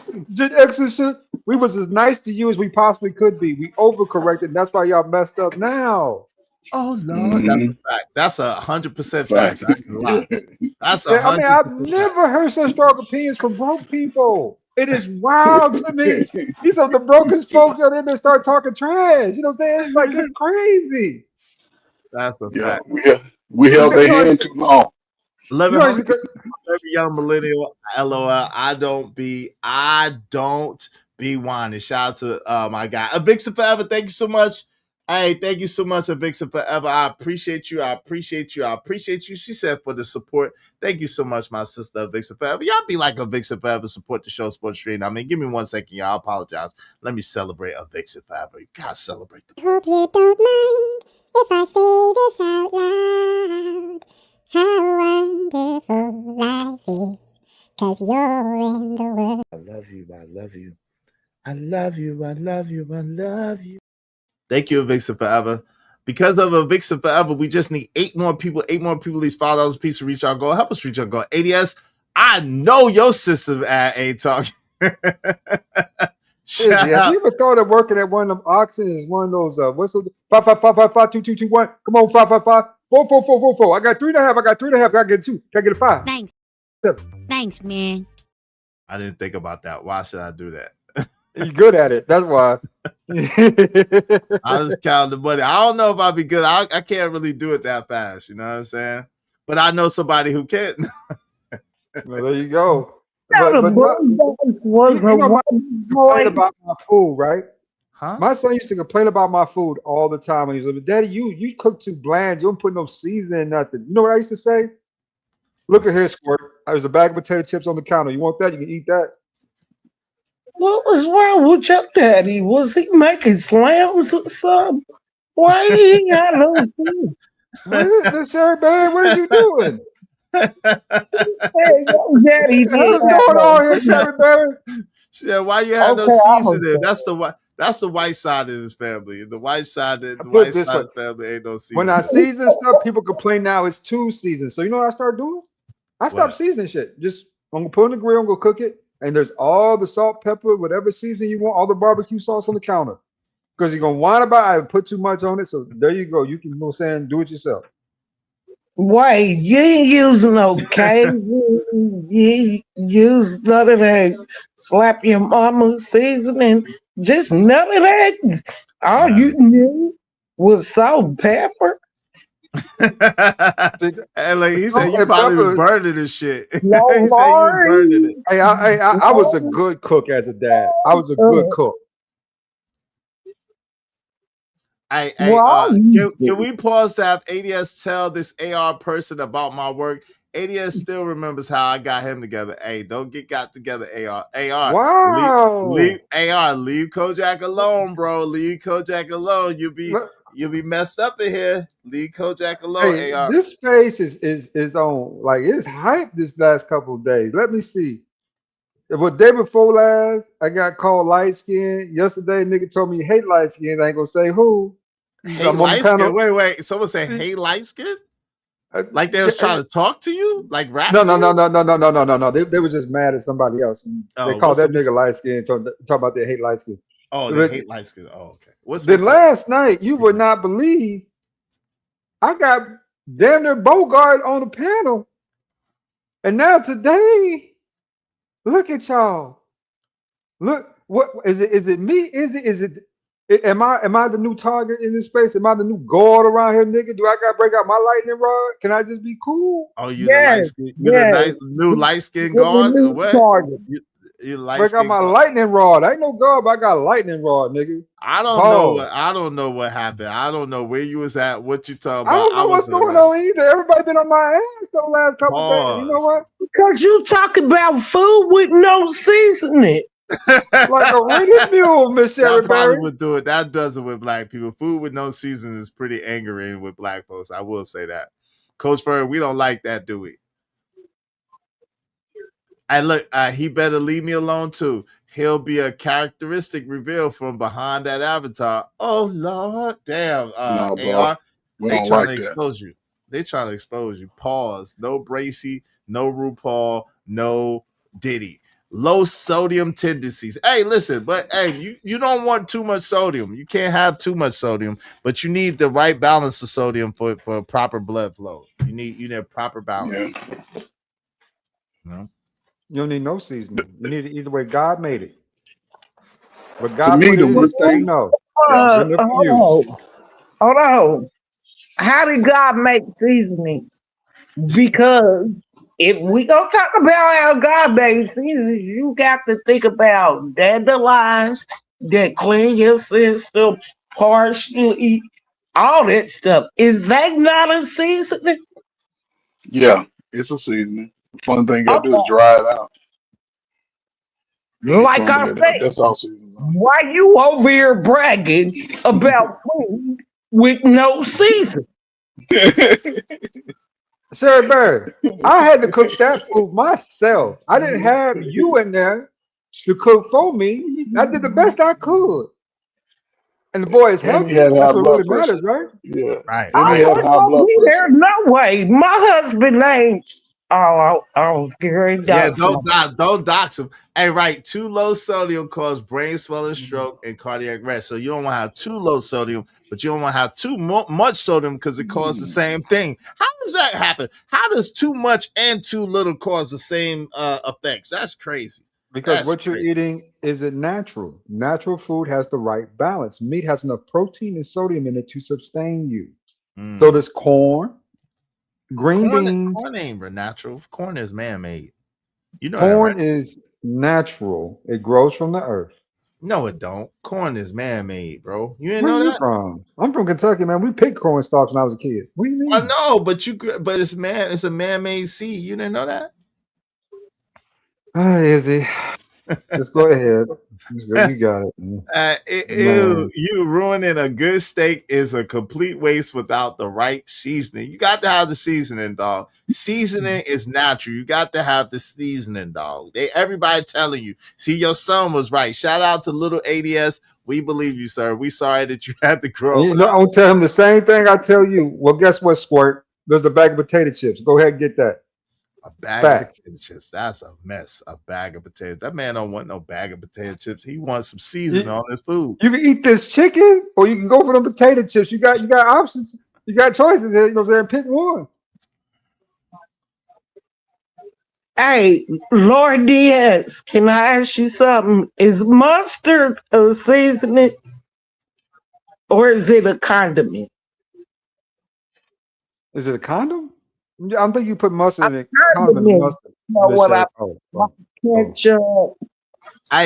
To those of y'all who don't think I be knowing what I'm talking about, let me show you something. Yeah, y'all gonna learn something today. I'm sorry to bust y'all bubble. I'm sorry to bust y'all bubble. But to those of y'all who don't think I be knowing what I'm talking about, is corn genetically modified? Yes, corn is one of the most genetically modified crops in the world. Over 90% of the field corn, which accounts for the vast majority of corn in the U.S., is genetically modified. It's man-made, bro. Sorry to tell y'all. Well, I'm sorry to hold on real quick. I'm sorry to tell y'all.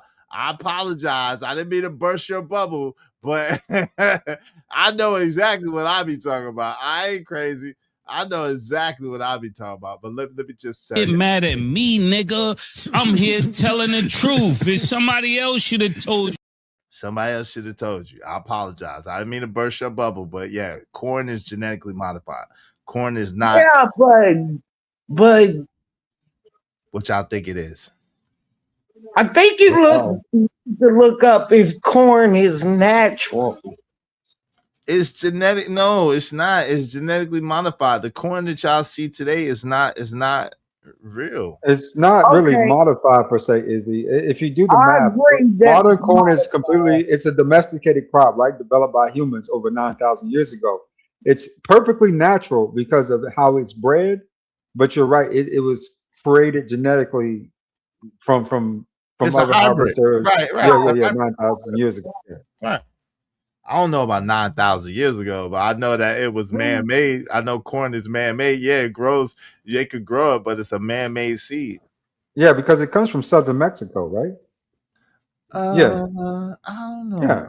Corn hasn't been grown in wild in over 9,000 years. I just looked up. Right, but see, that's what I'm saying. But I don't know about 9,000 years. I just know that they made that shit up. That even this other stuff that y'all wouldn't believe is man-made that y'all think is real healthy. That's not even real food.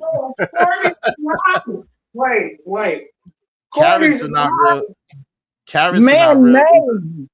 Corn is not man-made, but has it been genetically modified? Yes. But that's the same shit. Genetically modified and genetically modified and man-made is the same shit. That's like saying hold on real quick. That's like saying, hold on, do they have sheep? Yes, but if I genetically modified a sheep, I made that sheep. What are y'all talking about? But the sheep existed first. But it's still right, it did, but it's still man-made, meaning I'm not saying that man created it. I'm saying that man creates the corn that we eat now. That's what I'm saying. I'm not saying that man invented corn. I'm saying man creates the corn that we eat now. Just like if I made a sheep, I'm not saying that men invented sheep, but men might have invented Bob the sheep right there.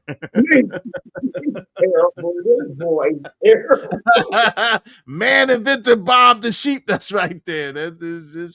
Bob created that. Real spill meal, that's why you can't easily digest corn. It's used in a lot of laxatives and supplements. Yeah.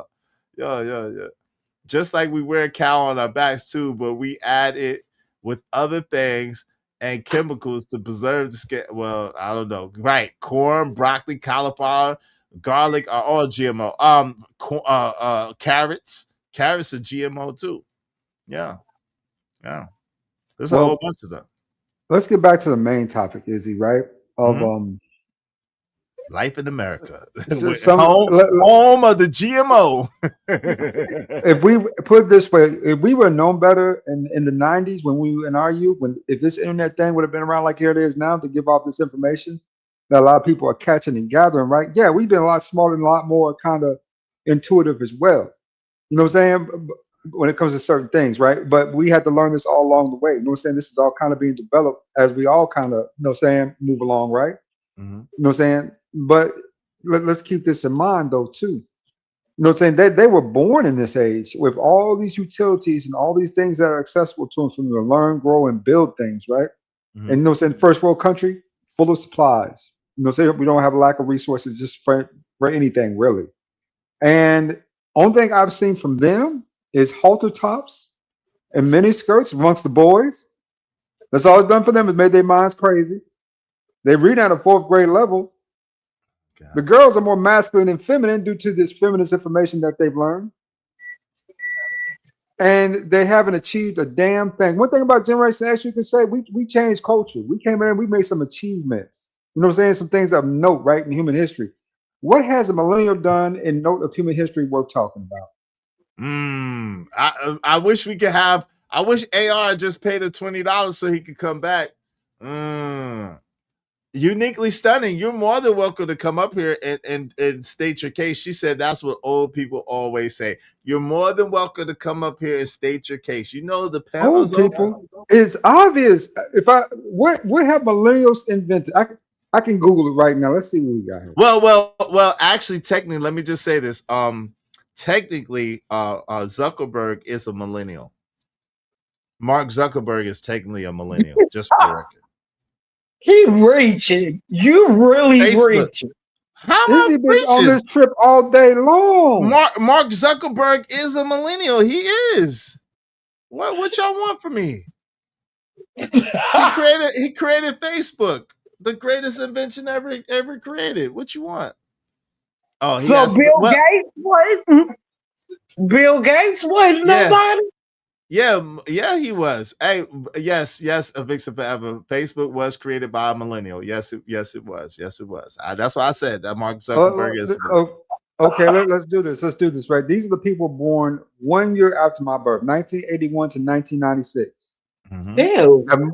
Mostly spearheaded modern digital and share economics, right? So only thing they've done is build platforms on top of other people's platforms, like social media networks, real-time workplace messaging apps, and peer-to-peer sharing platforms, which is stuff that, they just basically built on top of something else, right? There's nothing, Black man created the internet. Okay, that's true. No? Black man did create the internet. That's true. Facts. Facts. So what are they doing to contribute to this besides creating places to go talk about stuff? You know what I'm saying? And in which I don't think any of them are really gaining any headspace from it, right? You give Zuckerberg a little credit, you can do that. I give him a little shit, right? Yeah. But besides social media, which has basically corrupted their minds, because that's what else have they done? I can't think of. I could piss nothing else. They created Slack. Talk a bunch of stuff, cry, complain, and whine. Whining. AR, come back, man. We gonna duff y'all out if you don't come back. AR, pay the bread. Come back, AR. Come pay back. A Vixen Forever said, ADS, please sit down. I am sitting down, a Vixen Forever. I ain't standing up saying this. Oh Lord. Oh Lord. They come around here and talk about how bad Generation X is. KO said, get off his Facebook then. Get off his face. I'm already off the Facebook, so you gotta get off the Facebook. Boomers gotta go. Boomers gotta go. Y'all too old to be dressing like that. Y'all too old. We invented you. We gave you what you had. The clothes you wear is our style. I don't know. I guess you don't got no light skin privilege. AR said, nah, freebie. Where's my light skin privilege? I don't think you got none. I don't know. I like light skinned people too, but I don't think you got but fight our style, steal our style, and then tell us to get away from it. Oh, it's ours now. We took it. Man, put it this way: if it wasn't for Generation X right now, you niggas still be doing ballroom dancing, bro. Hey, listen, uniquely stunning. Listen, listen. Google would tell you that that Thomas Edison invented the light bulb too. We all know that that's not true. Google would tell you a bunch of stuff that ain't true. Black men invented a lot of stuff their patents got stolen and they got replaced by a white man that took the credit for their inventions. That happens all the time. Thomas Edison is one of the most famous stealer of inventions that there were. So yeah, Lewis Latimer created the incandescent light bulb.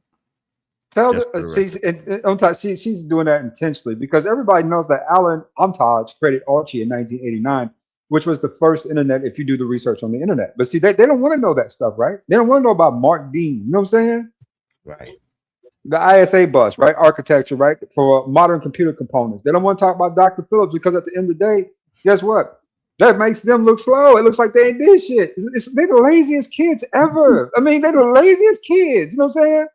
Always whine about, I don't like this, I don't like that, but won't go clean their room. FOH, bruh.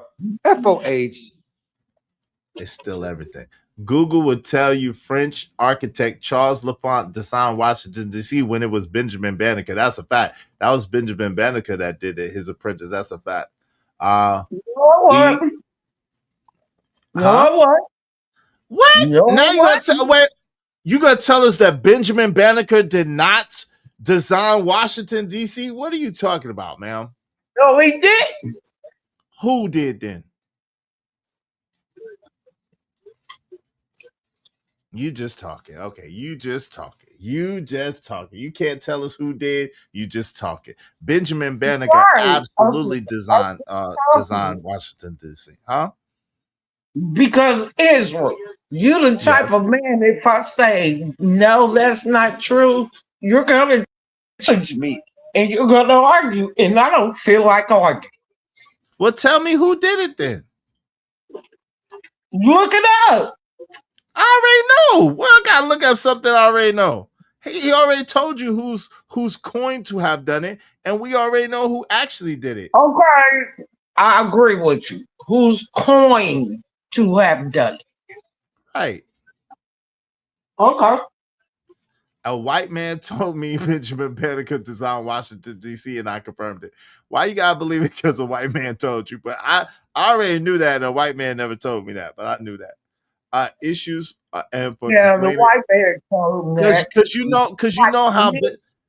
know how Hispanic man named Angry Man. He believes everything Angry Man told him. Whoa! What? Wait, what? Wait, whoa, partner, whoa. Pause, man.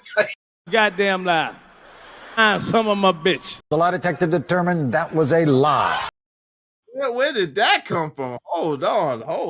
What? You believe in everything Angry Man say. What? AM is not even here. What are you talking about? Izzy. The best thing about millennials are their women. They are super pretty. Oh, there you go with that mess. The millennial girls are pretty. They are fine. There's some beautiful millennials. When it comes to women, some gorgeous. But they dudes, a bunch of knapsack carrying, PS5 playing, content creators. Them niggas is big kids, for real. You know, right? Big kids. All right, don't want to get no job. Want to live at mama house. Need a ride everywhere. Need you come pick up. Daddy, can you come? Son, you're 40 years old. I need to come pick you up from football practice. Damn. 40 football practice at 40. What are you playing for? Hey, real. Hey, well, the white man was my architecture teacher professor. I had to confirm it for myself. Shout out to that white man. Okay, he taught you right. Get off our women, ADS. They don't want to. You shaming content creators? Do you know where you at? I'm just saying. Everybody got a channel, right? Everybody got a channel. And I respect that because I like some of these small pools. I think it's real cool. But if that's all you do and you live at your mama house, there's a failure to launch somewhere in there, right? You know what I'm saying? You're like, where did you miss did we miss a step with you? Do you know not to get your ass up and go do something today? I'm gonna play video games and make money all day. I'm gonna play video games. I was praising a little nigga named Joseph that was living in his grandma's basement. Wait, whoa. Why y'all dropping all these names today, Miss Sherry Berry? What's going on with you? Stop dropping all these names. Hey, listen, if y'all want to keep give me 1 second. If y'all want to genetically made popcorn. I know, and that's why your mind is crazy. Hey, listen, if y'all want to keep the show going past the next 28 minutes, we need 10 people, at least $5 a piece to keep the show going. Help us keep the show going, man. We need support. All right, 10 people, at least $5 a piece to keep the show going, okay? Support the show, support the stream. You know what I mean? Help us keep the show going. Oh boy, not man, listen, I don't he's not even here. I don't even know. I heard I don't want nothing to do with that. I don't even know. Y'all are wilding. Support the show, Hey, Sports Trade now, man. Huh? Y'all give he me a want to talk headache. about mental health issues. If I ask a millennial to identify himself, he's gonna break out every pronoun because he don't know what he is. Oh Go my come in a god. dress and a halter top, confused. Oh my god. A dress and a halter top? Lord have Like, mercy. son, put some pants on. Put Lord. some pants on, Juke. Like, don't come around here with no dress, bruh. A dress and a halter top? Is that millennials? That's millennials. Dang. AR, you got a dress and a halter top, AR?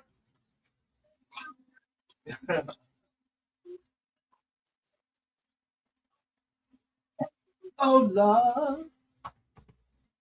AR, Well, I do you better got a leave. dress and a halter top, my brother? Uh-oh. Hey, somebody bring AR back so he can speak up for himself, man. They're giving a lot of millennial slander. Nah, that's Gen Z right there. Okay, that's Gen Z. I'm gonna put it on millennials though, because it's their fault. It's their fault, Gen Z.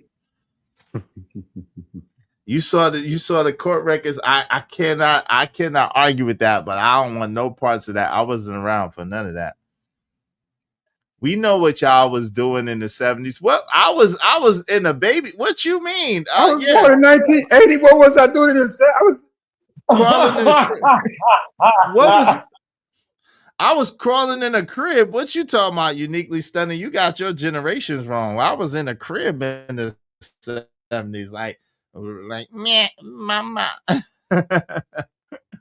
That's what I was doing in the 70s. I was a baby. Huh? And born in the 80s. And I know what? Who said he said he was born in 80. He's not 50. He's not 50. He's 40. He's 40. He's 40 something. Oh, I'm talking to you, Israel. You keep saying the 80s. I wasn't born in the 80s. That wasn't me. That was ADS. I wasn't born in the 80s. I said in the 70s. Stay out of that rabbit hole, Izzy. I'm not getting in that. I'm not getting in that. Oh, Lord, I thought ADS was older than you. I was talking to him like a grown-ass man. Yeah, baby, I am a grown-ass man. He sound old, but he ain't older than me. He sound like an old man. You better know that. Oh, Miss Sherry, baby, how old is you? 35, 36 years old? Who, Miss Sherry? I'm 21.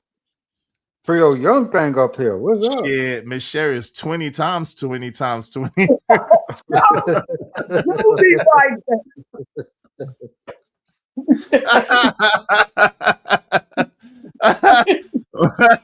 Muppet Baby Gang. Mommy! Not the mama, not the mama. Y'all remember dinosaurs? Not the mama. Muppet Baby. Wrong for that, Dad, for you. You wrong. Hey, don't try me. I keep them in the clip. I'll be ready. Hey, Tech Fiend, I'm a queen. Huh?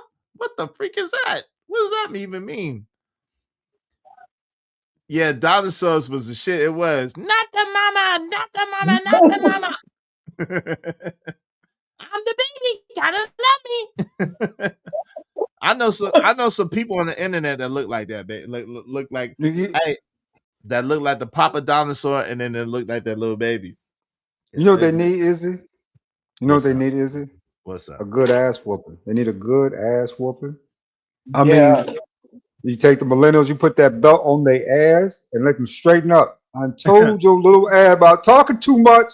What you doing on the internet? You take my belt off in this boy. Come over there. Hold on. Look it up, uniquely stunning. Andrea, listen. Rick James was a boomer, ma'am. Rick James was a boomer. He was not Gen X. He was a boomer. Relax. I think Rick James was older than a boomer. If you think about Tina Marie and Rick James, they're a little older than us. No, Rick James was a boomer. He might have been an older boomer, but he was he was born in 1948. So yeah, he was an older boomer. Damn, Love 48. them and you live. That's Don't do what that. I used to do. Oh Lord, get out of here. Get out of. But yeah, he's an older boomer. He's an older boomer. Put her in the bathroom. Put her in the bathroom. Hey, we need 10 people. Yo, we got 23 minutes. We need 10 people, at least $5 a piece if y'all want to keep the show going. Support the show. Support the stream. Now, I mean, help us reach our goal. Help us reach our goal today. You say he's solid generation? I thought he was an older boomer. Because let me see. What's up, Brass? Put her in the bathroom. Put her in the bathroom, bro. With that singing. Put her in the bathroom. Sound like two cats copulating. Just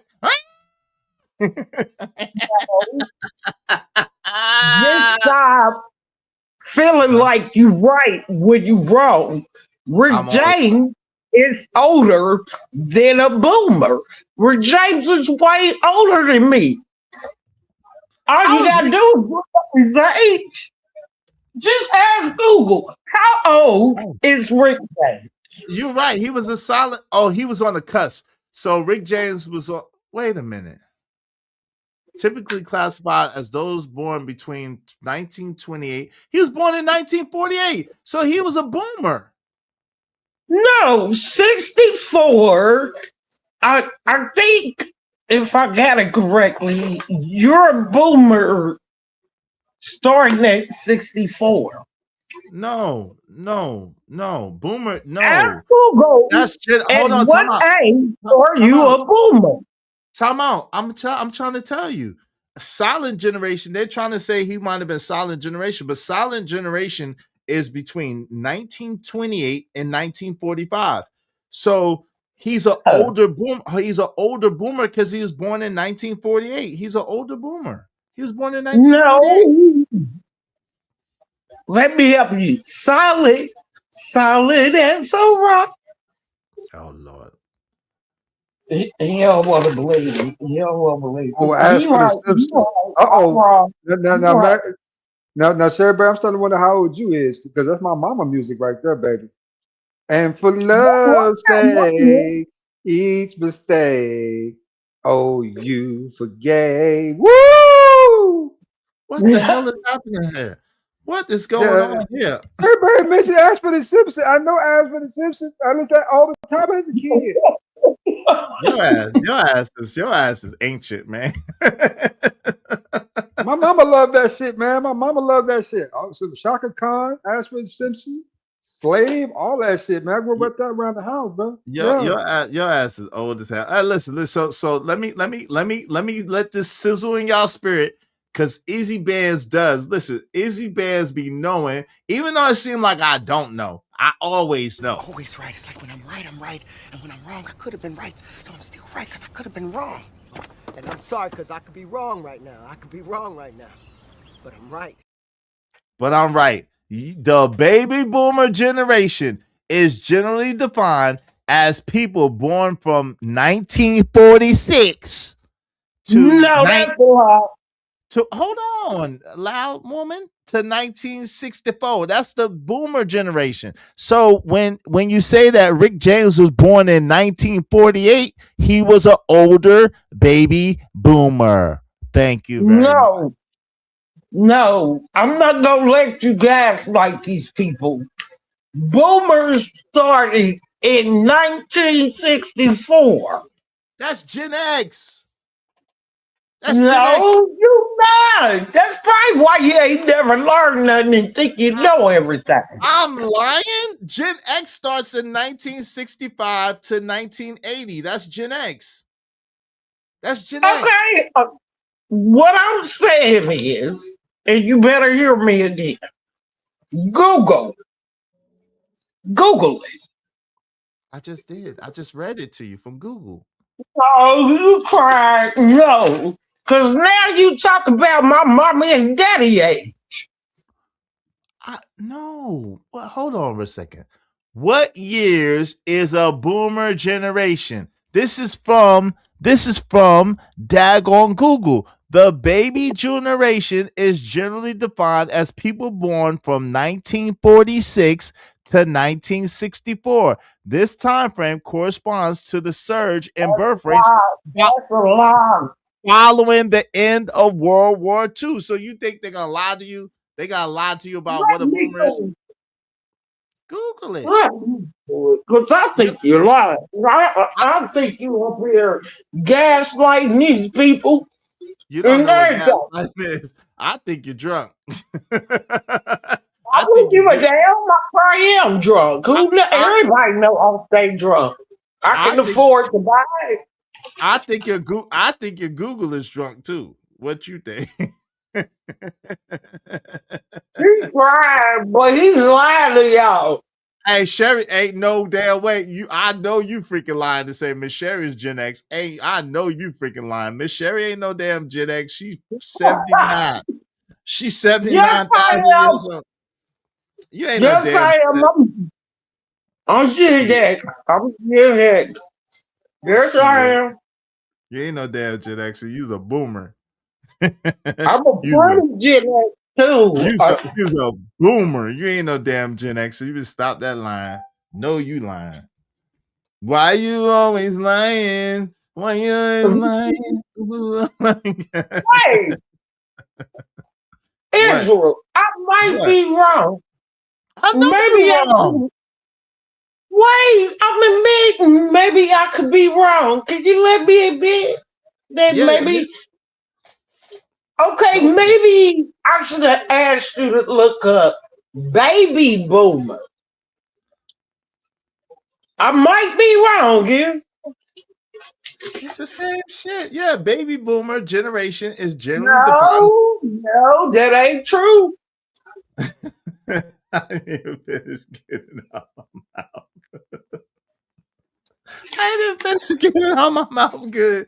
What you mean it ain't true? To accept accountability. Will you let me accept accountability? Yeah, go ahead and expect accountability. Go ahead and expect accountability. Go ahead. Expect I said accept accountability. I don't respect shit.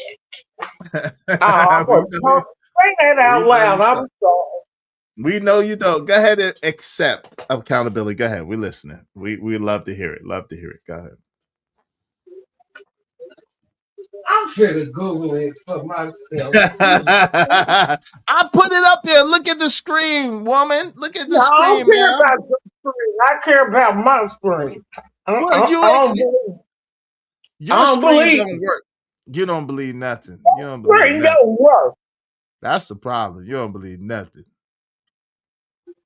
I think your screen got autism. Your screen might be a little damn central. Why are you gonna call my screen restarted? My screen is not restarted. My screen is perfectly fine. It knows everything. My screen is good. Baby boomer is the same as boomers. We know this, child, but hey, some people don't understand that the baby boomers and the boomers is the same people. No, he lying. He gaslight. Yeah. Did you just learn gaslight yesterday? What you mean? You now everybody's a gaslight. I actually learned it a couple of weeks ago. I knew you did. And you decided this is a good time to pull it out. Yeah, I wanted to use it against you. I see that. You definitely. Shout out to my guy JD 1975. He said, Gen X, I'm in the clouds, getting to the money. Thank you very much, my guy, JD 1975. I appreciate you. Y'all be like JD 1975 and help us keep our show going. We just need 9 people, at least $5 a piece. Y'all only got 14 minutes, though. Y'all only got 14 minutes. Y'all know how I do. But shut this motherfucker down. Thanks, man. 14 minutes. Come on, y'all. So, oh, Lord. Shout out to JD. Appreciate you, bro. Y'all be like JD, man. Support the show. Preferably like a Vixen Forever JD through the Cash App or through the Venmo, preferably. But if you got to do it through the Super Chat, I appreciate it any way you give it, right? Kojak said, this is what happens when you mix Mad Dog 2020 with Night Train, Thunderbird, Boone's Farm, and Ancient Stock of Ripple together. Wait, Kojak, I'm drinking dirt right now.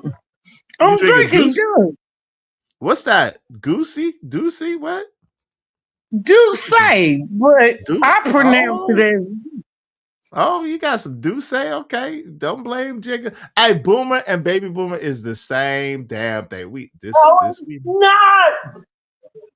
What? You better What? stop. Can you please One stop is being loud younger and than the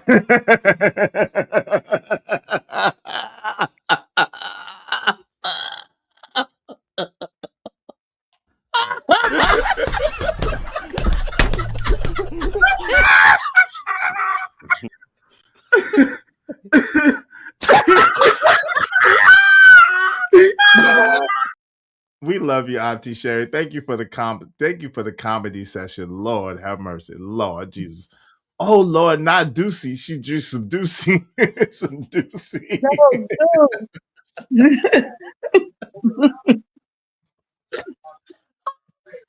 Deucey. All right, we know what that is. Take away the D. Oh Lord. Oh wow. Oh Jesus. Oh my God. Hey yo,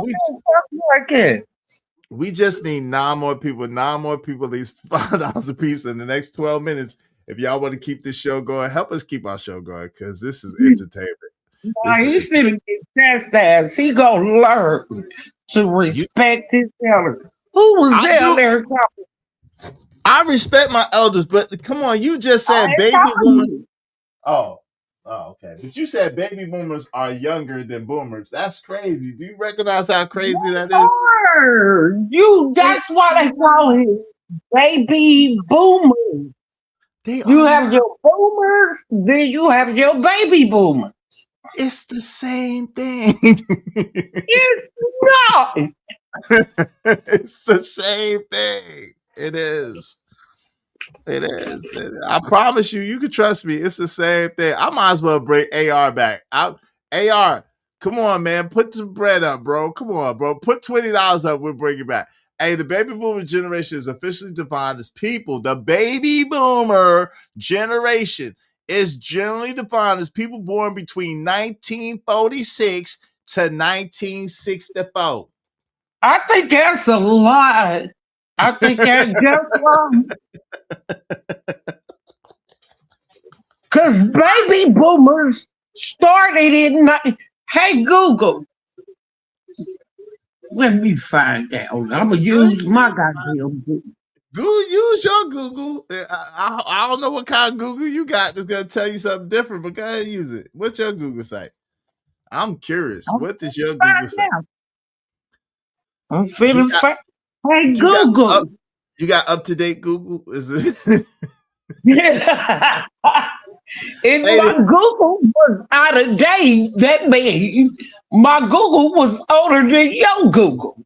And we talk about... Okay, I ain't even gonna go there with you. It damn sure is. You got that ancient. He ain't gonna keep on pucking and bullying no, just cause he's my little brother and you feel like man, you ain't gonna keep pucking and bullying on me. Who what? That's how rooms fight back. Big sister, we fight back. I don't want no trouble. I'll knock your 50-50 off your head, Nick. Wait. Relax. Relax. We ain't gonna be bringing it to violence. We ain't gonna be bringing it to violence. Peaceful. Non-violent.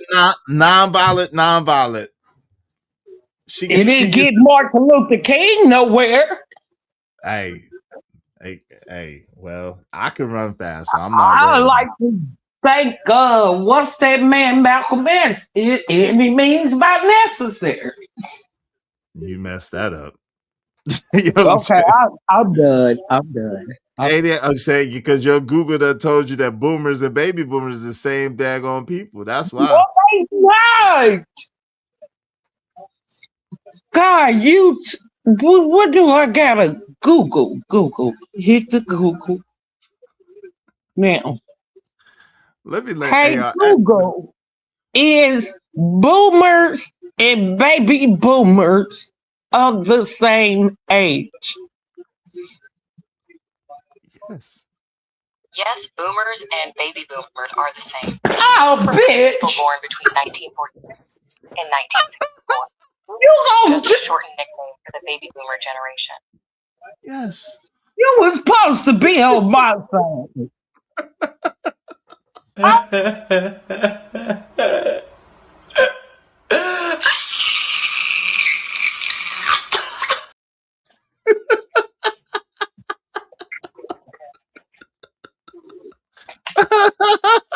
AR, I hate this. AR, I have thoroughly proven that we're smarter than your generation and we're smarter than their generation. We're smarter than both of y'all. I love y'all, but we're smarter than both of y'all. I'm sorry. We're smarter than your generation and we're smarter than their generation. We're in the middle. We're Gen X. We're like X-Men, bro. We are the shit, bro. Understand? We are better than y'all. Gen X's are better than y'all. I'm sorry. That's why they try to keep us out, because we're better than y'all. Don't go too far. Don't go too far.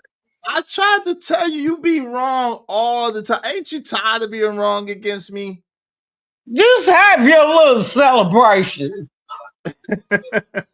I tried to tell you about Etta James. You told me I was lying to gaslight. I tried to tell you about everything. You don't be believing me. I don't know why. You should listen to me. I know what I'm talking about. If I open my mouth, I know what I'm talking about. Trust and believe that. I'm going to have to pay my Google bills so I can rewrite.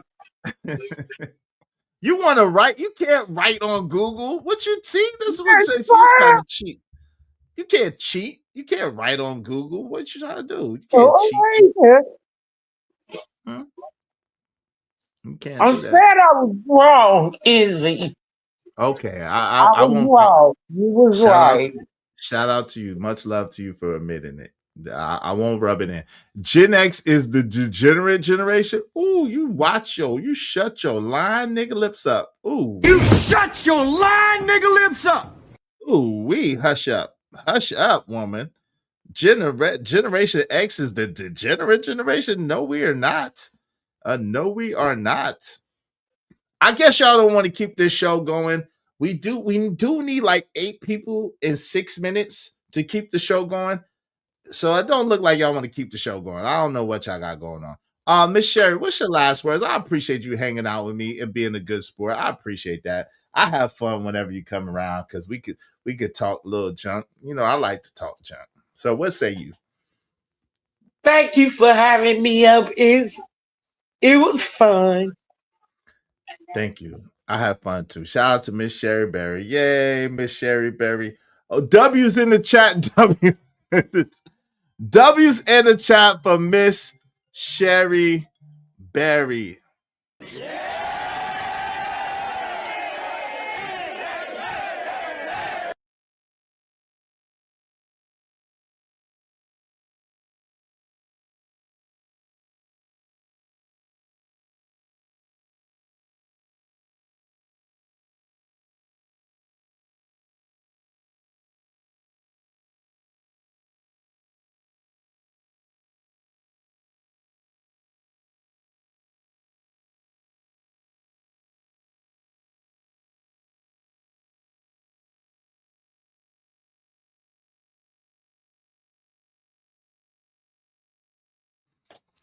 Yo, so shout out to everybody that supported the show today. My sister Vixen Forever, my brother JD 1975, my brother Living Humbly, coach, my brother Coach at 3 and 3 the Great, my brother Big Bad Bull, my sister Bridget M, my brother Living Humbly, my brother Narratives and Dialogues, my brother T Jeezy, I appreciate you. My brother Bucket 88, thank you so much. My brother Trucker Yell, and my brother TBE Trucker. Thank y'all so much. And thank you to my brother 18th Letter. Hey, because of 18th Letter, if y'all want to keep the show going, we got about 4 minutes. We need 8 more people because of 18th Letter, at least $5 a piece. All right, shout out to 18th Letter. Appreciate you, family. Thank you so much. Thank you, Will and Wednesday. Great show. Thank you so much.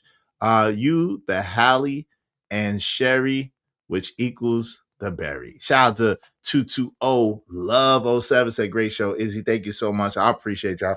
Yo, at the end of the day, really, this is not to say, like I said, this is not to say that America is bad.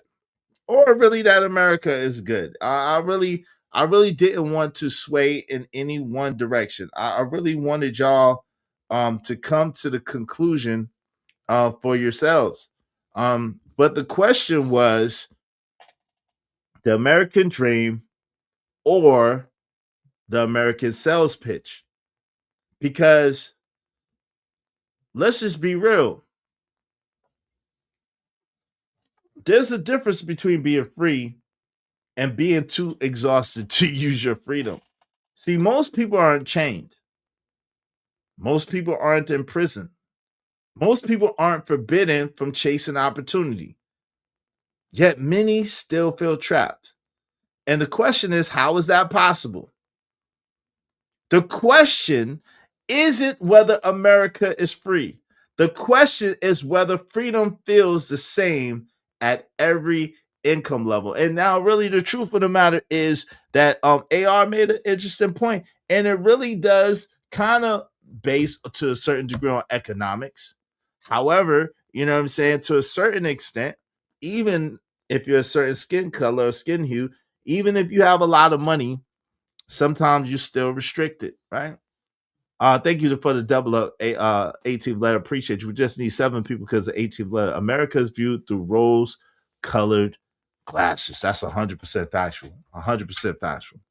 So if Americans are among the most privileged people in the world, if Americans are among the most privileged people in the world, why do so many people feel like they're falling behind despite working harder than ever? If Americans are some of the most privileged people in the world, why do so many people feel like they're falling behind, even though and despite working harder than ever? That's the question, right? At the end of the day, I'm not asking you to hate America because I don't hate America, because I love America. I'm not asking you to love America, even though I do, because I live here. I'm asking you to look around and to ask one simple question. Are we living in reality, or are we living in advertisement? Are we being sold the American dream pitch, or are we chasing an actual thing, the American dream? Yo, y'all been great, and I've been Izzy Bands. I hope that y'all liked the show. I hope that y'all learned something, made you think about something, made you, spark the thought, whatever the case may be. It's been very entertaining. I hope that y'all were entertained. I had a good time. My guy, Rasta State Fiend, said a certain aspect of themselves would have been the key way to specific privileges, but looks like that backfire. Yo, 18th letter, wave in the back. I'll let you come through. Shout out to my man 18th letter, wanted to say something on the way. Shout out to 18th letter. What's up, man? What's going on with you? Appreciate you. 18th. What's going on with you, brother? How you doing? I'm doing well, and yourself, Rod? How you doing, bro? I'm doing all right, man. Getting ready to punch this clock. Want to come through and holler at you, man. I always enjoy when you live, even though I don't get a chance to participate as much as I want to. I just love the balance, man. I love the balance, and I love the different perspectives and everything. So I always enjoy when you live, brother. Yeah, I think a lot of people, America got its pros and cons, and I don't think a lot of people view it as such. Like everything that you were just saying, you have to really pay attention to what's going on in this country culturally and politically, and you have to be able to compare to other countries around the world. And we think that, don't get me wrong, yeah, I love America, man, because I live here, but the wealth gap, the racism, different things that our people experiences and stuff like that, and the way that the system is set up. The system is set up where it's wrapped in a beautiful package, but it's nothing in that box when you open it. There's nothing in that box when you open it, man. And wrapped in a beautiful package, but there's nothing in that box when you open it. I'm gonna steal that. That's very profound. Damn, I like that. And it really comes down to, like what people are talking, like the American dream. It's something that's been sold. It's been sold to us as Black folks. It's been sold to a lot of people that come here, and a lot of people are still coming up short, man. It's a hamster wheel, and you got to know how to maneuver, because everything's on what it appears to be ain't really what it is. And a lot of people don't understand that. That's why when you look at the capitalism and everything, the middle class is drying up. You know, a lot of people can't really buy homes right now. Can't even buy homes. A lot of the banks is buying up the homes because they plan on renting them for life. And when America is planning to make a move, what America does is it prepares the people through brainwashing. So you can already get used to something whenever they, decide to make a move. They want you to get used to renting to the point that you don't own a home in the future. They want you to get used to, different ways of life. That way it doesn't seem like a shock to you. And they focus on the newer generations as time goes on because they know they can't change the old generation's minds. So they start implementing things into the school systems, the things to, brainwash the newer generation into believing in that certain way. Well, that's fact. And when you think and the money is not trickling down. Remember, they used to say trickle or not economics. That money is not trickling down, and the divide is getting bigger and bigger and bigger to the point that most people are living paycheck to paycheck to keep them on their hamster wheel, to keep them locked in at a lot of these companies where the rich is making most of the money. Even the elites and everything, they're the ones that control the politics. They got the politicians in their pocket. They got the judges in their pocket. How do people think they get away with, certain things? And I think with our mindset, for most people, as long as we pacify, we good with that. As long as some people like to be lied to. As long as you lie to us and tell us it ain't what, we feel it is, and give us a few crumbs, we good with that. That's crazy. Let me ask you one question before because I got to get ready to go. But let me ask you one question before I go.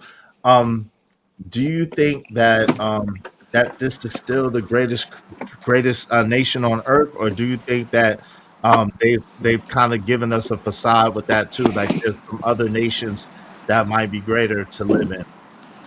I think it is one of the greatest, but it's tricky with that because our healthcare system here is everything is to capitalize off of everything from your pain, you living in poverty, till you clawing to get to the top. So the healthcare system is built for them to capitalize off of it because they know that you can't afford basic healthcare, and if you can't afford it, you will be in serious health issues. And if you can afford it, then the whole goal is to manipulate your insurance. Then you got the insurance companies that's in bed with the food industry, so the food that they feed us is not the best. The food that we grow is not the best, with all of these different hormones and pesticides that's guaranteed to make you sick. And if you can't afford organic food, which organic food is supposed to be the cheapest, in other countries it's the cheapest, but here it's the most expensive. So if you can't afford that, you're forced to eat a lot of this other BS that's going to make you sick and take you into doctors where you can barely afford the health bill unless you got insurance that's jacked up, that you got to pay monthly, that you may not even be able to afford that.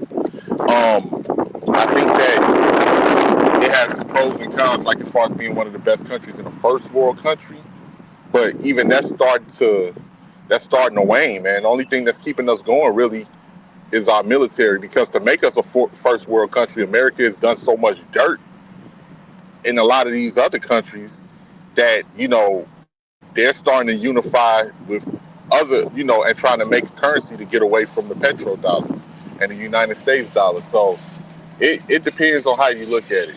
Do I think it's one of the best first world countries? Yeah. Do I think we're lucky to live here? Yeah, because we benefit from everything that they do outside of America.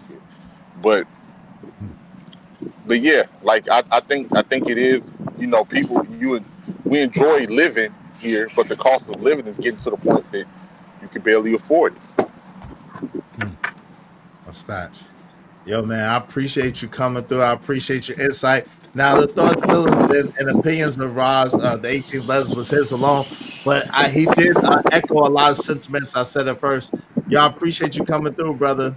Salute to you. Have a great day at work, bro. You too, Is. Thanks for having me up, brother. No doubt. Salute to my guy, Ra. Yo, thank y'all so much for coming through. I appreciate 18th Letter for supporting the show and then dropping his knowledge on the end. Thank y'all so much to everybody that supported the show, supported the stream. Y'all been great. Y'all could have been anywhere in the world, but y'all chose to be here with me, and it means the world to me. So we're going to leave this with, we out. I just hope we gave y'all something to think about, something to look into. And, you know what I mean? Hey, y'all know what it is. We out of here. Pray y'all have a great day. Yo, tell a friend to tell a friend about us. Like, share, subscribe. And we out this piece. Peace. Yeah, yeah. Yeah, yeah.